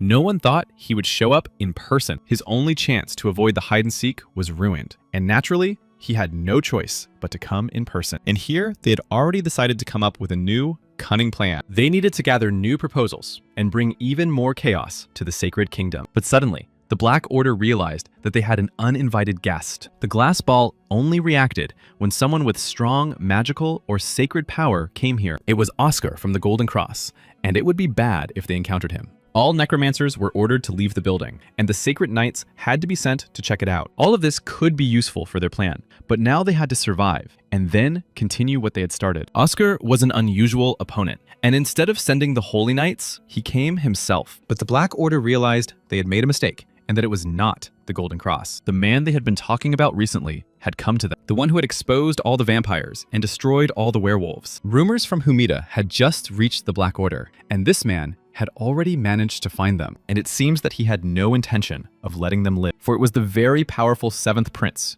Alan Elphas. He was curious to know why it was necessary to send so many people to the other world. It was all the work of the Red Devils, but they were only working for themselves. It turned out that it was the Black Order that needed these lives. They were the ones who turned all the holy knights into corpses. Perhaps they did it after hearing about Alan's holy meters, or to bring more chaos to the Holy Empire. But whatever the reason, it wasn't that difficult to deal with a necromancer if he was weaker than you. But after the holy knights became dead, they could not be healed or revived. But it was possible to help them take revenge. And now it was their turn. And the seventh prince led them all with a huge army following him. The Black Order understood that they would not be left alive and would be sent to the other world in the most cruel way. But they had to pay for what they had done. And Alan Elphas ordered the dead to destroy them. And this army rushed to carry out the seventh prince's order, while their opponents begged for mercy. Alan caught up with one of the representatives of the Black Order, but he muttered through clenched teeth that no matter how hard he tried to stop them, God would always save. But Alan thought differently and believed that asking for forgiveness after destroying so many innocent lives was wrong. He fired a bullet charged with sacred power, and this blessing from the Lord would send them to hell. The entire building was illuminated from within by a bright divine light. After learning of the Black Order's plan for chaos, the Holy Empire responded by sending all its forces. Groups were sent not only to each of the cities, but the Divine Army also took up positions at the borders in case the Black Order and Aslan joined forces. Knight Harmond sent the remaining necromancers to the capital, and since the Red Cross was responsible for interrogating the Black Order, more became known. Aslan's men, captured near the border, had some connection to their superiors. Although the Humit case was closed, the Empire was still dissatisfied. Amidst all this commotion, Alan came to relax in the Academy library. but he was approached by the brother under whose jurisdiction Humit and Aslan fell. He wanted to talk to the 7th prince, Alan, about something. Alan reminded him that he had to be quiet in the library and asked him not to talk to him. But Alan's brother was very annoying and persistent. He had heard that the 7th prince had caused a commotion on his estate, but Alan corrected him, saying that he had not caused a commotion, but had cleansed it. He had done so with the permission of the Holy Emperor, but his brother insisted that such a decision should have been made by him. He considered Alan's way of solving problems very strange and mentioned the Blue Angels. After all, they were kind of like the Red Devils, but Alan let them go because they were helping the villagers. Alan reminded him that he had received them from necromancers and asked if there was any other news. Under the current circumstances, the Holy Emperor believes that the Black Order and the Aslan Empire had joined forces. After all, the border had already hinted at a possible confrontation. Aslan says he has no connection with the Black Order, but the Holy Emperor will not believe this without proof. Therefore, the Aslan Empire sent its envoy to explain. They had to reach Humit within a month. Now there was no point in hiding their strength. There was no time to stop the rumors, but there would be times when they would have to use their strength. Although Aslan said he had no connection to the Black Order, they could not have done something like this on their own. Alan also decided to take a look at their envoy, deciding to stay here until he arrived. He was tired of the Imperial Palace and wanted to study a little magic and do some research here. In a month, Alan would be able to see their messenger with his own eyes, and thus be able to reveal Aslan's true identity. The 7th prince was unconscious, chained to the trunk of a huge tree. It was unknown how this had happened, but there was no doubt how it had all begun. His brother asked Alan to keep quiet until Aslan's representative arrived. But the 7th prince did not understand how his behavior was related to the arrival of this representative. The thing was that Aslan originated from Humit, and if they made a mistake, they could get into big trouble. Aslan was a group that worshipped Yuda, the god of destruction. And as a result, the Necromancer was a priest and aristocrat to them. It was unknown how they would react if they felt oppressed by the kingdom of the Sacred Emperor. Moreover, they would be even more upset when they saw the one who destroyed an entire order full of necromancers with one hand. Alan thought he should leave the Black Order alone, but he meant that he should not do anything that could lead to conflict. Aslan's representatives would come here to prove that they had nothing to do with the Black Order and might forgive Alan for his actions. Therefore, the 7th prince was warned once again about proper behavior. But Alan also had a request for his brother, the 3rd prince. He needed to get the grimoire of the Necromancer King Aemon. There were a lot of books written by other necromancers at the Academy, and Alan read them all. His Majesty, the Holy Emperor, had imposed restrictions only on Aemon's grimoire, but in order to read this book, he first had to obtain permission from His Majesty. But Alan hinted that this might be the only way to keep him quiet. As expected, his brother said he would try to get it. This was the only thing that didn't fit into the plan, and Alan didn't know what to do while waiting for the book he needed. Then he remembered that Charlotte might be training somewhere around here. Suddenly, at that very moment, he heard her voice behind him. Turning around, the 7th prince saw her. But looking at her closely, he asked what had happened to her face. She wanted to explain everything and addressed him according to his regalia, but the prince stopped her, saying that he was going to stay in the library and it would be problematic if someone recognized him. He asked her to call him Jiran Lefang, the son of Lord Ginaldo Rionia. As Alan expected, Charlotte was very quick to understand. But when he heard her new surname, Alan was confused, and Charlotte explained that it had been given to her by the Holy Emperor. Alan had already seen this surname when he was studying the imperial family. It belonged to a family that had been destroyed by the Necromancer King 50 years ago. After the divine armies of the Red Cross, Green Cross, Sacred Cross, and Imperial Cross, there was a 6th force. Alan returned to the scars on Charlotte's face, thinking that they were somehow related to her new surname. But Charlotte brushed her hand across her face and said it was nonsense. Alan thought that someone at the academy was bothering her, or that it was Grill, but Charlotte immediately defended him, saying that Grill was a caring father. Except for training, she only went to classes, so she never spoke normally with anyone at the academy. Alan asked why she hadn't treated her wound if she had been injured during training, since a bottle of holy water could heal it. But Charlotte lowered her eyes and replied that she was already used to the pain. After all, a knight who is not accustomed to pain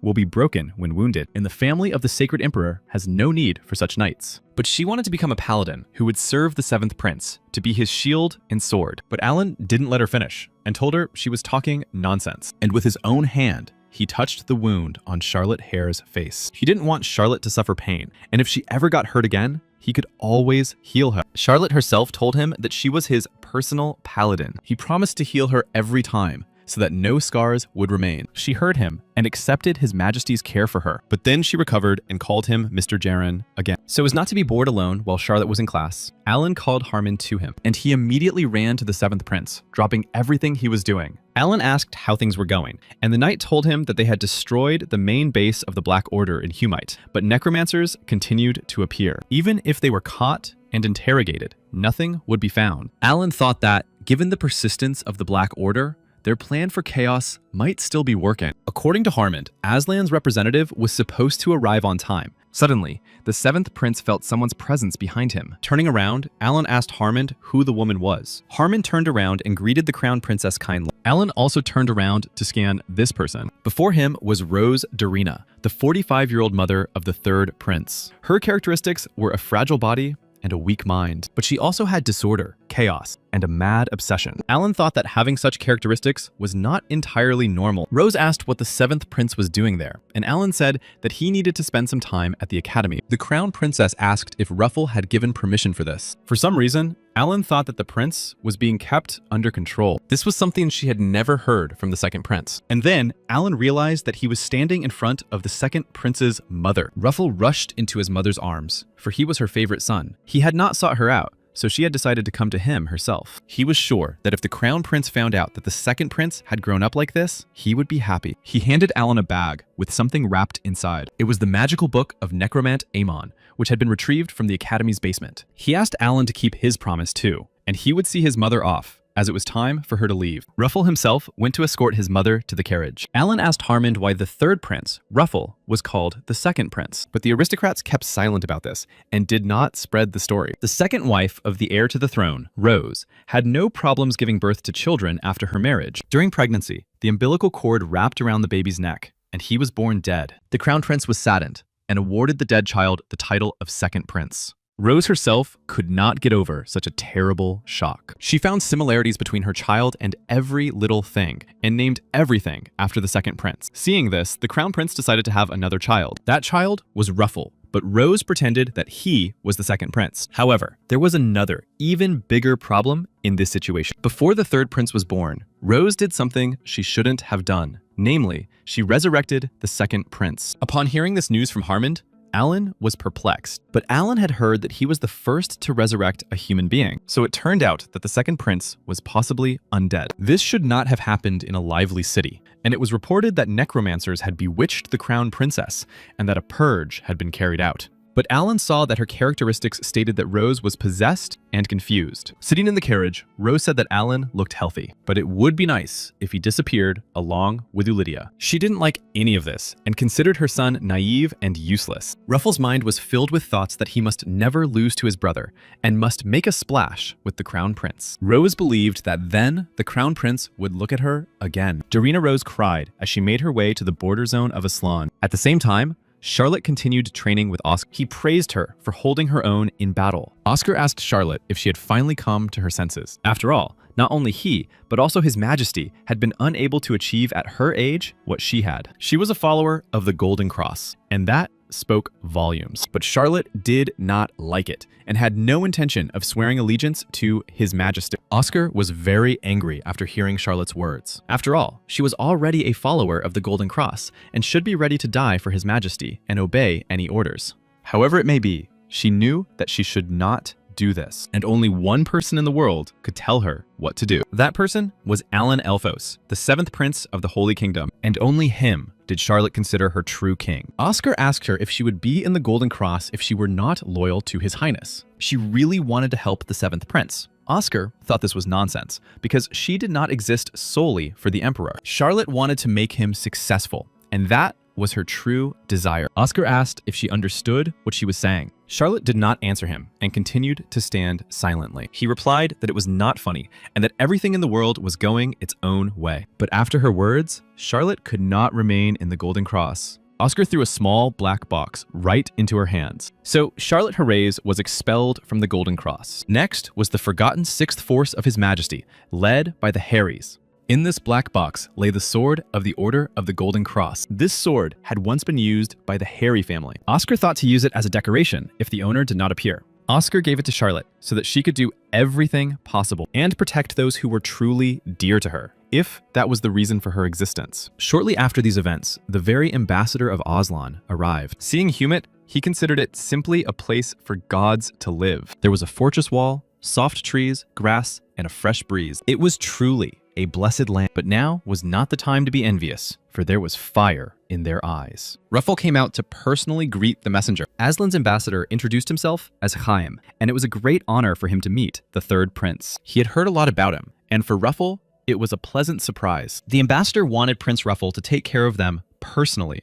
Announcements about a welcome banquet for the ambassador from Aslan were posted throughout the city. Charlotte explained to Alan that this was a tradition for receiving foreign ambassadors. Aslan was an enemy country, and this announcement was frank, even asking the royal children to attend. According to Charlotte, it seemed that a really big banquet was being organized. At that moment, several young men entered the gate next to them. When they saw Alan, they started pointing at him like savages. In a very polite manner, they tried to find out what family he was from. After all, it was their first time seeing Alan on Humida's territory. Charlotte reminded them that they were the children of the Count and Marquis, and remembered that she had called them annoying. They thought he was from the outskirts, because it was difficult to believe that he was a prince. Alan suggested that Charlotte simply ignore these kids. But the young men did not let up and continued to tease Alan. One of them wanted to grab the seventh prince by his clothes, but he received a powerful rebuff from Charlotte, which was the last thing he expected. And from her powerful push, he flew very far to the side. The rest stood with their mouths agape, not understanding what was happening. Apparently, they didn't know about the rumors that were spreading, and they didn't know that bad children are always taken away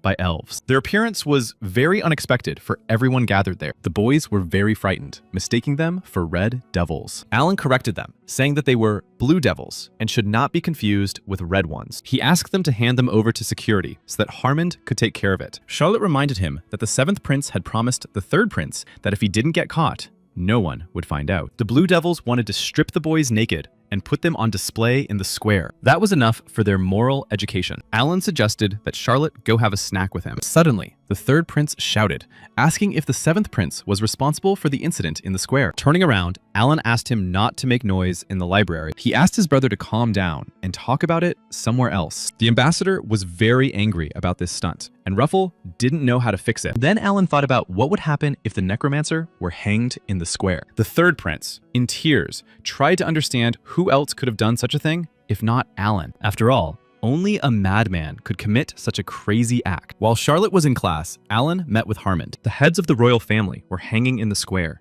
but when the ambassador was received, there was no announcement of a battle or anything like that. They also checked the garrison, and there were no witnesses to the incident. Harmond also checked with the seventh prince to see if he had anything to do with it, just in case. But Alan thought that maybe Aslan had done it, maybe to create a reason for battle. According to Ruffle, the ambassador was indeed angry, but there was no reason to call for internal division before the battle. If it wasn't Alan or Aslan who did it, then a third party was involved. Suddenly, the seventh prince smelled something different from before. This time, it was the unmistakable smell of death. It seemed that the enemy had spotted the seventh prince and was watching him. These thoughts made Prince Alan feel very scared, so the one he sensed was a real angel of death. The seventh prince, Alan, quickly took out his musket and fired. Harmond asked what he was doing, but Alan knew that the enemy was dangerous. After all, in this situation, the Holy Knight Harmond didn't even know him, and the seventh prince himself realized too late what was happening. Alan turned to Gaia and asked her to grant grace to the believers. The bullet, charged with sacred power, flew towards the angel, but it could not harm him as he was under protection. Harmond tried to understand what was happening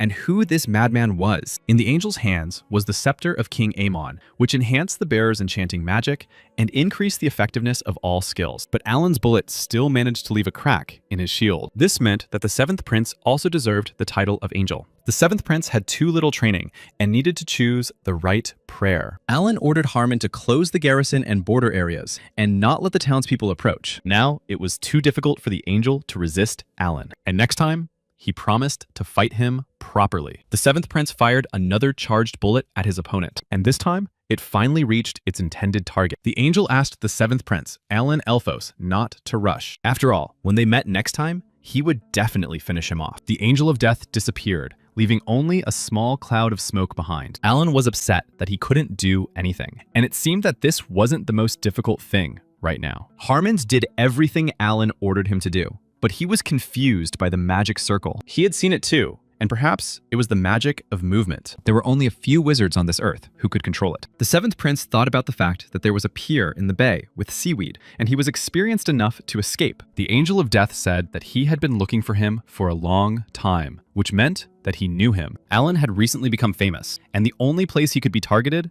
was the Black Church. Perhaps the seventh prince was too complacent this time. But then he began to guess everything and understand what was happening. He realized that Aslan and the Black Church were connected. If Harmon could see the status window of this evil creature now, he would understand everything. It was Nasus who was destroying everything around him. He was a black magician and necromancer, and had unlimited loyalty to Aslan. Alan asked Harmon to bring something to write with, because he needed to send the information to the operator's fortress urgently. At that moment, Nasus appeared in his master's house. Aslan's ambassador asked why he looked so unhappy. He didn't remember agreeing to meet with him. The ambassador wanted to know who had tarnished Aslan's reputation with the situation in the square. The angel of death was silent and moved very quietly around the room. The ambassador did not like that because he was ignoring his right to lead. He began to shout that there were too many victims for such a defective angel like him. But Nexus said that an ambassador like him had done nothing for Aslan. After all, he was loyal not to the god of death himself, but only to Aslan. And following Rahama's orders, Nasus commanded this place. In turn, Rahama gave him the same powers as an ambassador. And when the banquet began, they would use the third prince to stop the heavenly army. But in response to his words, Nasus did not want to hear any objection. Nessus was going to wipe Humit off the map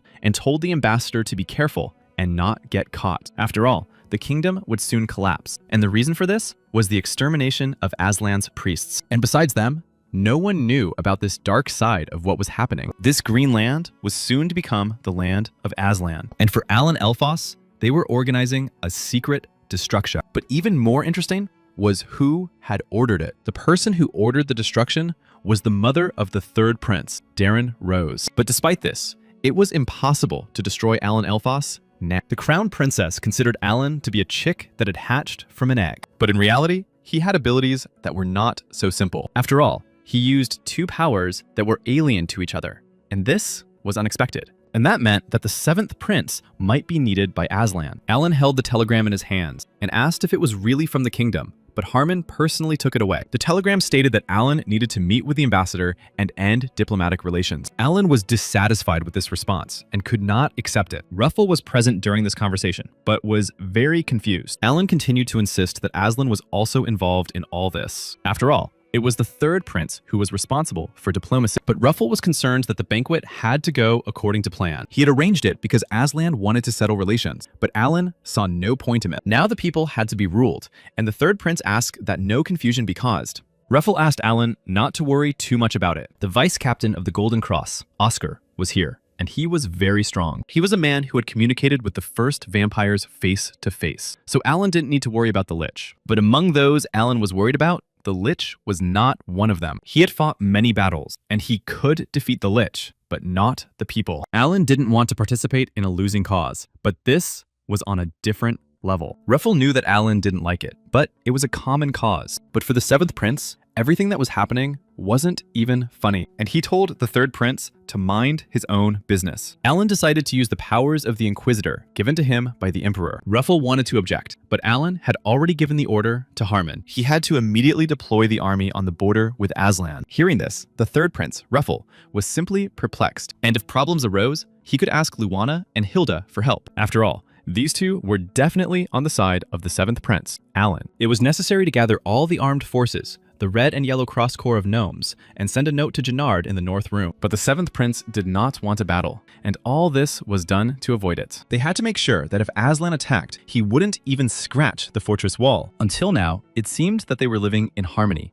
but now Alan was not going to follow Aslan around, and everything had to be passed on to the ambassador. And if Ruffle wanted peace, he had to keep a low profile. Before the full assembly, Alan asked Harmon to summon Oscar. There was no time to delay now, and they had to move quickly. Soon, the army of holy knights entered Humit. Behind them, shoulder to shoulder, came the red and green cross. The unit of gnomes from the mines was not left behind either. The Golden Cross also came to the aid of the third prince at that hour. As they marched past the castle, Aslan's hands began to shake. He did not understand what was happening because they had been talking about something completely different. The ambassador began to ask the third prince if the states were not going to hold a welcome banquet. But Ruffle explained that, unfortunately, The 7th prince was now in power. Ruffle tried to dissuade him from all this, but he did not listen. Aslan's ambassador realized that they were talking about the 7th prince, Alan Elphos. He had many different titles, and Haim thought this was an exaggeration. Aslan's ambassador did not know what would happen to their grand plans now. He shouted at the 3rd prince, Ruffle,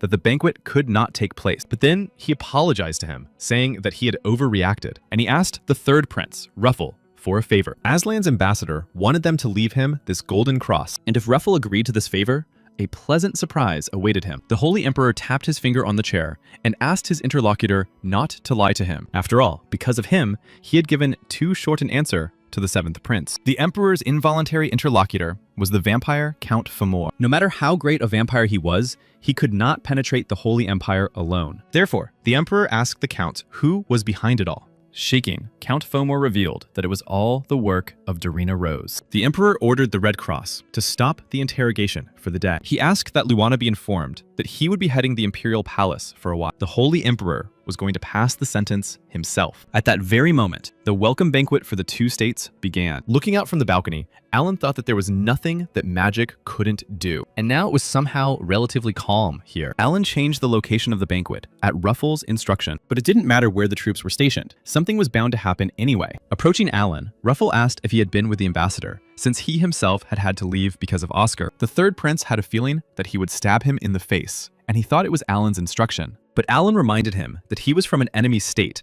and had to take his status into account. And Alan really didn't like this banquet because he was against it from the start. Standing on the balcony, Ruffle decided to ask Alan something. He pointed down from the balcony at one of the women present. He pointed to a black-haired maid standing next to his mother. He asked Alan if he knew how he had spotted her. The 7th prince decided that the 3rd prince liked her. Charlene was a master of charm, but she also had a nasty temper, was hypocritical, drug-addicted, and prone to threats. But the conversation between the 2 prince brothers was interrupted by Ambassador Aslan. Ruffle turned his head, trying to understand if the ambassador had come with Oscar, and the ambassador had important business. He told the 3rd prince that time was almost up. Alan tried to hear something important from their conversation. Suddenly, someone's voice said that he should be greeted. Everything around them shook, as if a strong earthquake had begun. The floor beneath their feet began to crack and fall apart. Nessus appeared, saying that his time had finally come. Charlotte Harry stood at her post in her new chainmail. This chainmail, made by gnomes, was given to her by the Sacred Emperor, and Harmon confirmed that even at a glance, it was clear that it was good. This showed how much the Emperor valued young Charlotte. Harmond noticed that she had risen high enough to become captain of the White Cross, while Harmond remained deputy paladin. Suddenly, they felt the ground beneath their feet begin to vibrate. Immediately, everything around them began to collapse, and stones flew from all sides. A huge, terrifying chimera emerged from under the ground. Harmond immediately ordered everyone to prepare for evacuation. Suddenly, images of rooms and a magic circle began to appear on the floor. There were too many of them, and the Holy Knight guessed that the banquet had been arranged to corner everyone. Charlotte was now also convinced that the 7th prince was right. She asked Harmond what their plan was now, and he told her not to worry. The first thing she needed to do now was to evacuate Yen Chi-men. The huge chimera, surrounded by other evil creatures, was already approaching them. The 7th prince felt that the stench was getting stronger. Turning to Aslan's ambassador, he asked if this was the same plan of chaos that they had prepared. Holding a knife to the 3rd prince's neck, he replied that everything was correct and that it was all for Aslan's sake. Turning to Ruffle, Alan asked how he had allowed himself to be caught so easily. But Haima shouted at the 7th prince not to move if he wanted to save the 3rd prince. But Alan asked him only one question. If he took Ruffle away, would he fall behind the others? After all, those who Haima had captured were the real traitors. The 3rd prince tried to prove that it was all nonsense. But Alan had heard from Oscar that Count Fomor had confessed everything, and now it was best for them to tell only the truth. But after all this, whether the 3rd prince was a traitor or someone else was now a problem for the castle. Alan asked if the ambassador had seen the thing in the hall that showed the image. This thing was recording now, because who would have thought that Aslan would declare war right now? In this way, the 3rd prince provided evidence of how everything had happened. The 7th prince did not like this banquet from the very beginning, because everything was organized by Aslan, and this made him regret it. But he would not be able to cope with all these numerous troops. Suddenly, everything around him shook violently and swayed. Alan could not understand what was happening and what this vibration was. The floor of the balcony beneath his feet began to crack and break into pieces. Suddenly, it collapsed completely, and everyone who was on it fell down. Below, the third prince saw the very same mad Nasus. Seeing the seventh prince, he exclaimed that he had finally come. But grabbing him by the neck with his bony hand, he whispered that he had missed this angel. And flashing his red eyes, he called the seventh prince to follow him, for he so wanted and dreamed of taking his enormous power for himself. Meanwhile, a huge chimera was destroyed in the square. Harmond and Charlotte, with the help of the dwarf army, were able to restore order here. One of the soldiers of the Golden Cross rushed to them at full speed. Harmond asked him how things were going in the banquet hall, but he replied that there was no one there. He said that a huge hole had formed there, and that everyone had probably gone through it. But such a hole had appeared not only in the banquet hall, but also in several other places. It turned out that the seventh prince had disappeared in an unknown direction. At that moment, Alan woke up in an unfamiliar place. When he was falling, he thought he had fallen into the hole along with the undead. But if it wasn't a hole, then it must have been some kind of distortion of space. Alan tried to quickly understand and figure out where he was. Suddenly, not far from him, he noticed Nasus and several other people discussing where to find the seventh prince. Since they had all ended up in this passage together, he had to be somewhere here. Watching them, Alan couldn't understand why they were all crowded there. It turned out that the seventh prince, Alan, had fallen here all alone. It seemed very unfair to him. After all, he should have fallen here together with Ruffle and Oscar. Suddenly, a loud voice rang out, saying that he knew the seventh prince could hear him. At first, Alan wanted to hide well in order to buy some time. This was Aslan's training center, and these plans had been in the works for a long time. A huge number of sacrifices had to be made in order to carry them out. But because of the seventh prince, it was all in vain now. Nessus was just about to lure Oscar here and get rid of him, but only after the destruction of humanity. Aslan was supposed to emerge from the wasteland, and Nessus's plan to take over the earth. But the seventh prince, Alan Elphos, dared to destroy it just like that. Nessus promised to torture the seventh prince and then tear him to pieces, and finally take all of Prince Alan's powerful strength away from him. Suddenly, a bolt of divine power struck Aslan's envoy. It inflicted a severe wound on his left shoulder. This shot was fired by the seventh prince, Alan, from his musket. People like Nexus treated humans like insects, and it was unclear why he always blamed others. Putting on his Necromancer's mask, Alan took out his trump card. The seventh prince doubted that they would be able to tear him to pieces as promised. Seeing Alan with the relic in his hands, Nexus was very surprised. After all, it was simply impossible for someone who used holy power to have the relic of the king of necromancers. Nessus was shocked at how the seventh prince could use it so calmly. But the seventh prince himself was an entire army and the heir to Gaia. Moreover, all these undead possessed enormous power. After the vampire, the next most powerful was a certain Rich. The seventh prince activated the Holy Knight skill to destroy all the undead. But the power and ego of these undead were simply beyond compare. And these undead crossed swords with the sword of holy power. But as expected, Alan Elphos' enemies failed. This meant that the seventh prince could be the one Aslan needed. He was in power, but this power was not for Aslan's sake, but for destruction. The ambassador understood that they could not compete with Alan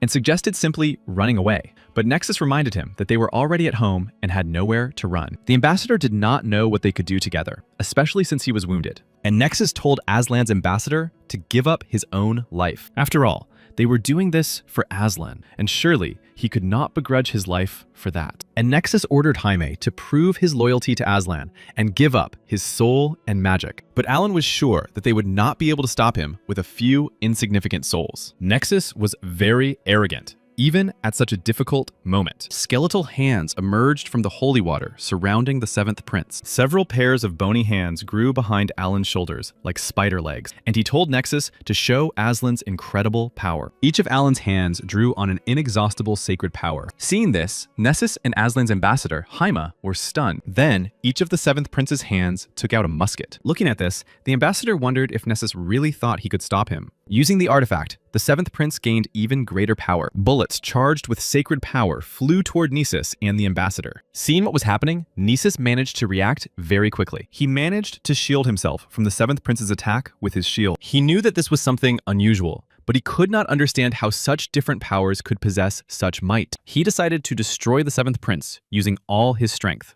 After all, the seventh prince was the one who posed a threat to Aslan. The seventh prince asked mockingly what he could do to him. The undead decided to give up his soul to put him in his place. Even if Nessus did not become the seventh prince, Raham would destroy him. The undead Nessus turned to the seventh prince, Alan, again. She told him to fall asleep quickly, but only with her. Alan thought about how many innocent souls had fallen victim to him. It was very unpleasant for him to admit it, but that was exactly how it was. But for one ability, he could be called the Reaper of Death. Because of the Seventh Prince, their entire plan failed, and in the end, Aslan took everything for himself. And now, the time had come for Nexus to lead him to his doom. The Seventh Prince, Alan Elphos, shouted the name of this undead creature. Without fear, he stood face to face with his enemy. He ordered Nexus to stop spouting his incomprehensible nonsense. His plan to control Alan's demise was not meant to be, for his demise was in his own hands. The Seventh Prince was not afraid and challenged the undead Nessus. But Nessus considered it all a bluff because humans were limited by their bodies. But that did not apply to him because he never got tired. The Seventh Prince decided that Nessus was too sinful to simply die. He had a special necromancer's method for such purposes. His favorite tool,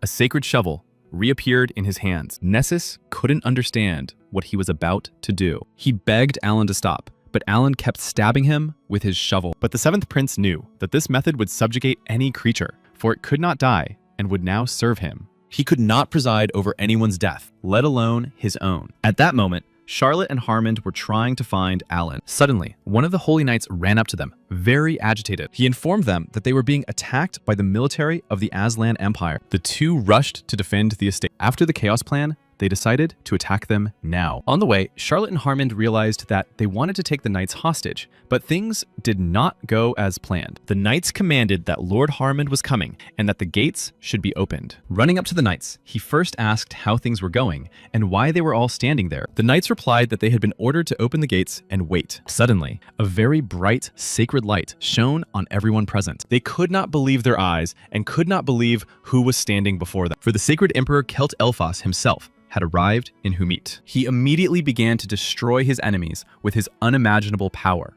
He struck down his opponents without even letting them get close to him. Suddenly, one of his opponents decided to attack him from behind. But sensing this, the Emperor managed to grab his sword with his hand. He managed to do this even though his opponent attacked from a blind spot. But such minor opponents were a waste of his time. The Emperor destroyed him with a single touch of his weapon. But ahead lay what the Emperor had to achieve. Looking at his hand, he saw a wound from an enemy sword. These battles were painful for him, and he thought he was beginning to grow old. The sacred Emperor could not find his loyal Oscar anywhere, and the Seventh Prince had also disappeared somewhere, and he had not seen him. None of the knights could tell him where they were. The traitors had disgraced his name, and they had all disappeared somewhere. The Emperor did not know how to get rid of his indignation, but Aslan started it all. If they wanted this battle, he would give it to them. And after the battle, he would give all the honor to the courtiers of this palace. The Emperor ordered the knights to bring Ruhama's head right now. The knights immediately set about carrying out his order. Alan had not yet regained consciousness. I did not know what else had happened. Then he remembered that he had unleashed a barrage of blows on Lich, which had drained him of his strength. Alan could not remember anything else, and it was not surprising that he had fainted, but he could not understand what kind of tree it was and who had tied him up. Suddenly, some people called him an angel and were very happy that he had regained consciousness. They rejoiced that their savior had finally come to his senses. They were unfortunate slaves who had been captured in this place. They had been caught for experiments and sacrifices, and their lives had been taken from them. One day, a warrior appeared and punished the undead who were persecuting them. He granted them salvation, and the holy water made by the angel restored their stolen lives. They considered Alan to be an angel, and his holy water to be the best. And when the Seventh Prince fainted, they all took care of him. But they thought he had come here for their mistress, Tinia. And then Tinia herself appeared, looking like an elf. She greeted their savior, the Seventh Prince, Alan. Tinia was a dark elf and the true heir to Aslan. And now Alan understood everything, for she was the daughter of Rahama. The Seventh Prince asked where he could find a way out of where he was. But as it turned out, leaving now was very dangerous for everyone. Alan had no idea that a huge battle was raging around him. He was horrified to learn that about 3 months had passed since he lost consciousness. Meanwhile, a traveler was following a map and now did not know where he was. This man had been searching everywhere for his son, but so far without success. The traveler asked the dragon if it knew anything about him, but it did not answer. The search for his son proved to be very difficult for him. The Seventh Prince had been unconscious for 3 months. He asked how he had been cared for all this time and found out that he had been washed with holy water. Perhaps this helped to some extent, but it was unlikely that it was the only reason for his recovery. When Alan fought in Nasus, there were no such large trees there. It turned out that it was the power of an elf named Tinya. Emperor Aslana Rahama had a large number of children. Among them all, the dark elf Tinya was the 30th. But he had only one wife, although it was hard to believe. All his children were the children of slaves, born not out of love, but only for experiments. He mixed the blood of different races because he wanted to have a powerful child to realize his ideas. Tinya never liked Rakama, and he learned that the Black Order needed healthy slaves who would live long lives. Tinya grew slowly due to the nature of elves. The servant Damon was also guilty of simply watching this happen, and so every single one of them was forced to come here. In a country where necromancy was used, the ability to be friendly to nature was considered a great tree. And Tinya couldn't put the angel on the hard floor, so she tied him to a tree. The 7th prince, Alan, understood everything, but still wanted to go home very much. He began to explain that he was not an angel at all, but an ordinary human being. But the people had seen the miracle with their own eyes, and now it was difficult to dissuade them. Alan apologized to Tinya and explained that he had somewhere to return to. Then all these people, led by the Dark Elf, asked to go with him. They couldn't live in this place for long because, first of all, it was the headquarters of the Black Order, and they would definitely send someone here. They promised not to bother Alan and to leave as soon as they found a suitable place for themselves. In principle, Alan didn't care, but their elven powers could be useful to him. However, he decided to take only 2 of them with him, while the rest would stay here for now. There was no land in Aslan that was worth anything, but this was beyond the pale. They made their way through the desert and the sandstorm, and none of the 3 knew which direction the city was in, all because they had set out without a plan. Suddenly, a strange cry came from somewhere. They knelt down and listened to the sound. Tinya heard knocking and shouting, as well as the sound of an orc roaring, which meant that an orc and some merchants were fighting somewhere nearby. Ellen suggested going towards the sounds, but that way they could be caught. They decided that this was the angel's plan to save people in trouble. The merchants were very happy to receive such timely help. They couldn't stay away and not thank Alan. After all, they had never seen so many skeletons in their lives, and he was the best necromancer they had ever seen. But the prince was modest and said that he was just an ordinary man and necromancer. Looking at them, Alan thought that they would never guess that the prince of a prosperous kingdom was walking among them. Suddenly, an unknown young boy quietly entered their tent. The others explained to him that the 7th prince had been assigned to them from above. This boy considered himself an amazing and talented alchemist. His name was Hans, and his specialties were alchemy and incredible experience. And he was also talkative and lucky. After assessing his characteristics, Alan was very pleased with this encounter. He suggested that Hans talk to him alone, without prying eyes. The merchants hinted to the alchemist that Alan must be from a noble family. Pushing him towards the 7th prince, they hurried outside. Tinya asked if they needed to leave, and Alan left it up to them. While Alan was talking, Tinya asked him to take 1 skeleton. She wanted to see the sacred bones and touch them at least once. He suggested that she go about her business in the corner so that no one would see her. Seeing them run to the skeleton, the alchemist asked what was going on. In turn, Alan asked him if he knew how to distinguish magical power from holy power. Without letting him answer, the 7th prince asked if he knew who he was. Outside, a battle was raging, and Aslan was pushing back the sacred emperor. Aslan, in desperation, used the hostages, the crown princess and the prince, to delay the battle in any way possible. If the hostages were returned unharmed, the question of a truce would be considered. But until then, Aslan would not give any answer, and Aslan's incomprehensible behavior continued, and rumors began to spread. The battle dragged on, citing the non-existent hostages, and there were also rumors of attempts to find the real princes. The alchemist Hans could not even imagine that Alan was the crown prince. He thought that Alan believed there was no chance left. Thanks to the alchemist Hans, everything fell into place. Alan wanted to bury him in the desert, because Hans now knew his identity. But Hans asked for mercy and began to take something out of his bag. He offered Prince Alan a real dragon scale. Alan was extremely surprised by such an unusual gift, but Hans promised to take him to the dragon's lair,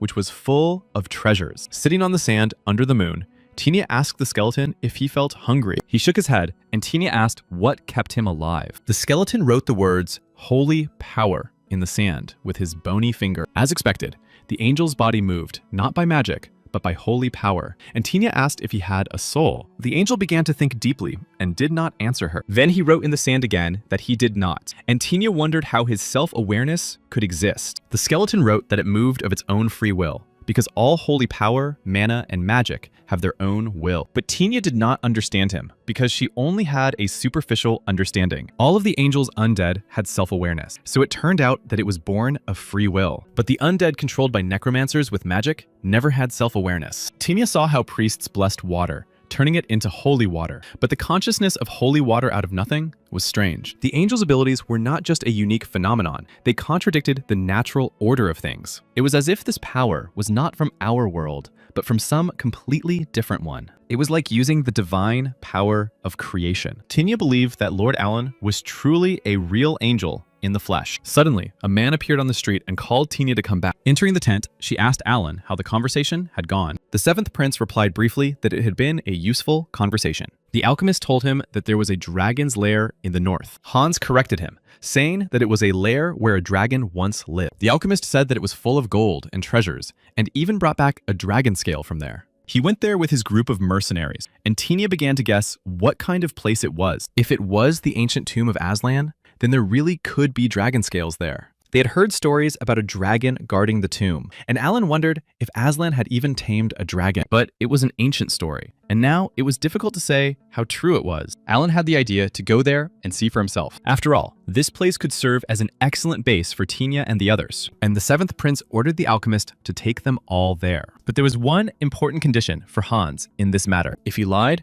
Alan promised to bury him in the same place, but Hans swore to do everything to serve him. Hans learned about this place from the man who sold him the scales. He was hungry and fainted right on the street. After that, since he had nothing else, he gave what he could and told everything he knew, saying that it might be useful. And the stranger's words did not seem like a lie to Hans, although his claim that he had destroyed the dragon right in its lair seems like blasphemy to him. When they found the lair, he began to talk about how he was really telling the truth, but he was talking about a place where the dragon used to live, and now it was no longer there, because they were living in a completely different century. But suddenly, the walls around them shook strangely and violently. A huge shadow appeared on the floor in front of them, covering everything below. A huge black dragon was flying under the ceiling of the ancient tomb. It turned out that it had not only lived here before, but still lived here. Huge, bright flames spewed from the dragon's mouth. Everything that was happening in the ancient tomb seemed like pure madness. Alan considered himself crazy for believing that guy. He managed to put on his necromancer's mask to stop the monster with his sacred power. Opening its huge mouth, the dragon spewed a powerful stream of fire at them. It was so powerful that it literally knocked everyone off their feet. They scattered to the sides, like pawns mixed with stones flying off the walls. They tried to at least grab the ledges on the floor with their hands so they wouldn't fly outside. When everything around them calmed down a bit, the alchemist Hans thought he was alive. Lady Tinia was sitting on the floor away from the others, and they asked if she was all right, but she did not respond to them and did not answer. She stared into the distance as if spellbound and did not move. At this time, Alan was trying to understand what had happened here. He approached the dragon's body, which was lying motionless on the floor. He examined it carefully and noticed one interesting thing. The dragon had suffered fatal injuries before they arrived, and Alan found its behavior very strange. So it seemed that the merchant who sold Hans the scales was not exaggerating, but it was unclear how he could have dealt with such a dragon. At that moment, an excited Hans ran up to him and asked what it was. Thinking that he was talking about the dragon, Alan joked that it was the creature that Hans so vehemently denied existed. The alchemist had something completely different in mind and pointed to the side. He was referring to the huge creature standing in front of Lady Tinia. This creature was a huge skeleton that had emerged from the spilled holy water. Seeing it, Alan was also confused because he did not know what it was. It was some kind of incredible, huge thing in the form of a skeleton. Alan thought that he was to blame for this, because who else could have summoned so much holy energy? The huge skeleton silently stared at them, and the others asked Alan to do something about it. But suddenly, this enormous skeleton began to speak to them. It called itself the Lord of Destruction and the Giver of Life. Before them stood the very real King of White Bones, Don O'Donhaja. Hearing this, Alan was completely baffled, as he had not expected to see anything like this. But fortunately, this huge angel did not look hostile. Alan remembered that he had only stretched out his hand to block the attack, and it turned out that he had summoned him. He asked the huge angel sitting nearby about this. He wanted to know how freely it could move and whether it could leave the lake. But the angel didn't know either, so they decided to figure it out as they went along. The King of White Bones, Don O'Donhaja, picked up the body of the defeated dragon with his huge, bony hands and threw it somewhere to the side with incredible force. It was hard to believe that such a huge dragon could be knocked down with one blow, even seeing it with his own eyes. Looking at all this, Alan thought it was just incredible. And then Hans saw the passage that the dragon was blocking with his body. Behind him was a mountain of treasures of all kinds, and now they were rich. Turning to Alan, Hans suggested that he ask the Whitebone King to move everything for them. Alan was surprised that the alchemist did not have any items with a spatial pocket. The seventh prince was about to tell Hans about spatial magic, but the King of Whitebones interrupted him. He asked Alan, calling him master, if everything was all right with him. The King of Whitebones was not like a normal summoned creature. He needed constant support, and for that, Alan would need a huge amount of holy energy. The seventh prince replied that such things should have been discussed immediately. Somewhere in another world, the entire room was filled with smoke, caused by a machine that had malfunctioned as a result of overload. A fire broke out, and people had to be evacuated urgently. Suddenly, two people who were in the room froze and stared at something unusual. At that moment, Alan was either falling into some kind of abyss or walking along it. Someone nearby shouted that people were being sucked in and needed to be pulled out immediately. Then Alan woke up and again did not immediately understand where he was. It was another fainting spell, and he woke up tied up again. Hans was next to him and was very happy that Alan had come to. He had been unconscious for 10 days, and now he felt like a bear after hibernation. But Tilia told Alan that after investigating, they found out that there was no food or water there. So they hired mercenaries to go to the nearest town. And as it turned out, there was a fairly large town nearby. It was Yebelum, the most famous slave market on the continent. Rahama was indignant that after declaring war, they were forced to beg for mercy. The army sent to Humit was completely blocked by the Celts. Rahama asked his lords if they knew what had happened to the princes. They explained that they had disappeared into the distortion and were definitely somewhere in the territory of Aslan. But Rahama did not like it when people played charades with him. At least it was known that they were being held in Aslan. Suddenly, Rahama was informed that the Holy Emperor had sent a reply to his letter. One of the lords held the letter with trembling hands and could not bring himself to open it. Rahama opened the letter, and it stated that the Holy Empire demanded two things: to pay the empire for 20 years and to take responsibility for the battle. But there was another very important demand. The Aslan Empire had to surrender. In his anger, Rahama tore the letter to shreds and scattered it around the room. The Holy Emperor provoked Rahama with this response. Emperor Aslan Rahama was very angry and had no intention of surrendering. He ordered his lords to immediately find the princes and bring them to their knees before him. And if they dared to talk nonsense, he would immediately cut off their heads. The lords promised Rahama that they would find the princess before the Holy Empire did. They planned to cut off the prince's limbs, disfigure their bodies beyond recognition, and send their heads as a gift to the Holy Emperor. But besides this, the letter from the Holy Emperor also contained good news. It seemed that the third prince was in the slave city of Yebelum. Moreover, the crown prince of the Holy Kingdom of Luang Elfos was also in Yebelum. But for Rahama, this news was not good at all. It meant that the monster was now targeting their heads. Both princes were in one place, and communication with the undead had been cut off. If the other missing princes were also gathering in Yebelum, what would the Holy Empire think of him? And Rahama gave orders to his vassals to move the army and burn Yebelum immediately. Although Yebelum was the sacred land of Aslan, the emperor could no longer allow the Holy Kingdom to manipulate them. It was necessary to quietly block the city so that not a single rat could get in and destroy every living creature there. Meanwhile, Hans asked Alan how long they were going to sit idly by. Alan thought the city seemed noisy, but that must have been the time when the column of slaves was passing through. This place was called the City of Slaves because it had a coliseum only for slaves and was famous for its constant fights. Alan couldn't understand how people could enjoy this and how the slaves simply agreed to it. And then, looking at the column of slaves, one of them seemed familiar to Alan. He looked closer and became sure that his eyesight had not failed him. Among the slaves in the column was the third prince, Ruffle Elfos. He had said many times that he was a prince, but his vassals did not believe him. Meanwhile, Alan wondered what the third prince was doing there. At the same time, Hans was trying to prove to Alan the value of one of his possessions. The seventh prince insisted that he had saved him from the dragon and had divided the treasure fairly, but the other prince pitied him for a scrap of paper. But the alchemist did not think so, and did not want such an important piece of paper to be called a scrap of paper. After all, it was a scroll of movement that could move 3 meters, but this place was not suitable for its use. But 3 meters was clearly not enough to enter Yebelum. They could only waste the scroll, so this thing was definitely useless here. The seventh prince suggested selling the scroll if anyone would buy it. but it was unlikely that anyone would want to spend hundreds of gold coins to teleport 3 meters. But theoretically, interdimensional travel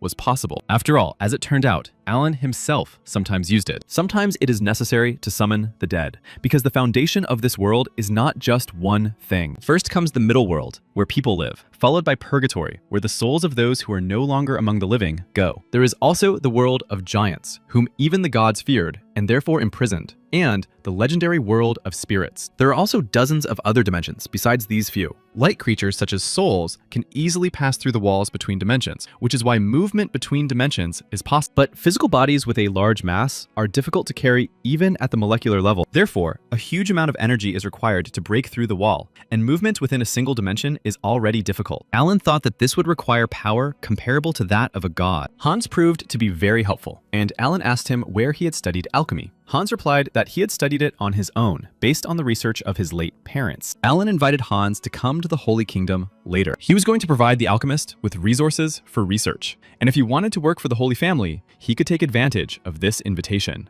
Hans wanted to thank the 7th prince for this opportunity, but the prince stopped him and said that now they had to deal with his brother. Alan wanted to enter quietly, using teleportation, but unfortunately, that was not possible. Now, he would have to enter with a lot of noise and possibly destruction. Meanwhile, the great teacher was busy healing those who needed help. Now that the archbishop was here, things had become much calmer. Seeing how the prince had grown, tears welled up in his eyes. But the holy emperor was in a bad mood and said that if the soldiers died, it would be on Raphael's conscience. The archbishop tried to justify himself, because at that time, he had tried hard to deal with the high priest. But the holy emperor did not want to listen and decided that Raphael was getting old if he was having trouble dealing with such things. Raphael wanted to know what had happened to the missing people because he did not expect even Oscar to disappear. But the holy emperor was sure that he would soon show up here, even though they themselves did not even know where Oscar could be. Seeing a man approaching the castle gate in the darkness, they shouted for him to stop and identify himself. Raphael asked if the emperor had received a message from him, but it was only his intuition. The emperor was sure that Oscar could return alive no matter where he went. Seeing the man approaching the castle, all the knights greeted Vice Captain Oscar. Approaching the holy emperor, he explained his absence by saying that he had been delayed by getting lost in the desert. The archbishop was very surprised that Oscar had managed to cross the great desert of Aslan on foot. He wanted to heal the wounds inflicted on the vice captain, but the latter decided to wait, as he had an important message. While wandering through the Aslan desert, he noticed Rahama's army there, but it was not heading for the Holy Kingdom. The Holy Emperor realized that their target would now be his grandchildren. Oscar suggested that their nearest destination was in the direction of Yebaluma. The Emperor thought that their goal was to defend the city, but Oscar explained that they had brought siege weapons with them, and it looked more like an attack than a defense. Was there something in Yebaluma that their enemies feared? For that was the only reason they would attack their own city. The Holy Emperor told Oscar that from now on, they would command separately. He asked the vice captain to force the enemy to surrender, and if they resisted fiercely, to destroy them all without a trace. Bowing his head, Oscar replied that the Emperor's order would be carried out. The Holy Emperor guessed that the prince was behind all this. But still, the scale of what was happening was too great. There had to be something else, and it was located in Yabellum. The man held a piece of paper in his hands, and what was written on it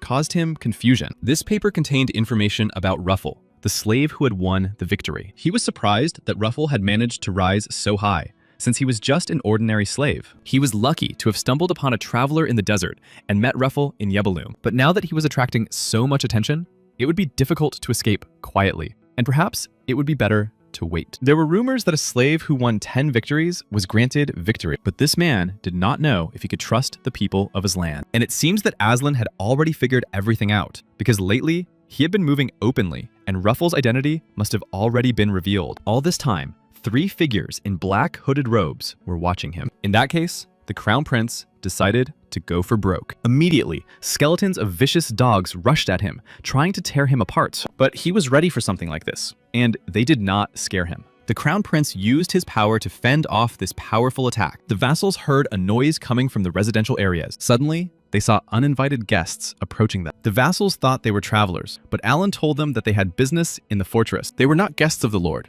and had come here to see Alan's brother, but now he was among the slaves, and the guards thought he was talking nonsense and was possibly insane. Alan insisted that despite his suspicious appearance, he had a fairly high status. He was none other than the 7th prince of the Holy Royal Family, Alan Elphos. But the guards pointed at him and said that he had chosen the wrong excuse to play the fool. The guards decided to simply sell these uninvited guests, as they were already beginning to annoy them. But Alan did not give up and was indignant at how they dared to go against the royal family. He decided to put on a special show for the guards, but they were not particularly frightened by it. Alan asked if they had ever heard of magic, which was what they called it in his village. Before that, Alan and his companions had managed to find an underground tunnel, but Tina warned him that it was better not to touch anything because it was the protection of this place. And by his actions, Alan could awaken the one who was Aslan's method for destroying the invaders. But Alan was not used to backing down and did everything as he needed to. Now, he politely asked the guards to focus on the show. He asked if they could see anything behind him. Looking closely,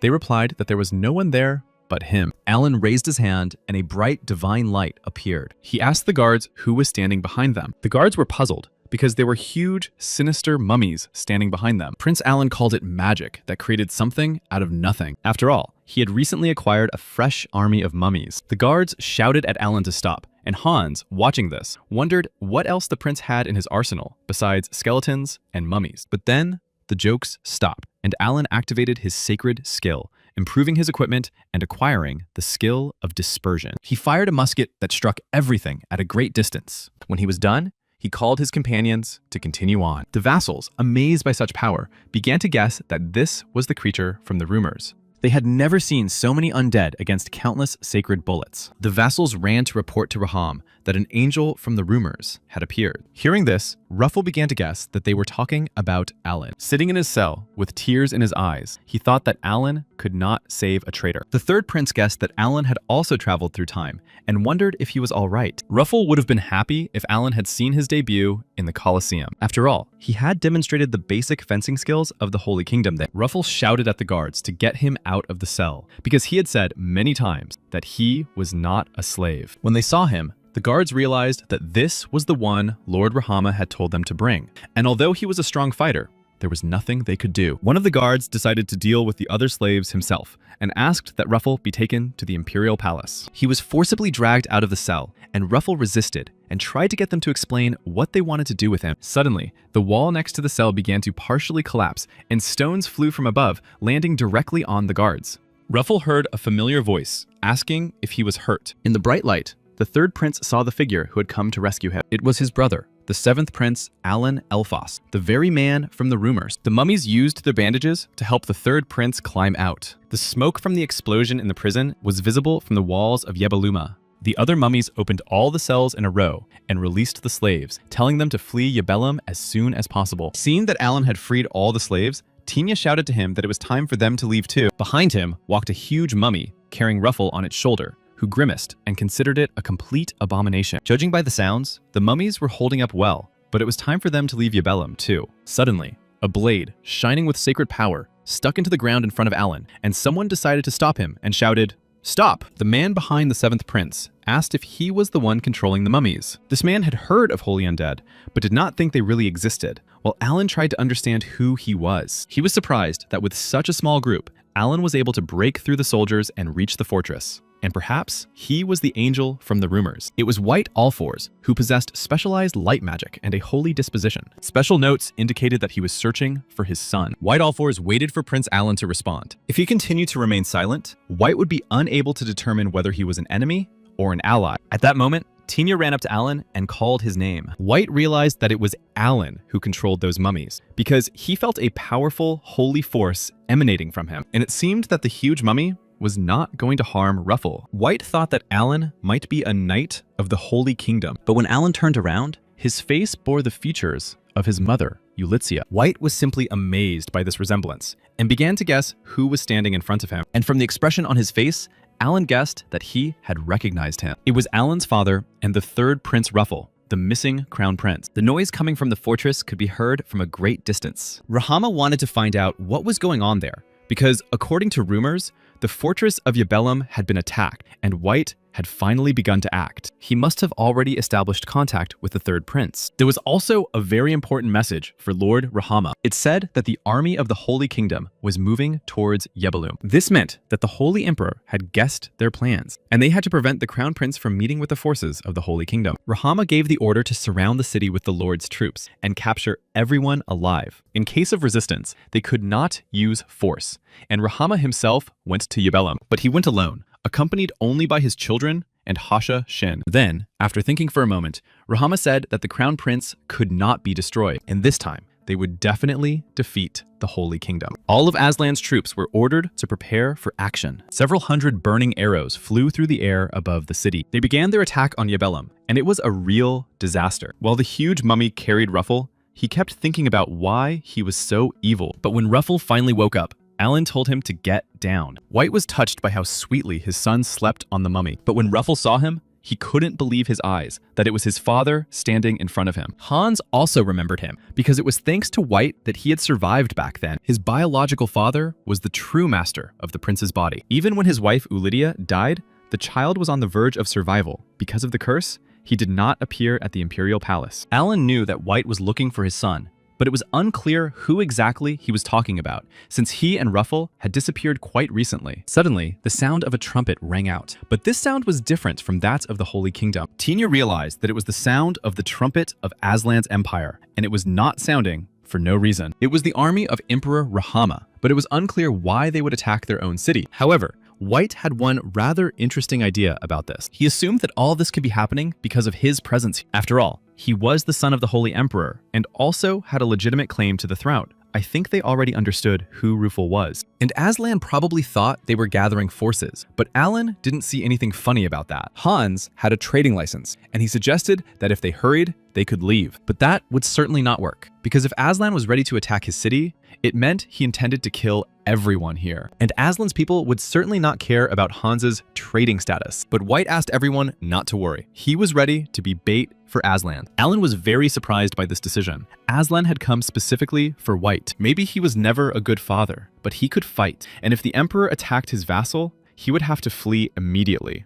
White saw that Alan was able to summon an ancient mummy and asked who else he could summon, and Alan replied that there was still a rollback from the Bone King, but not for long. White was impressed by this answer and said that he would be able to buy time for their retreat, but he asked them not to delay too long and to leave quickly. Alan shouted for everyone to saddle their horses, and Ruffle was no exception. While their father bought them time, they had to break through the castle gates. Alan asked his father to take care of the townspeople if possible, and he replied that he would become a good, holy emperor. But Alan was not interested in that, and left those concerns to his brothers. White wanted to talk to Alan some more, and for that, they had to try to survive so they could meet again. After all, a father always remains a father, no matter what he is like. They rode their horses as fast as they could. Suddenly, they saw something approaching them ahead. Now they began to guess that the enemy was pursuing not the Crown Prince, but them. When she saw them, Tinya realized that they were mercenaries and that they were very fast. They were all Rahama's children from other mixed marriages, and even on foot,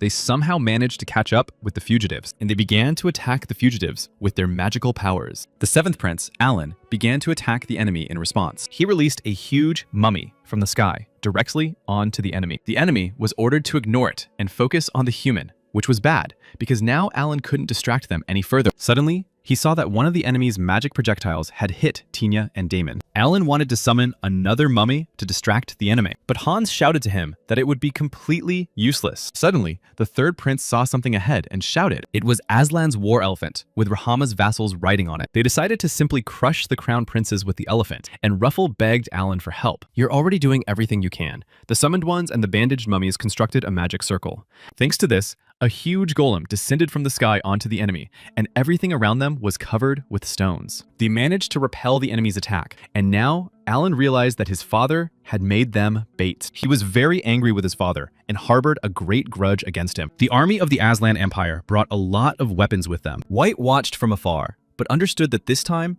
Aslan was serious, but it was obvious that it would be difficult to deal with the children alone. He wanted to take care of urgent matters first, and then join the princes, but he would never have thought that Alan was capable of such a thing. He thought about how those 11 years without him must have been very difficult, and how he, as a father, had done nothing for his sons. At that moment, he had just dealt with a bunch of Aslan's vassals. Suddenly, someone called his name from behind, which was unexpected. He had heard that White had disappeared, but apparently that was not the case. This man asked White why he was causing trouble on someone else's land. In response, White asked why he was acting so petty, since he was Aslan's former hero. He also asked if the wounds inflicted on him by his father had healed. White's old acquaintance added the Emperor's words that this time he would definitely destroy him. Meanwhile, Rahama was informed that the Crown Prince had been found in the center of Yebelum, and that it was not White who had created the golem. For Rahama, this meant that 2 monsters had appeared, and he ordered his vassals to detain the Crown Prince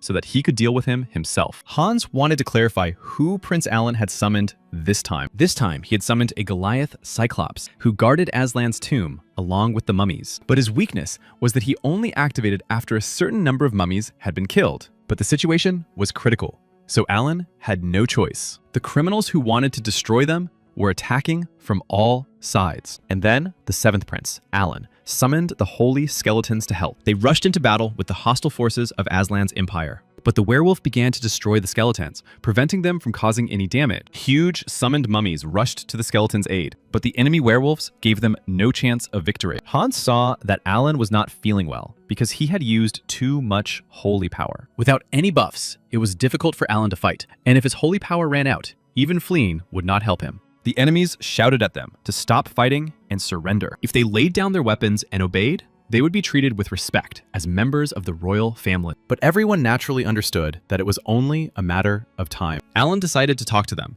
and tell them that even though they were enemies, they should not treat the prince rudely. Stepping forward, Alan Elfos shouted loudly that he was the 7th prince of the Holy Kingdom and demanded to be treated according to his status. His opponents realized that since he was trying to talk to them, the prince and his men were most likely in a losing situation. Alan asked which of them was the commander of the enemy forces, and one of Aslan's vassals responded. Turning to him, Alan told him to order his troops to retreat immediately. Alan wanted the enemy to admit defeat, lay down their arms, and clear the way for them. If they did not obey his demands, he would send them all to the other world. The enemy was astonished and decided that Alan did not understand the situation, but he only began to count to 5. The enemy thought that Alan did not understand the essence of what was happening because of his age. They wanted to explain to him that negotiations were not conducted in this way, but he had already counted to 2. And when the 7th prince counted to 1, the Cyclops went on the attack. After all, sometimes only force could bring people to their senses. Alan turned to the enemy once more and ordered them to clear the way. The enemy did not respond,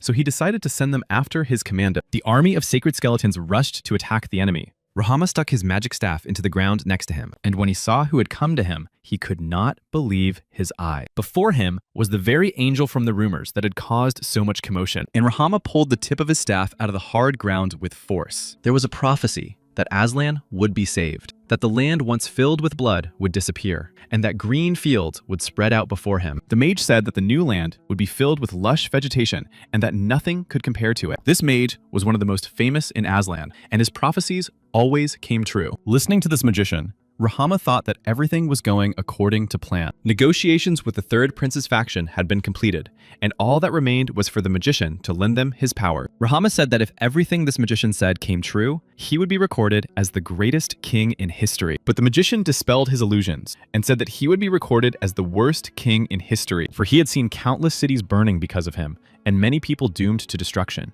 and Rahama's arrogance and stubbornness would destroy Aslan. But there was also a good moment. Rahama was destined to bring an angel to this land who would choose one of his children, but Rahama considered him to be just another rat of the Holy Church Empire. He destroyed the magician and ordered his vassals to throw his body into the desert so that wild beasts would feast on it and leave no trace of him. Even Naruna had her own holy and very beautiful army. He was a being who accepted only the chosen ones, the only stranger invited into an unseen world. He was the very saint who was destined to save them all. The angel from the rumors was a very intelligent and powerful necromancer. Rahama understood all this at first glance at this 7th prince. Now he was still a boy, but in time he would surpass the prince and become more dangerous than the Holy Lord himself. Now the words of the old mage about Rahama coming to this land of angels did not seem so strange. Rahama ordered his vassals to capture the rest of Alan's company, but the 7th prince, Alan, decided to deal with this enemy himself. He decided to personally fight the Emperor of Aslan, Rahama. King Aslan's power was enormous, and not everyone could withstand it. But the seventh prince, Alan,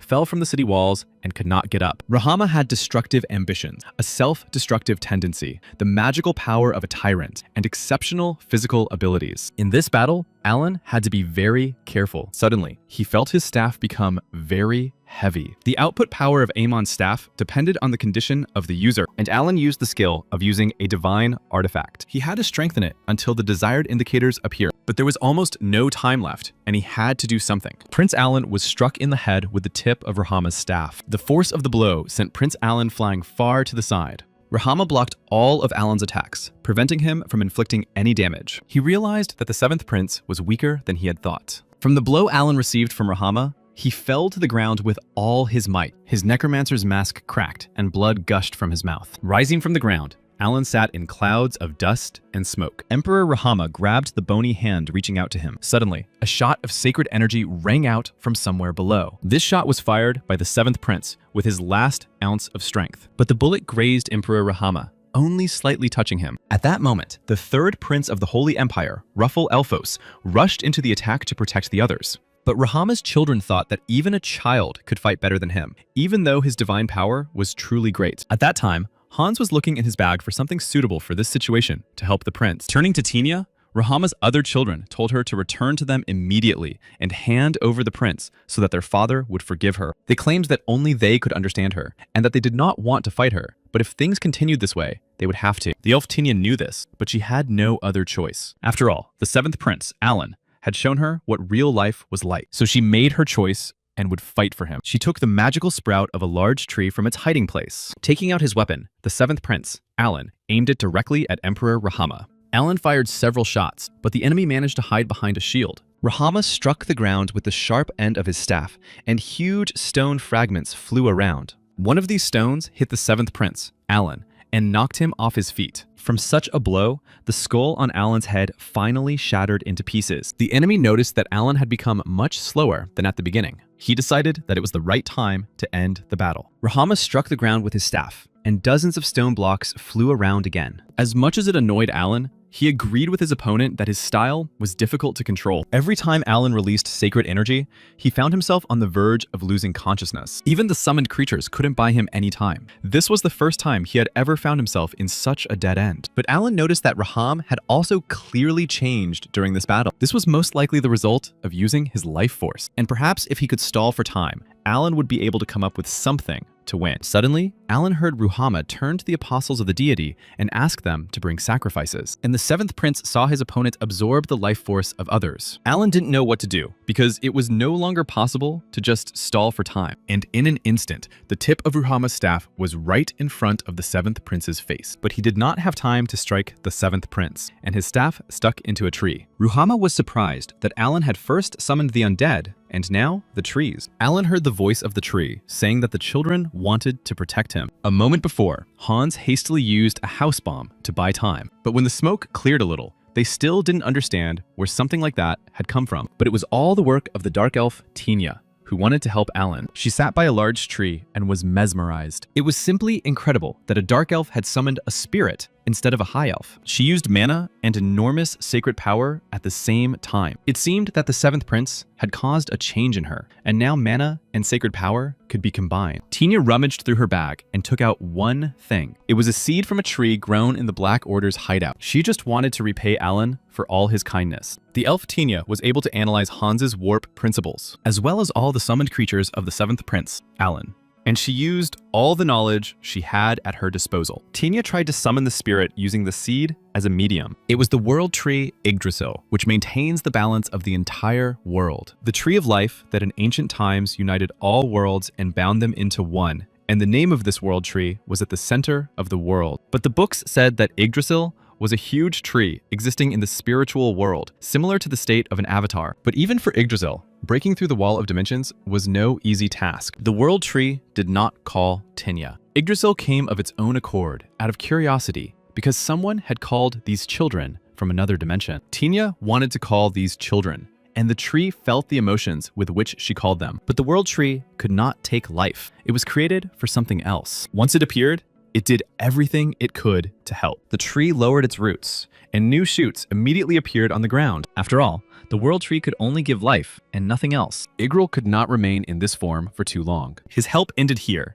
and now Tinia had to go and do what she really wanted. This had all been decided long ago, and nothing could be changed. And the seventh prince, Alan, heard a voice that promised to help him. They were friends and contractors, so they decided to help. The body of the seventh prince, Alan, began to slowly recover. This barren land now had to change its appearance, and green fields had to appear. This land would become a place greener and brighter than any other. Rahama tried to understand whether this tree was helping with the restoration, because in that case, he was at a disadvantage, and he shouted to the Hamashina to bring sacrifices as soon as possible. But Rahama could not understand what they were all doing, and why they were not bringing him their life force. All of Rahama's children suddenly began to behave very strangely, and the main reason for this was the World Tree, which had a great influence on them. For this tree was indeed very, very unusual. The Ains were creatures of nature who served the spirits from birth and protected the World Tree. And even though they were trained by Rahama as slaves, as long as they had Ain's blood from their mother, they could not reject the World Tree before them. And now Tinia understood that their father Rahama would be defeated. But Rahama did not understand how a discarded slave dared to mock him. He threatened to destroy them all, leaving no trace of them. He ran along the roots of the tree, trying to reach the seventh prince. But dealing with the power of the spirits was more difficult than Rahama thought.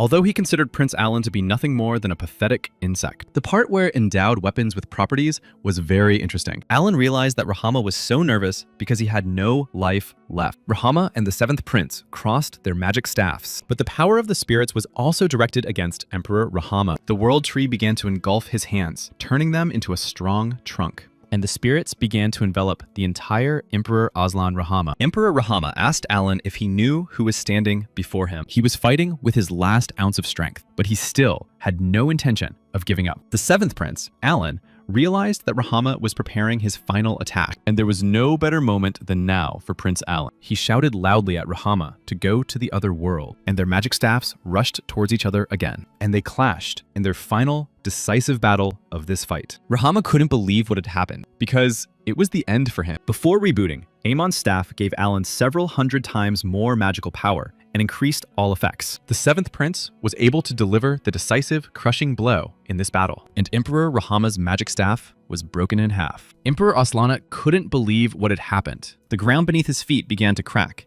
and huge rocks fell from the sky. They hit Rahama directly, causing him great damage. The roots of the tree began to entangle him, and he kept thinking that he had to fulfill his cherished desire, to conquer all the green land with his own hands. This was Rahama's cherished desire, and it had to be fulfilled. Tinia felt that her father Rahama's breathing had stopped, which meant that Alan had won. The dark elf Tinia ran to Prince Alan to help him. The seventh prince, Alan, had used all his strength and was wounded, but Tinia was saved by him again, because if it weren't for him, she would still be living every day as a slave, immersed in despair. But with his appearance and actions, the seventh prince of the Holy Kingdom saved the people of Aslan. And for her, Alan was someone much better and greater than an angel. Tinia thanked him for giving hope to this place filled with only destruction. The third prince, Ruffle, was surprised that Alan was able to defeat Raham. He treated him like a brother who mocked women and wasted his time senselessly. Suddenly, a loud sound came from Aslan's army. At first,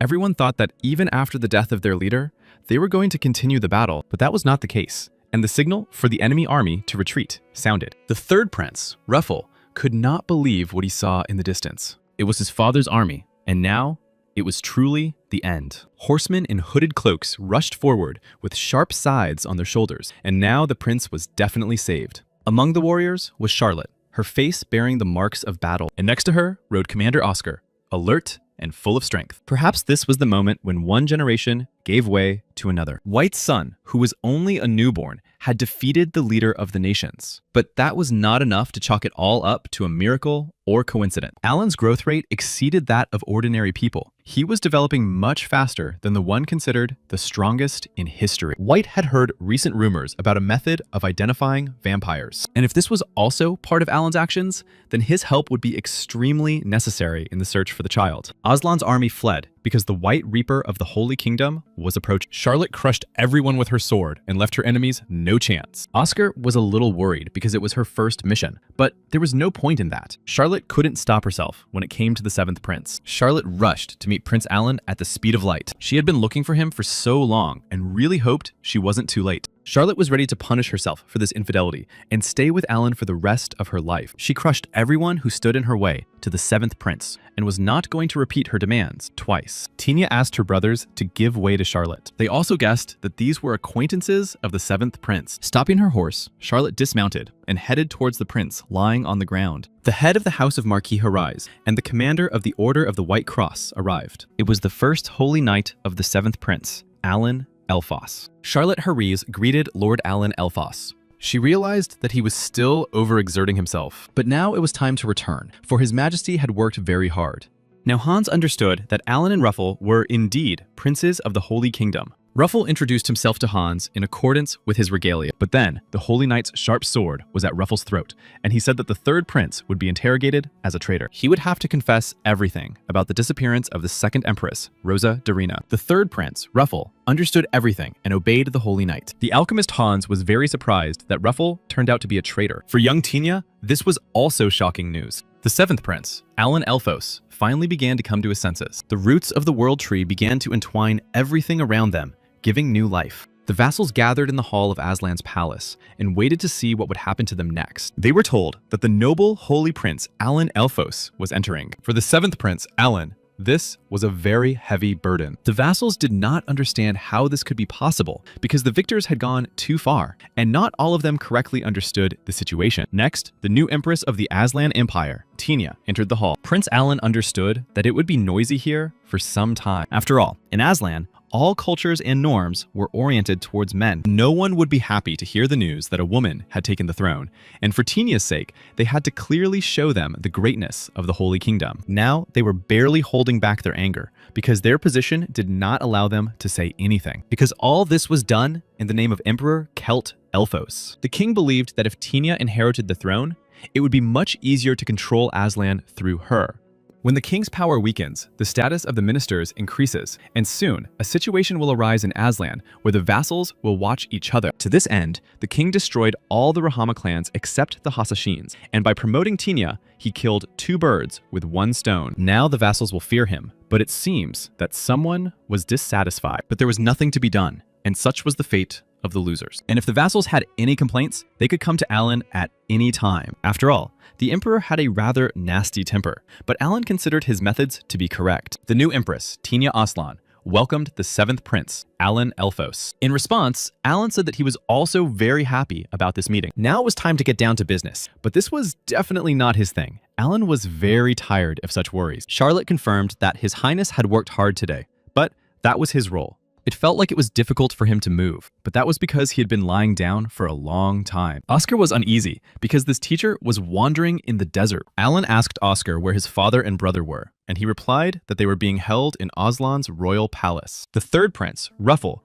had been arrested for treason against the imperial court, but for the crown prince, 11 years was too short a sentence. Alan asked if he could see them because he was leaving soon. When he saw Alan, White broke into a smile, calling him his favorite son and wanting to hug him. But Alan pushed his hand away and asked where his brother was, and he was sleeping in his room. It seemed that the journey had been quite difficult for him. His father asked Alan why he had not returned, since the coronation should have been over by now. White thought that his son, Prince Alan, now wanted to be with him. Ruffle's sentence was confirmed, and he would be tortured so severely that death might be the best option. Alan decided to ask his father what he had been doing all this time. When Alan's mother died and his brother Luan was barely alive, his father was nowhere to be found, which was the height of irresponsibility. White replied that he had been traveling around the world. He visited the kingdom of Ram Irans and many other countries, but White did not enjoy traveling. He spent all that time searching. Alan asked his father who he had been looking for so long, and he replied that it was Ruffle. White spent 11 years searching for this child, but in the end, he couldn't find him. And now, Alan was needed more than ever, but he thought his father was talking nonsense. The Ruffle that Alan knew was now sleeping in bed,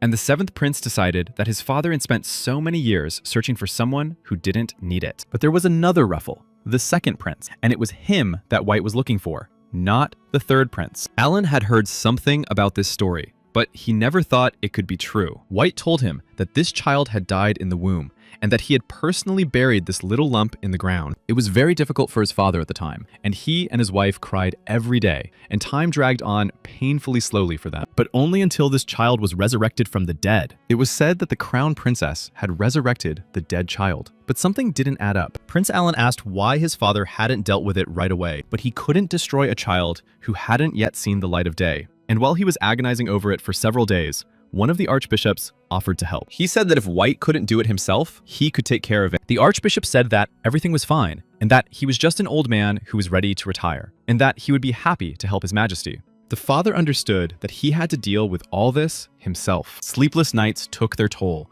and he handed the baby over to the archbishop. So the child lost his newly found life again, and White continued to visit his grave alone, thinking that it was all over. He had previously quarreled with Aslan, and before the succession ceremony, they set out to pacify the gangs, but upon arrival, it turned out that someone had already destroyed them. Among the hundreds of bodies of villagers and dozens of gangsters lying on top of each other, the child sat and ate them. Turning to White, the boy called him father and was very happy that he had come. The crown prince did not understand who this was or what was going on. The boy replied that he had cruelly abandoned him and now pretended not to know him. It was because of him that all those unfortunate paladins had died. The prince realized that this was a vampire and a progenitor at that, and drew his sword. But the vampire boy said he had always wanted to fight his father. But White refused to listen to him and cut his body in two with his sword. The boy did not give up and said that it was not enough for his father to take his life twice. He wondered how his father had not recognized him yet and called himself Ruffle. The marks from the rope were still visible on the child's neck. He had returned as the progenitor of vampires, and judging by the speed of his evolution,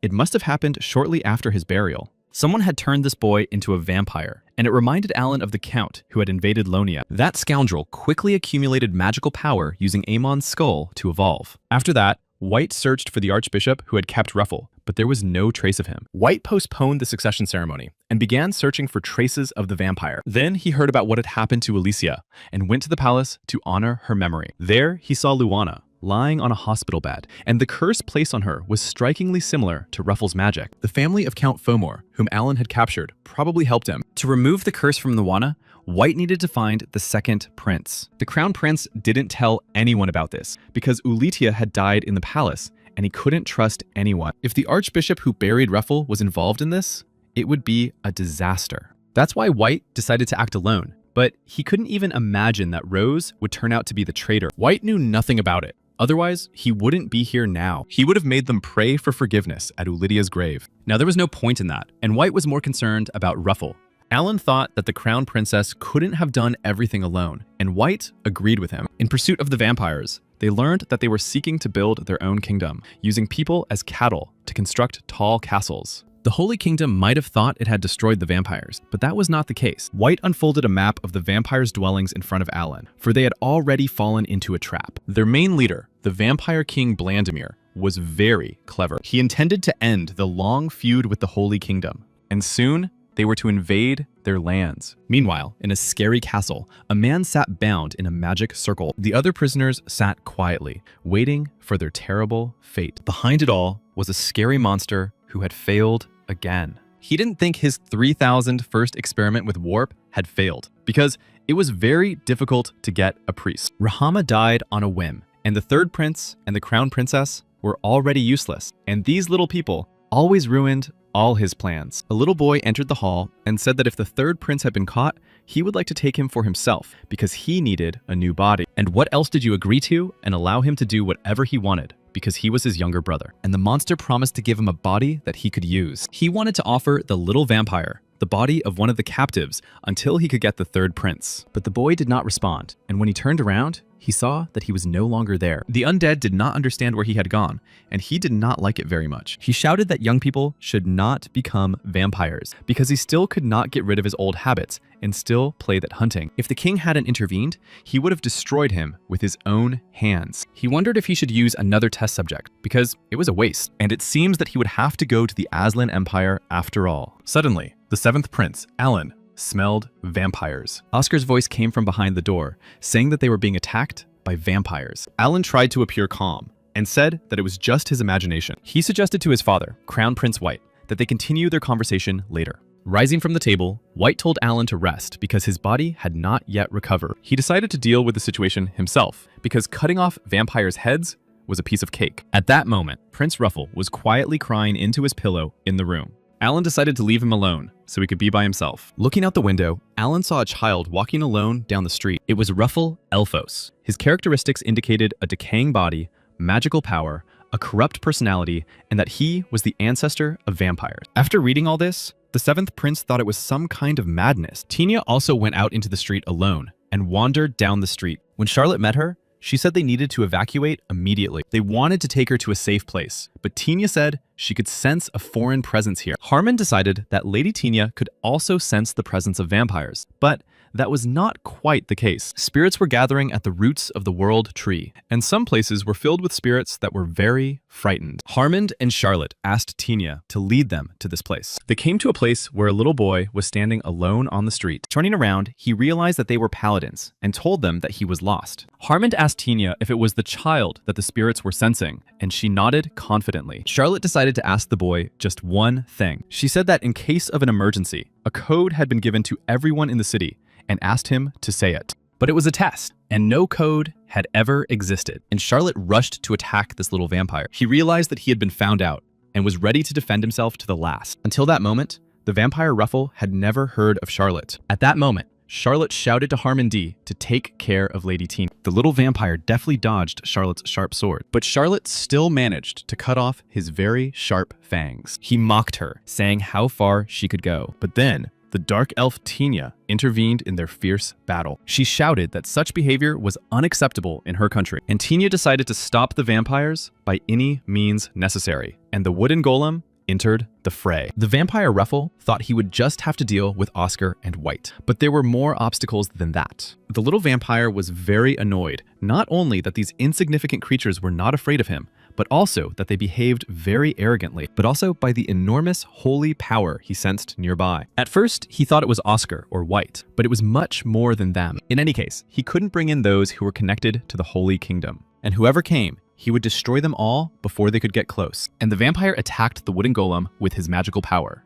Charlotte and Hammond tried to hold back the vampire's attack. Just then, Lady Tina came to their aid, and she was very much needed. She summoned spirits, and this power greatly helped Charlotte. Charlotte's sword flashed in her hands, and she was ready to strike the vampire. But he was not going to give up, and repelled their attacks. Ruffle laughed at his opponents and asked them to try a little harder. Charlotte, Harmon, and Tina's attacks continued, one after another. They stood shoulder to shoulder with the wooden golems. The vampire had to use more and more of his magical power, and he realized that these guys were better than he had initially thought. The vampire had no time left, because reinforcements from the Holy Kingdom were about to arrive. And then Prince Ruffle realized that he was too late, and they were already there. Behind the little vampire, a man with a skull on his head appeared. Ruffle first thought it was his father, but it wasn't, and he was right behind him. The little vampire decided that this couldn't be, but apparently his mother hadn't taught him to trust strangers, and the huge hand of the Bone King hovered over him. Hans believed when he was told that he could investigate the formation of the vampire warp, and when the 7th prince said that this was his first mission from the Holy Kingdom. But no one told the alchemist Hans that the vampire would be standing on the warp. But he shouldn't have worried, because if it weren't for his highness, they would all have died already. Crown Prince White saw the 7th prince's enormous summoned creature. It was the very same Bone King who had subjugated even a dragon with his power. Looking at him, White thought it was some kind of nonsense. Before him was the Bone King, made of holy power. And their enemies, the vampires, kept coming. One of them used a very great magical power, and an ancient vampire lord appeared before them. Crown Prince White shouted at him, asking what he wanted after all. And the vampire lord suddenly cried out that he understood and knew what it was. He realized that everything that was happening was simply a real anomaly. It was a real contradiction, and a form where holy power and magic harmonized perfectly. In the hands of the Bone King, they saw the motionless body of the 3rd prince, Ruffle. The ancient vampire liked the ability to subjugate both vampires and the mother of snakes. After all, right now, this greatness was right before their eyes. It was an enormous power, capable of overcoming dimensions, and the ancient vampire was ready to make it his own. It was unclear how they were going to deal with such a huge monster. Meanwhile, the vampires remained in this world. Oscar noticed that one of the vampires wanted to leave the portal. He rushed towards him at full speed to prevent him from doing so. The other vampires also tried to stop him because they couldn't leave now and had to stay. The rest of the vampires tried to hold the count back, but Oscar was already very close. It was unusual for Oscar to be distracted by the enemy, but at that moment, His Highness disappeared somewhere. Crown Prince White ran to his son, the second prince, and memories flooded his mind. He remembered how he had handed his small body over to the Archbishop, how he had mourned the boy and simply gone mad with unbearable grief. The father ran as fast as he could to see his son Ruffle, but he was a little too late. White asked the seventh prince, Alan, what he had done with Ruffle, but with the help of the Bone King, he had immersed the little vampire in holy water. But it did not destroy him completely, only tearing off his rotten skin. And a small child appeared on the arm of the huge Bone King. Meanwhile, the seventh prince, Alan, took out an interesting thing. It was an Altera alloy to which a metal possessing sacred power had been added, and Alan had received it from the Holy Emperor. And the seventh prince put the second prince, Ruffle, inside this Altera. Crown Prince White asked what he was going to do with him now. Closing the lid, the seventh prince, Alan, said that of course he was going to destroy him, because he was a vampire. But first, he had to tell them everything he knew about it. Looking at his father, Prince Alan advised him to get some rest as well. After all, with dawn approaching, they all needed to set off on their journey. Tiny was sad that they were leaving, for she would be eternally grateful for Alan's kindness. And the huge Bone King was payment for the destroyed building. The cheerful alchemist Hans decided to announce that he had also finished his preparations, but something still seemed very strange to him. The portal used by the vampires did not look modern. It was most likely used in secret in ancient times as their unique technology. The seventh prince, Alan, knew that such portals were scattered all over the world and that the technology was simply incredible. The spells were quite complex, and ancient writings were also used, but no matter how difficult it was to decipher them, the alchemist Hans was ready to do so. Even though it would take a long time, he promised Prince Alan that he would figure it all out. Alan had high hopes for Hans, so he asked him not to disappoint him. Now the seventh prince was really leaving, and Tina wished him well. After saying goodbye, Tina stood for a while longer, watching them ride away. They rode slowly on horseback toward the Holy Kingdom. On the way, Charlotte decided to tell the seventh prince, Alan, some good news. The Holy Empire had sent them a message, and Charlotte told him what it said. The text of the message made it clear that the purge of traitors had begun. The seventh prince, Alan Elphos, looked back briefly to see what was happening. Behind them, with his hands tied, walked the third prince, Ruffle. At that moment, the Holy Operator personally began interrogating the suspect, who insisted that he had nothing to do with it. But Raphael read a document in which Archbishop Gale's testimony and the results of the Imperial Court's investigation told a completely different story. It clearly stated that this man had received a bribe from the traitor Rose. Now it was clear to the Emperor what Rose and Ruffle had been counting on when they started all this. They had the vampires Aslan and even traitors hidden in the Holy Empire on their side, so they had nothing to fear. The Holy Emperor did not want to hear any more excuses and thrust his sword into the traitor's head. After all, he knew for sure that the traitors lied every time they opened their mouths. Now the Emperor was concerned with the question of where Rose and Ruffle were. The Order of Kalium is an independent authority of the Holy Kingdom, one of the institutions created to control the Pope, and consisting of cardinals. The cardinals were elected by vote, but he himself was always burdened with many problems. During the reign of Celt, the order became the most influential in history, and during the election of Amano as military archbishop, a major conspiracy was carried out. Even the Pope himself and the others could not interfere in the affairs of this order. However, after the incident with Aslan, it became clear that the order was involved in this, and taking advantage of this, Celt immediately destroyed all members of the order. Raphael thought that this had gone on long enough, and that he had been fighting the order all this time. He reported to the Emperor that he had done everything possible not to provoke unrest, as the people were already outraged by the battles and losses in their families. And that is why the Holy Emperor appointed Raphael as cardinal. But Raphael was not very happy about such a promotion on the eve of old age. In any case, the internal affairs of the castle were settled, and only Ruffle and Rose remained. And the Holy Emperor and Raphael had somewhat forgotten about Cosima and Asdalin. Raphael suggested to the Emperor that he simply leave them both alone. But after thinking for a moment, Celt replied to Raphael that then all this would go to the seventh prince, Alan. Raphael was very upset that the Holy Emperor was back to his old ways. Asdalon and Kasim were the foundation of the Kaolium Order, its source of power, and Raphael did not understand how it could be passed on to Prince Alan when there was a crown prince. Raphael believed that even though Alan had only recently proven himself, it was already too much. And he understood that Celt definitely saw this madman as his successor. If he hadn't known about the seventh prince's past, he would have even nominated him for the position of Pope. After all, thanks to the seventh prince, the people can laugh again, and the battle is over. And if another soul had entered the seventh prince's body, it would have been much easier. White and Alan arrived at the palace of the Holy Emperor and took the Altera with them. The Holy Emperor, Kelt Elphos, looked at them silently and intently. From inside the Altera came the cries of the little vampire Ruffle, begging to be let out. The Holy Emperor was very happy that Alan and White had returned safe and sound. Hearing this voice, Kelt asked the seventh prince what was inside the Altera. Inside was the second prince, Ruffle, who had become an ancient vampire. The Holy Emperor asked Alan what he was going to do with him, and Alan replied that he would hand the vampire over to the Red Cross. Hearing this, the second prince began to scream, fearing the torture of the Red Cross, and told Alan not to do it. Meanwhile, White stood silently nearby, glancing sideways at Alan and the Altera in his hands. The Holy Emperor also informs them that a hearing would soon take place, as everyone knew that Alan had fought a major battle. At this hearing, Alan's abilities and potential as the seventh prince would be discussed, so he had to prepare for it in advance. Handing the Altera to the servants, Alan realized that everyone just wanted to hear everything from his own mouth, and wondered if he could mention that he was a necromancer. At that moment, Father White asked him if he could bring his brother Ruffle back to life. He had heard that the seventh prince had managed to perform a resurrection, which meant he could help Ruffle,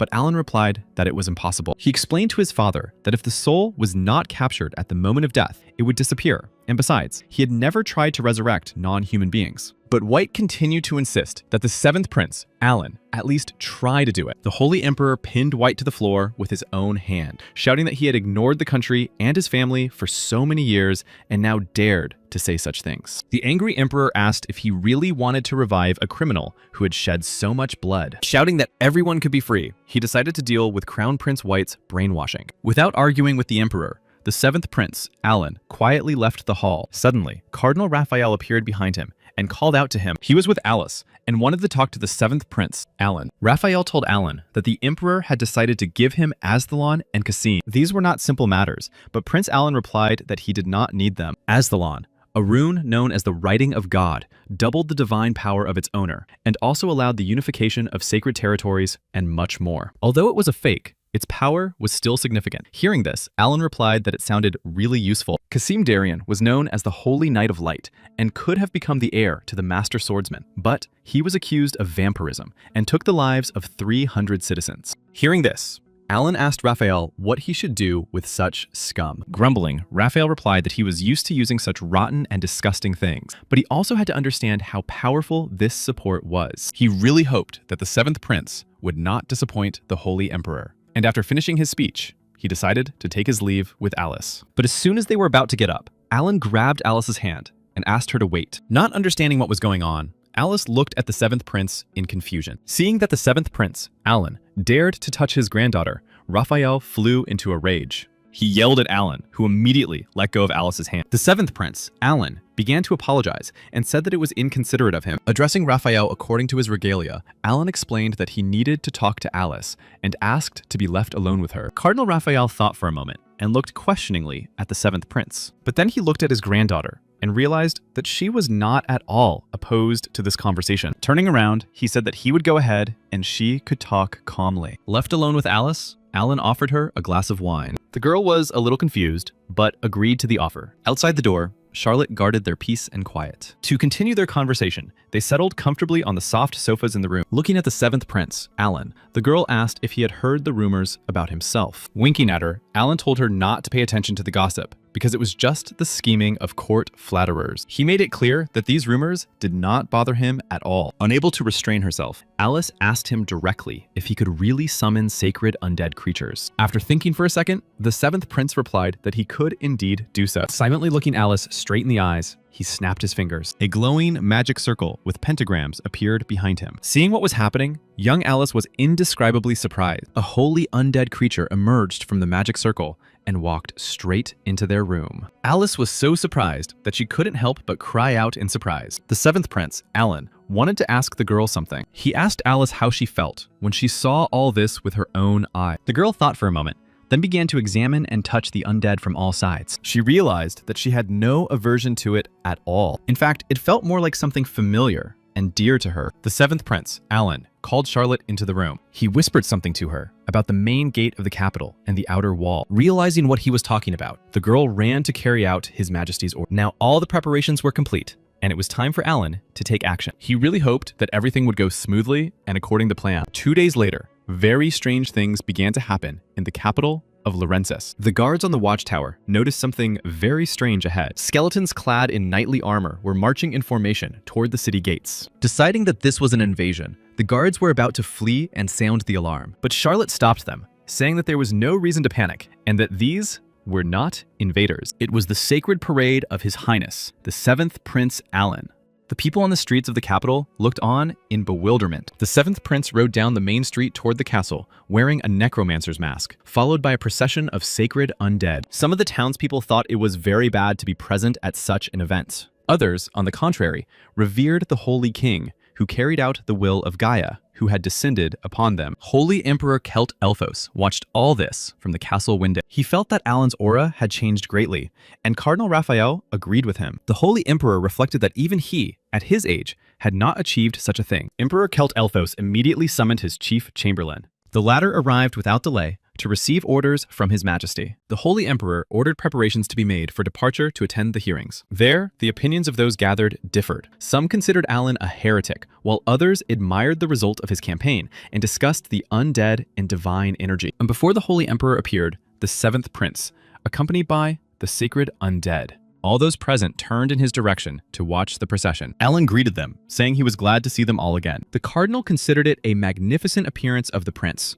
accompanied by an army of undead, radiating such powerful divine power. Raphael realized that the Holy Emperor had apparently finally made his decision. He was going to appoint the 7th Prince, Alan, as the next Holy King, but he thought that he must have really grown old, since he envied the growth of the younger generation. Stretching, Alan told Charlotte that the hearing had gone smooth, but still, something was troubling the 7th Prince, and he was restless. At the hearing, Raphael and Celt did not say a word, but the looks they gave Alan were very unkind. Since all urgent matters had been settled, Alan suggested that Charlotte take a look at the dungeon. The 7th Prince, Alan, wanted to check on his trophies. The prisoner chained to the walls of the dungeon looked quite strong. His gaze was capable of destroying more than one person, and Charlotte warned the prince not to come too close. Kasim called the 3rd Prince, Alan, a debauched prince enchanted by the chains of heretics. Charlotte was already ready to draw her sword to defend the prince's honor, but Alan stopped her. The 7th Prince reminded Kasim that he had promised him something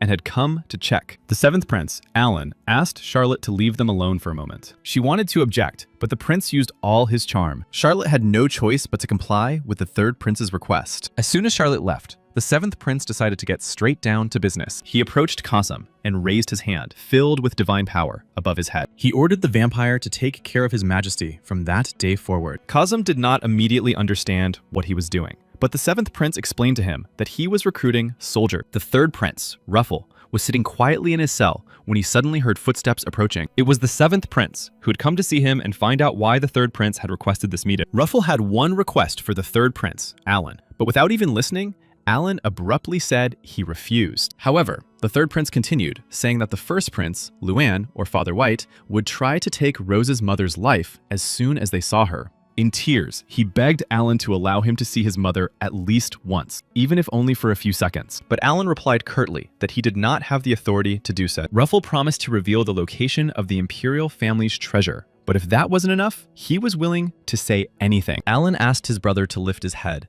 as he understood his feelings perfectly. He asked the 3rd Prince to tell him more about this treasure. Charlotte asked if Alan really believed the information he had received from a traitor. But the 7th Prince, Alan, decided that it was unlikely to be a trap. Looking at Charlotte, Alan said that even if it was a trap, she would always protect him. And Charlotte was indeed always ready to risk her life for him. The 7th Prince, Alan, told Charlotte that he was going to meet with the Crown Princess. And at that moment, a white fog began to gather around them. While he was busy, Charlotte had to eliminate the source of the fog. It was an old vampire who had been watching the 7th Prince and dreamed of destroying them all in the end. But suddenly, Charlotte appeared behind him and asked what the vampire's position in the hierarchy was. He was a ram, but Charlotte only sighed discontentedly when she heard this. She had hoped that he would at least be a count, and that it would be a good experience for her. The vampire baron was annoyed that this girl considered him nothing more than a sparring partner. But seeing what an incredible aura she possessed, he gave her the right to strike first. Entering the library, the 7th Prince, Alan, saw a guest there and told her it was time to return. He also added that the 3rd Prince, Ruffle, was very worried about her. Rose was sitting at the table and invited Prince Alan to have tea with her. Rose poured herself some more tea into her mug and took a small sip. Alan decided to make it clear in advance that this place had already become his territory. Soon, he would deal with all the vampires in the vicinity of this place. Therefore, her resistance was completely pointless. The seventh prince, Alan,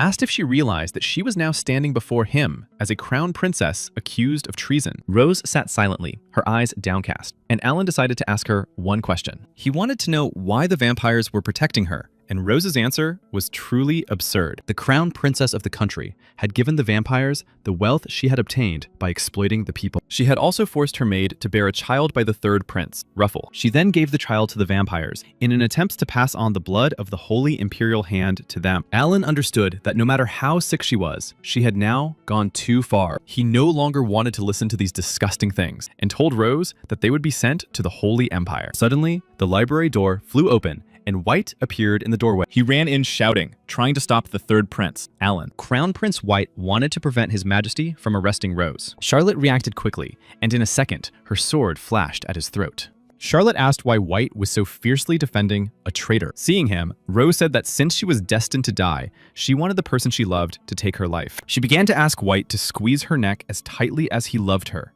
and slowly take her life. Rose wanted him to remember her every second and to be with her at least in this way. But Crown Prince White now looked at her with pity and remained silent. She was not the Rose he knew and loved before, for she had gone mad. He told Alan that he had made a mistake and asked him to take this criminal away. Driven even more mad, Rose began to scream that he couldn't do that because he had taken Ruffle's life and couldn't abandon them like that. The seventh prince came to the third Prince Ruffle's cell once again. Looking at him, he said that he had become even more emaciated. Alan informed him that his sentence would be carried out tomorrow. The third prince, Ruffle, understood that now everything would definitely be over. Alan asked his brother how he felt, but he was unable to answer the question. Alan would no longer be able to hear him, no matter what he said. So he wanted to give him one last gift, even though it was illegal. The third prince, Ruffle, looked up at him in complete bewilderment. He began to sob, tears of happiness streaming down his face at the miracle he had witnessed. For his mother was standing before him, and he stretched out his trembling hands to her. He couldn't believe that he was able to see her before his death. He regretted everything and asked her to forgive him. His mother always looked not at him, but at his dead brother. And even in this last moment before his death, she did not look at him, which was a little hurtful. The sharp blade of the raised guillotine glinted brightly in the morning sun. But even at that moment, Rose continued to think only of the second prince. The third prince rushed to her, but it was too late, and the sentence was carried out. Next, Prince Ruffle was to be executed. He had been sentenced to the highest punishment, but by the mercy of the Holy Emperor, he was pardoned. He woke up in a cart that was taking him away from the Holy Empire. Ruffle had to thank the prince for the rest of his life because he had risked a lot to save him, and asked to convey the message that his brother should now live his own life and that this was his last gift. Ruffle could not hold back his tears and cried heavily for the rest of the journey. Emperor Kelt Elphos sat on his throne and coughed loudly. At that moment, the seventh prince, Alan Elphos, entered the reception hall. The Holy Emperor greeted him joyfully, asking what had brought his beloved grandson to him. Bowing, the seventh Prince Alan said that he had come to him with a request. The Emperor was delighted that he had finally decided to inherit the throne, but Raphael interrupted him, saying that it was too early. The Emperor offered his place to his own grandson, and did not understand why Raphael continued to interfere. But the seventh Prince, Alan, went to ask the Holy Emperor for leave. He was thinking of going on a trip for a month and a half. After thinking about it, the Emperor decided that he probably hadn't had a chance to rest lately. But he was a little disappointed that Alan had come to him just for that. The Emperor replied that he didn't need permission for something like that, and that he could just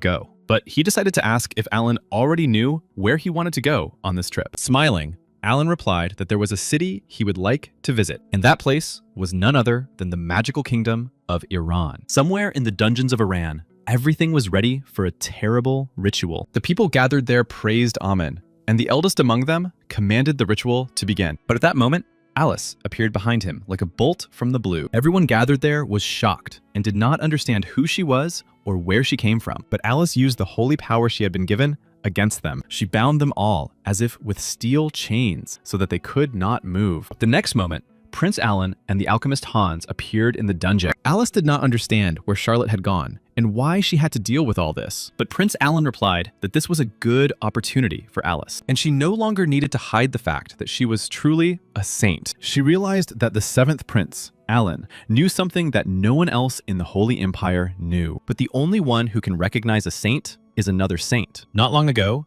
they all went to a small village in Iran, but they didn't have enough information about this place. And the 7th prince, Alan, didn't know where to start. Then Alice said she knew a good place to find out more. She knew that most information passed through the guild at least once. But there was a small problem with contacting the guild, because the story of the 2nd prince of the Holy Empire conspiring with vampires had been made public. And the same prince was also behind the incident with the Aslan Empire. So it turned out that they had become quite famous and couldn't just contact the guild. But then the alchemist Hans had an interesting idea about this, and putting it into practice, they turned to the administrator at one of the guild branches. A knight clad in full plate armor entered the guild and introduced himself as Alan Lupus. He was wearing magical equipment that attracted a lot of attention. The administrator asked him what his purpose was for coming to the guild branch. The 7th prince, Alan, replied that he would like to register and seek adventure. The girl behind the counter asked him to fill out a registration form. The head of the guild branch asked if he had a noble title,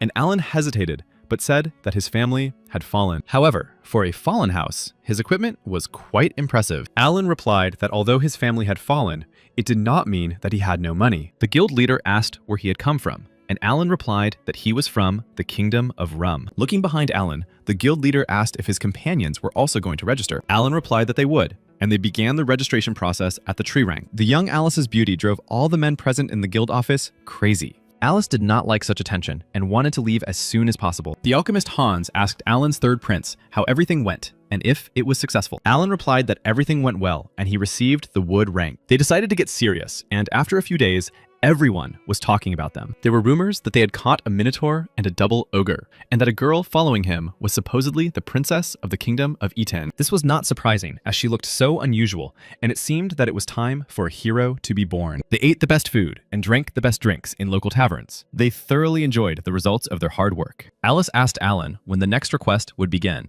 But the 7th prince, Alan, suggested that she take a little break and enjoy life. Alice understood that life in the palace was quite suffocating for him. On the way here, young Alice took care of the 7th prince's safety as best she could. The 7th prince, Alan, suggested that they do nothing that could spoil their mood. Suddenly, a knight entered the tavern and addressed Prince Alan by name. He asked him to give him a couple of minutes and talk to him. Using magic, the 7th prince, Alan, was able to find out that he was a paladin's apprentice. He asked him to state the purpose of his visit, and the man handed him a scroll. The scroll turned out to be a decree from the royal family of Iran, which he was supposed to deliver. His name was Edolf. He was from the kingdom and had been hired by the royal family to investigate. But in reality, he had been imprisoned in a labor camp for 1 year in the northern part of the kingdom. He was imprisoned for stealing bread, after which new charges were brought against him, and everything only got worse. But there was one wonderful benefactor whom he met by chance. Clutching his head, the 7th prince, Alan, could not believe what this Edolf was saying. This remarkable man was truly amazing, holding a shovel